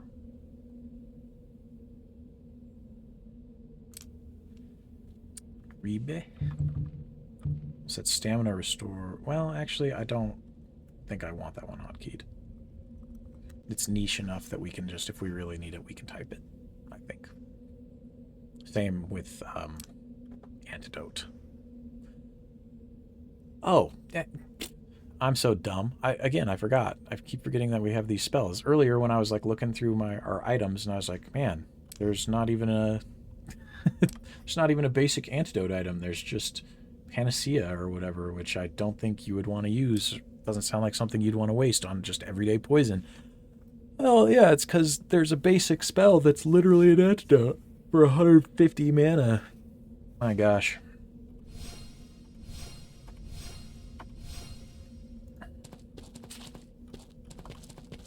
My dumb brain. Something tells me no.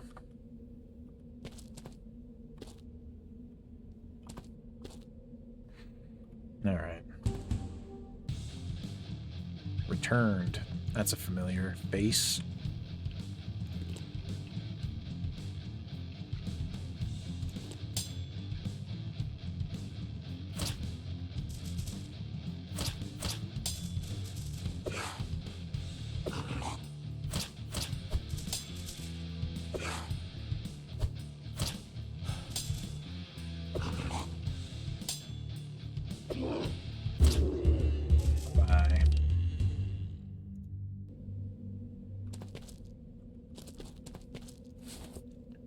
Probably still too early to say that we're powerful, but we're definitely coming into our own a little bit better.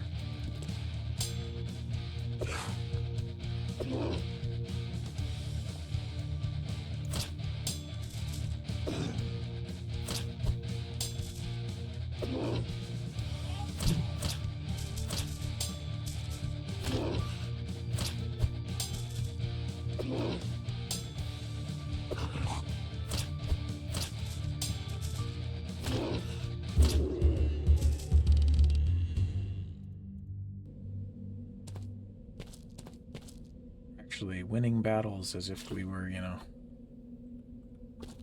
fighting trash mobs instead of every battle being a brawl to the death.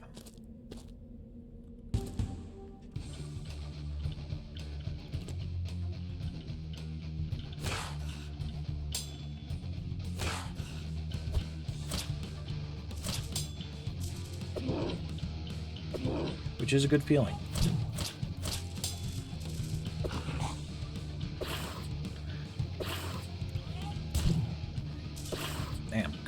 Good crit. Good crit.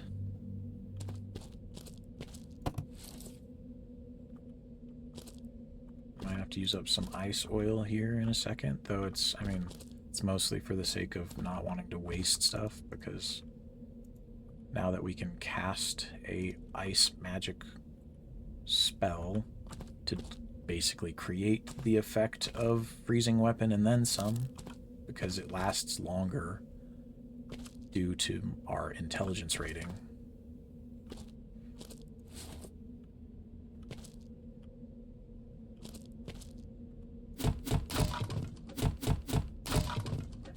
do not need really to worry about the ice oil very much.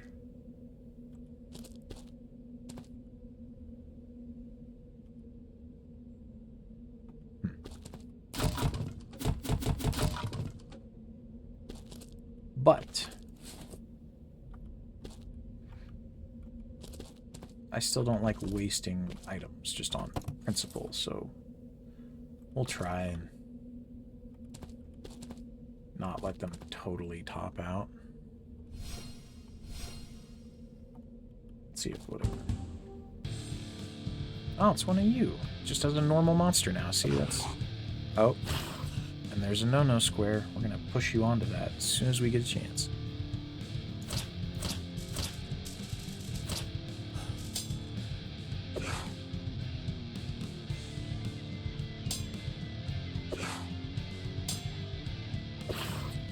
You know what? We're going to actually use one of those since we're at 4 or 5, or 5 of 5 rather. Because while it's not like super effective damage, slowing you down is still slowing you down. Which means less chances for you to regenerate without me getting chances to swing.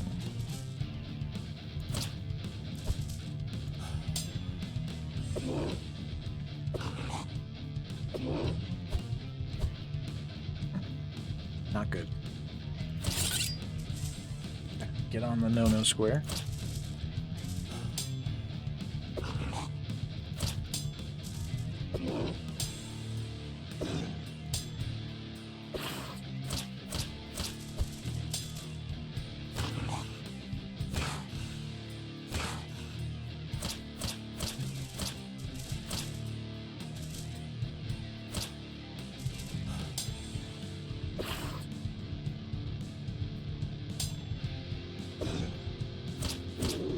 Alright, easy.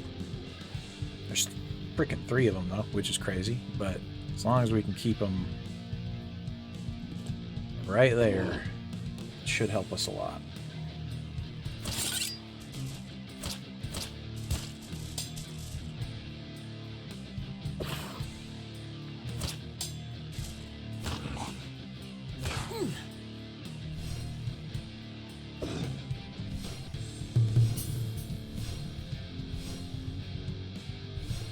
Out-heal your poison here. How many turns did she poison me for? Holy crap.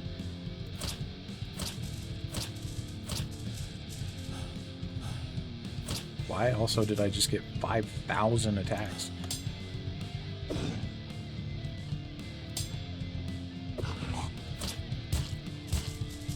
Good crits. Holy crap. Alright. Clean.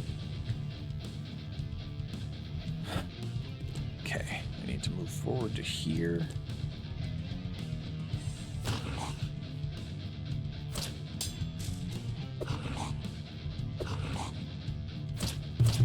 That square being on the battlefield was a very good thing for us. Being able to get 20 reflex off of them. Very, very favorable for us. Ah, dang. That poison, though. Actually...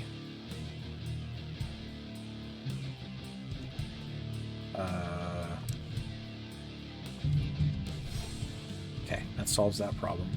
I need to be more cognizant of that.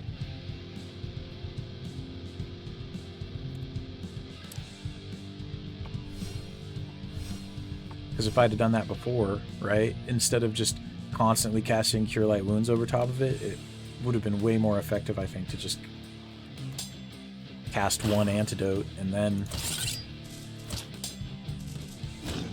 cast the rest of the heals.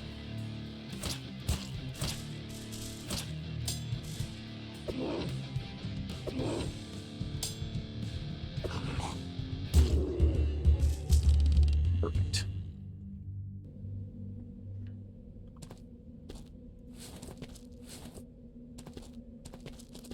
Crit chance is a godsend. for us. You cannot pick this lock, alright? Because, like, when we're locked in those really kind of back and forth engagements, the one big hit that just, like, brings the damage, like, chunks them down, really, really does good for us. Like, it's very helpful. Oh. Scolopendra. That is horrifying. Luckily, it has 1 attack range, and there's a no-no square, so we're just gonna hang tight. Come on then, buddy.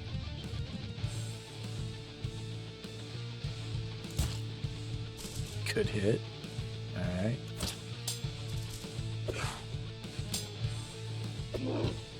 We're just gonna let him wear himself out.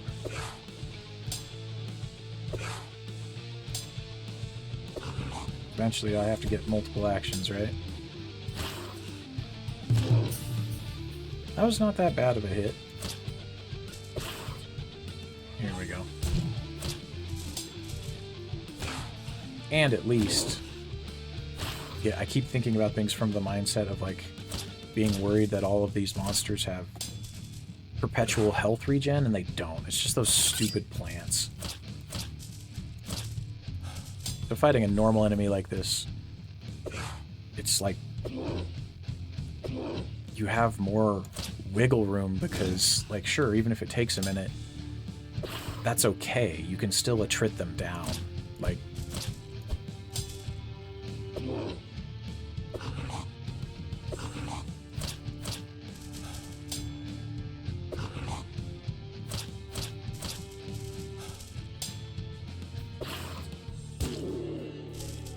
crit on the last tap that we needed. Ugh. Right. Come on then, buddy. Come to the no-no square.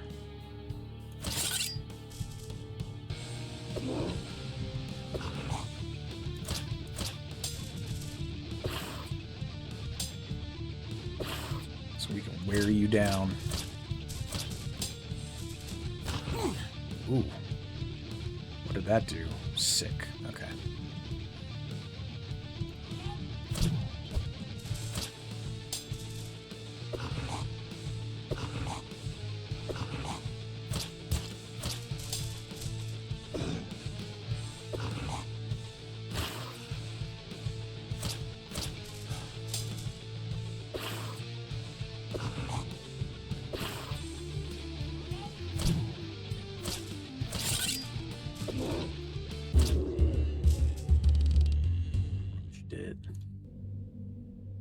New monster type, but not that bad. Not that bad. And there's a ladder. Where are we? We're still, I mean, okay. I'm struggling to figure out exactly where the hell we're trying to go. But all of these gates so far have required keys, I think, that we... Actually, did we even look at this?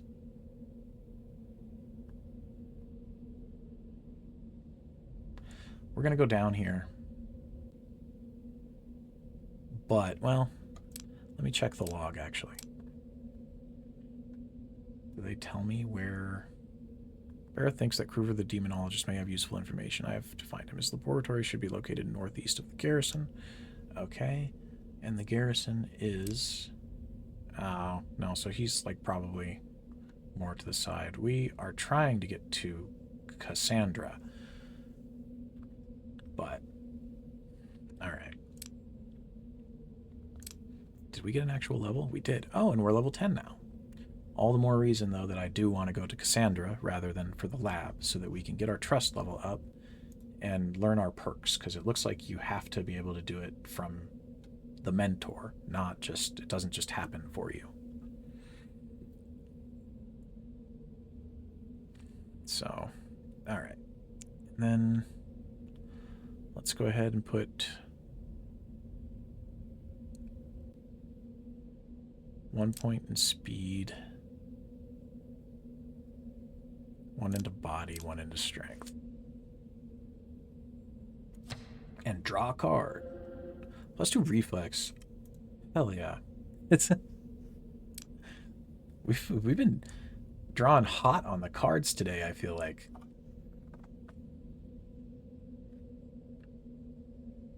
And actually, let's go ahead and do like a legitimate save. Because I feel like, yeah, we have not done a save for a while. We've been running purely off of the fact that I can do quick and auto saves fairly consistently and easily. So that might be a good thing to you know, click on there.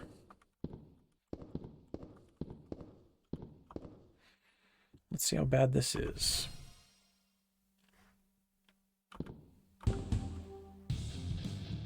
Oh.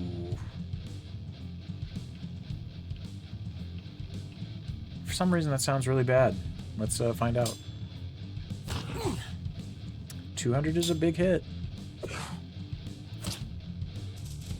But that was a fair amount of damage, so...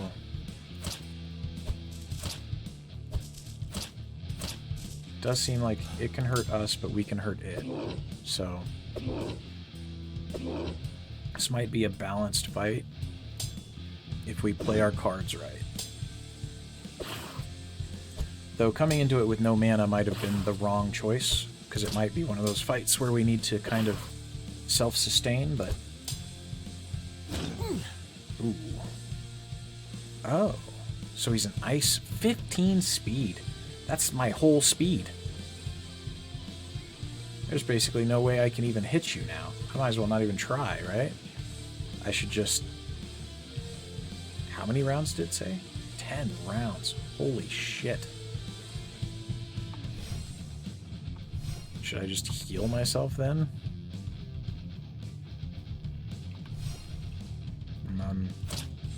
Oh, well, I mean, we landed a hit somehow.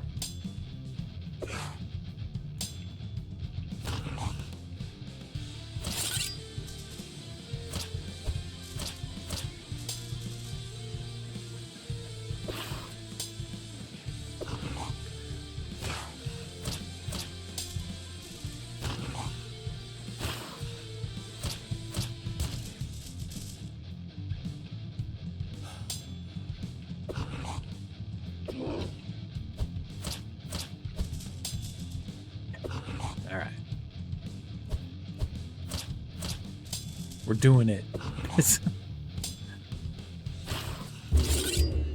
Good hit.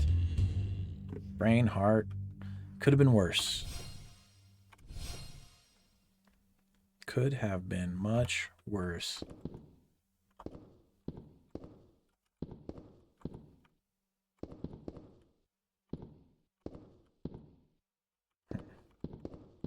Oh, a snake. Hi.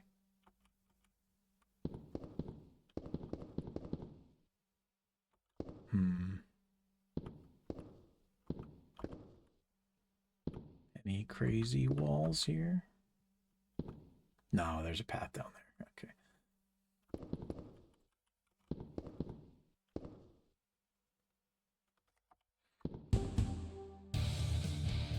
Corpse demon. Ugh. You don't look that much like a corpse. You're just carrying a corpse. You're more like a weird Minotaur thing. Still don't like you, but... Oh, damn, that was a no-no spot. Okay. We're gonna have to push you back.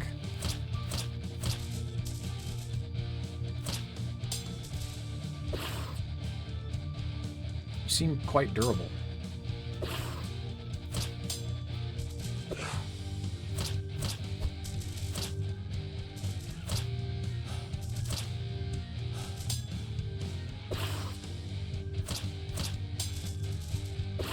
So far, you're having a hard time getting onto us, but...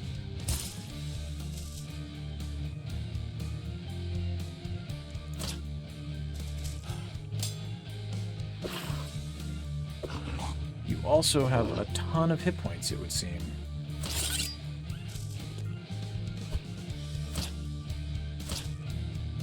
Dang, we lost our combo.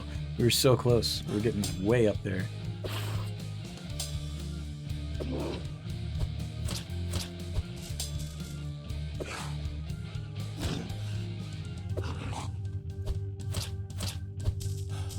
I can't tell if that thing... It's just holding it. So it's almost like it's fused with its hand, but not quite, because it's just... That's his innards, right? Because he's holding him laying upwards.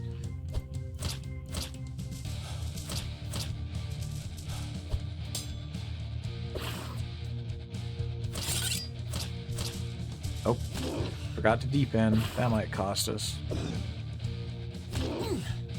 Whew.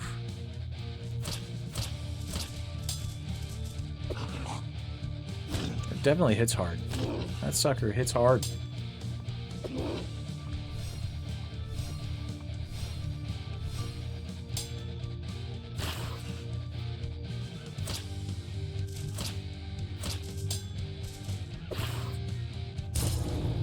Nice.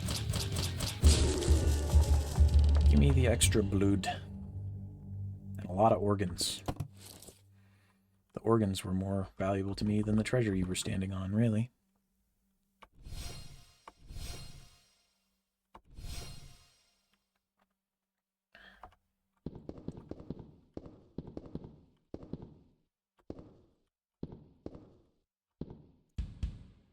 Ready?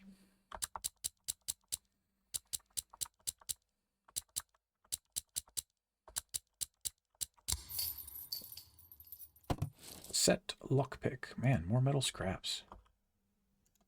It seems, I mean, I know that they're like useful or whatever, but it really seems like we just get way more of those than we do anything else, right? Because like you still need hide to make like the armors, and you still like metal is literally only good for like all of these weird things.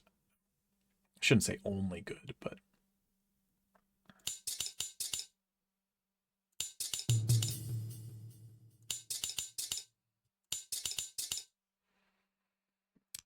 it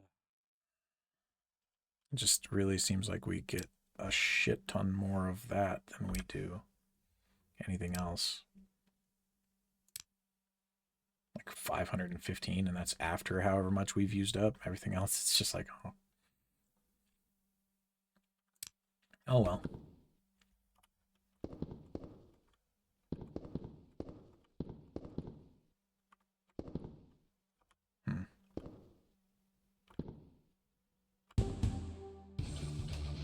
Oh, good.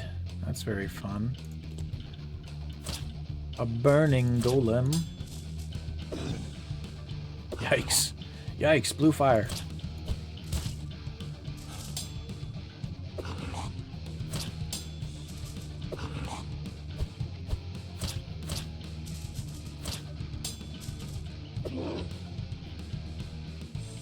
Did he just back up off of me? Oh shit, he has 3 attack range? That's crazy. Ow.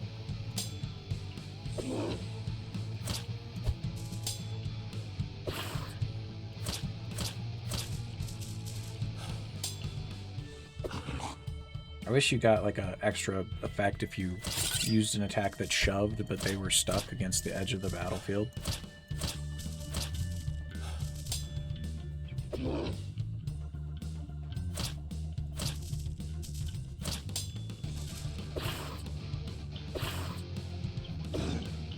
Feels like our adrenaline went up really fast this fight for some reason.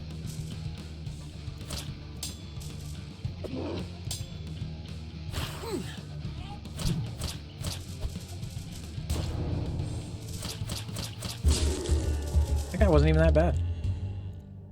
Like, he gave me the spook for a second because he looked all crazy, right? And you're like, oh shit. Lava golems were fairly tough, and this guy's a big lava golem, and then he really wasn't that bad.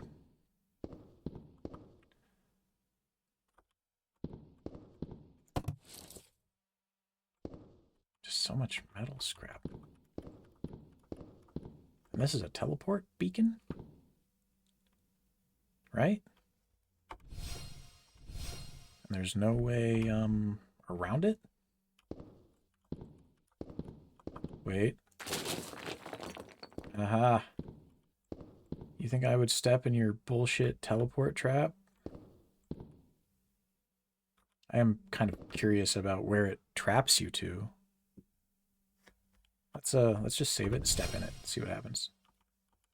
Oh, it literally just does. It just sends you backwards. So you're like, wait, what happened? How do I? Okay, got it. I was wondering if it wouldn't like send you to some bullshit section of the dungeon where you had to fight your way through a bunch of monsters to get back to reality. Yeah, you know, like. But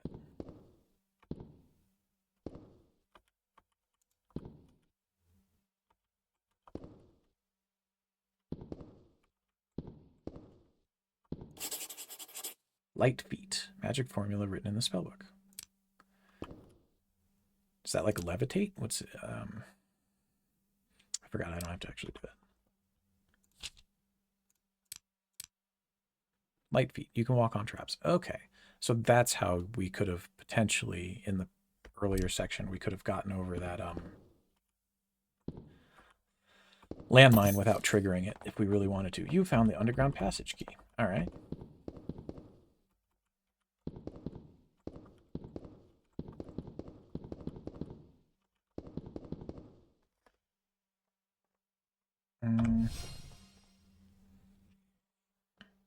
Okay. This just looks like good old-fashioned treasure, so maybe we try and check that wall line there if we didn't already. I can't remember. My brain is... Yep. There is a monster in here this time, though. That's... how much oil does that put us at? I guess we'll find out when we fight this guy.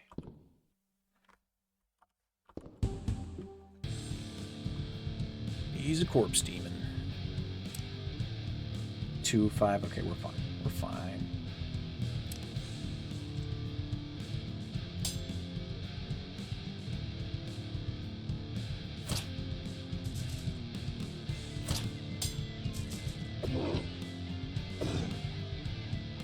Just for giggles, let's poison our weapon.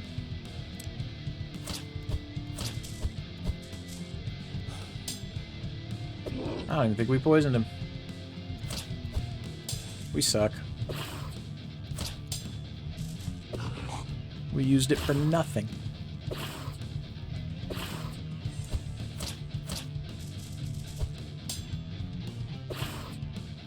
We're gonna hit adrenaline cap, though, for sure.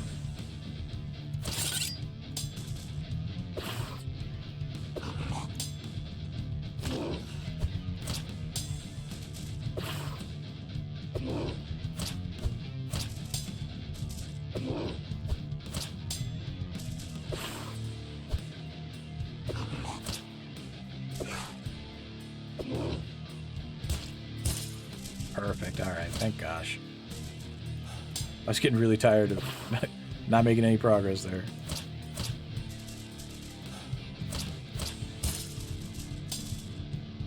Good hits. Good hits.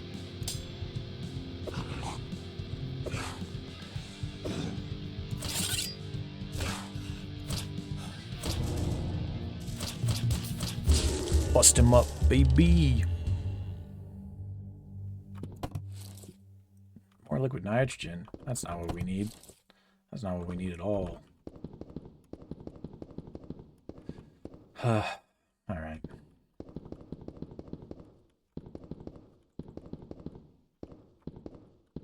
What was this?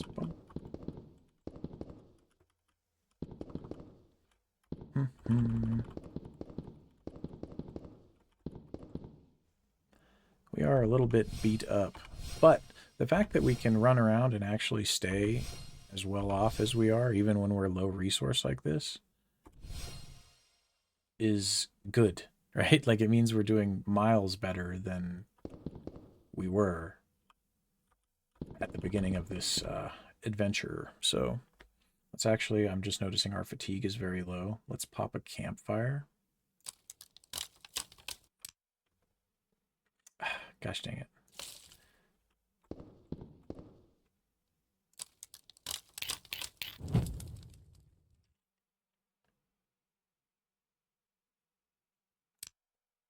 Perfect. And then we will drink some water, eat some food. Too easy. use magic map to burn up some mana, at least a little bit.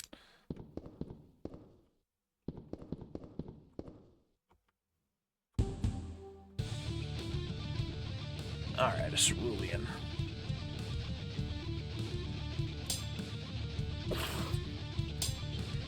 The last one of this guy was admittedly really not that bad.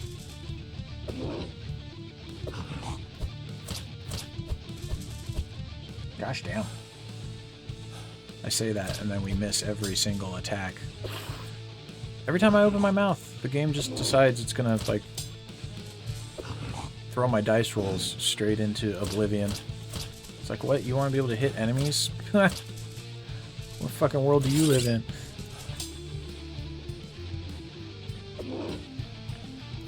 But there's, again, things feel a lot more like this happens as much. They have as hard of a time hitting me as I do them, to a degree, if not worse, so we're still in a better position, by far. By the end of it all, Sovereign will be so powerful. Oh, we failed to cast. We failed to cast again. Alright, well, at least that brought us down from maximum.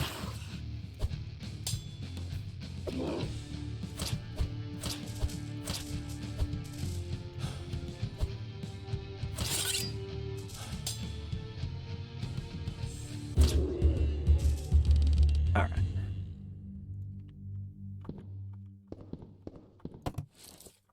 Poison, burning, blech. I mean, items are items, but again, that's like not... I would kill for a new polearm. Like, that's what I need. More than anything. I mean, we keep picking up all this other crap, but like, really what I need is a spear. We're using a level 1 trident, for goodness sake. Like, get me an actual weapon, please. Upgrade. Wait, what? Am I retarded? Metal scraps 100, crafting skill. I mean, we have that.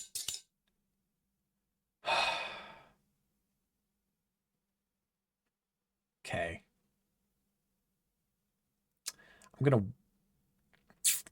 I am dumb.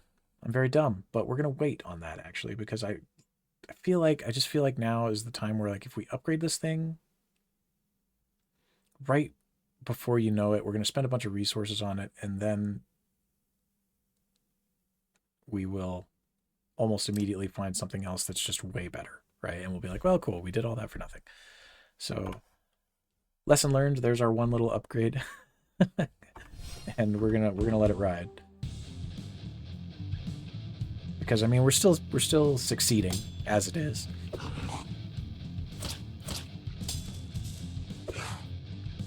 And I didn't see anything on that that actually made it look like it would improve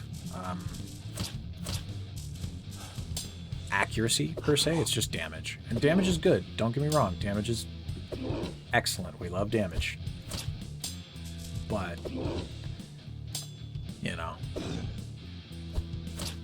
accuracy is everything right now.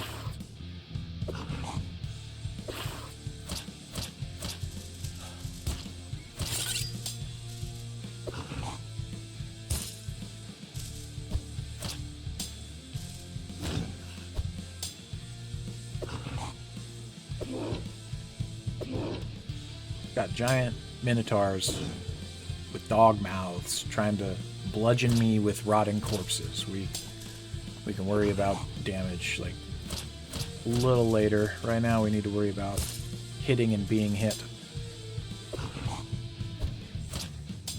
And seeing whether or not the treasure chest that this guy is standing right on top of has a spear in it.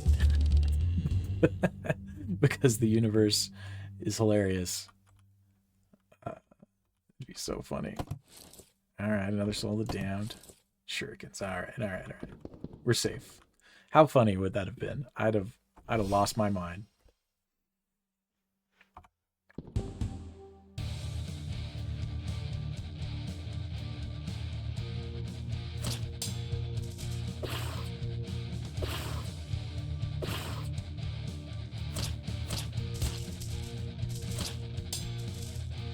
Though I wonder if the damage numbers reflected by the spear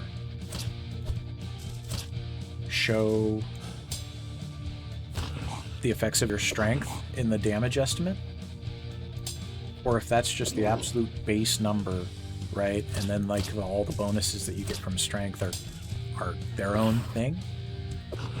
Because if that number doesn't show what your strength adds, then having it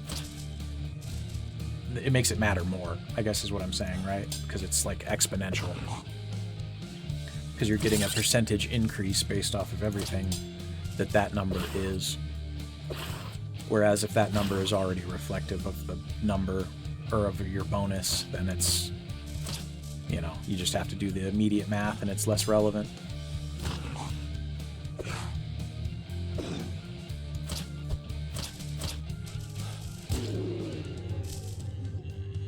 Come on, centipedes.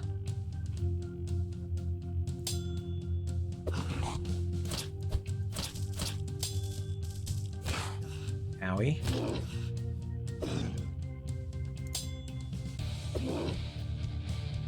Oh, I guess we're full on mana again. Let's try for ice. We fail.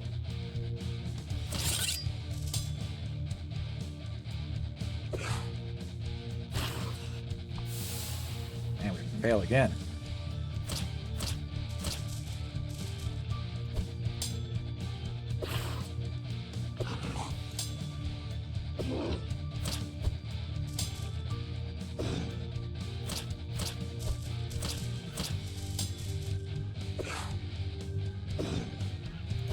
The distant dream of flaming weapon is further away by the day.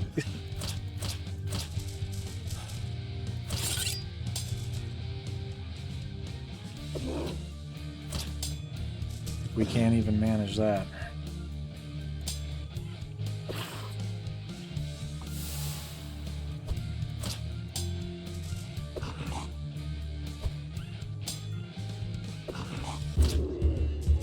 Bye-bye. 1,000 experience pop, though, is pretty good.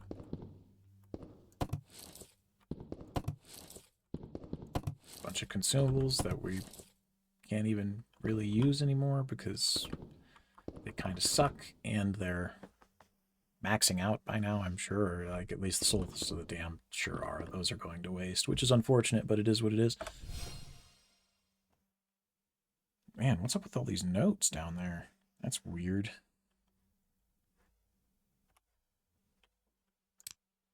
That's weird.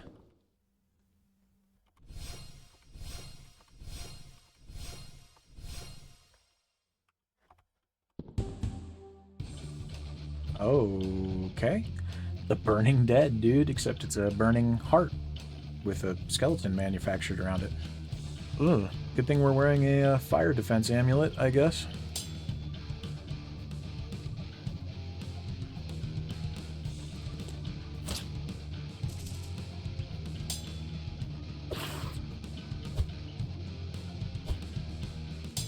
Oh, that sucked.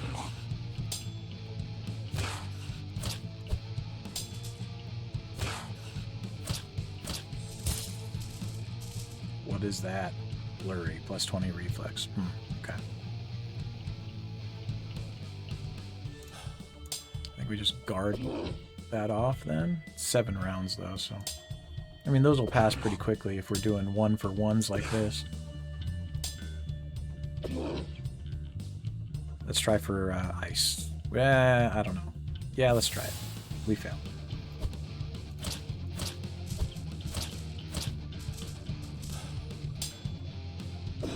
Okay, this guy looks a lot scarier than he actually is. Like, seeing a big, unique thing come out of a hallway with a bunch of notes makes you think, oh, this might be a fight. But, like, unless I'm speaking too soon, this seems reasonable to deal with. Assuming he doesn't pop off with some crazy flame spell that just, like, burns me to a fucking crisp. But as of yet, I haven't really seen what feels like the enemy's using, like, dedicated abilities. It just seems like they have attack effects, right? Like...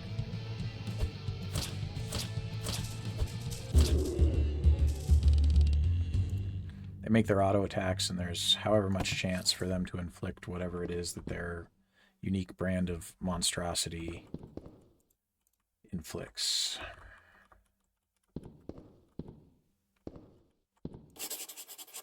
Oh, is it just a bunch of spells? I mean, that's kind of a reward in and of itself, huh? Ice Barrier. Slave's Gift. Summon Dead Spider. Bless. Oh, that's good. That is one that is good for us. We can use that spell. I don't know exactly what the buff does. Can we cast it out of battle? To see? Bless 3. Can't cast a spell here. Okay. Nope. So we have to be in combat. But I'm curious to see what the actual buff for that is. And that's it. That looks like that's actually the whole dungeon. So it was just a little extra loot area. Though I guess it wasn't totally extra, because it did give us a key. Now that I think about it, and I wonder if it's for this gate, because I think both, well, all of these, I think, required some sort of key or not. But let's, the obvious answer would seem to be the one that is within the most immediate vicinity. Perfect.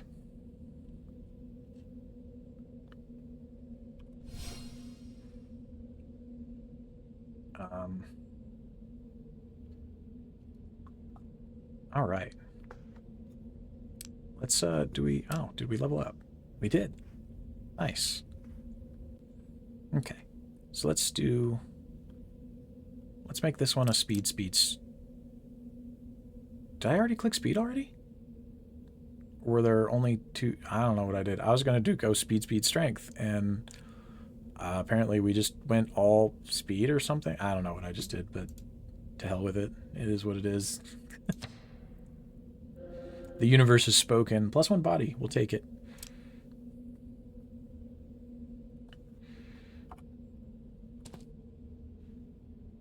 And then, honestly, we will... oh, no, we won't be able to rest here because... No. Bad demon circles are visible on my map. Here we just back up. We're going to try and do a no campfire rest to get back some mana. All right.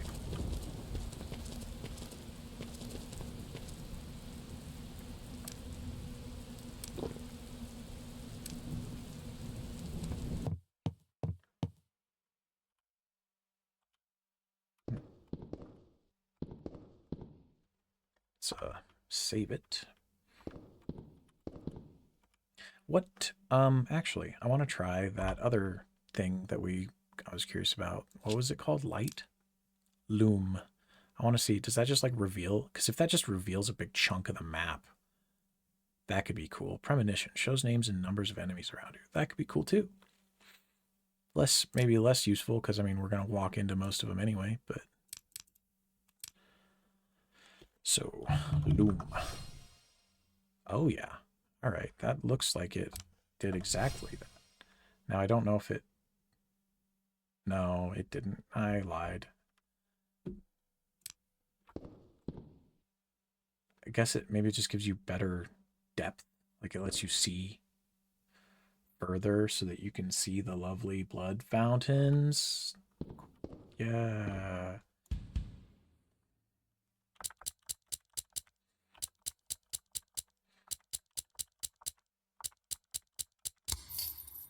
Stratagems. On the way. Orbital inbound. Okay, so is this where it's going to teach me that these bloody blue blobblies can also work as switches, maybe? Because...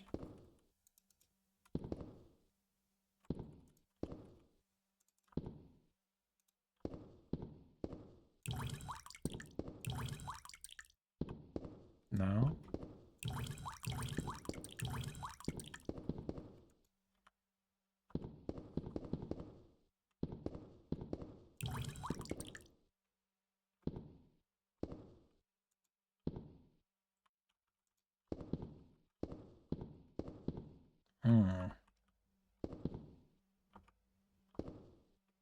Wait, was that there?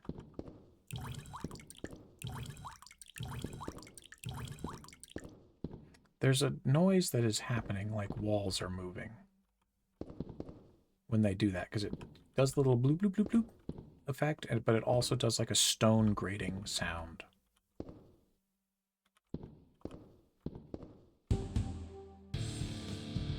I'm not sure what's happening with that.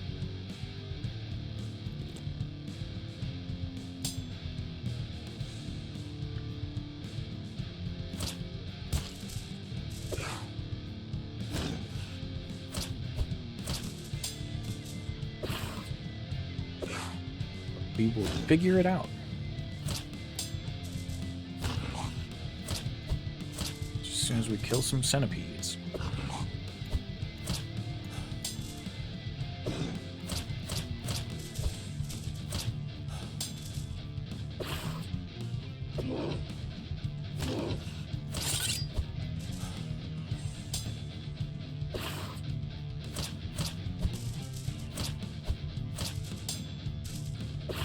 If we could hit centipede. It should have been dead.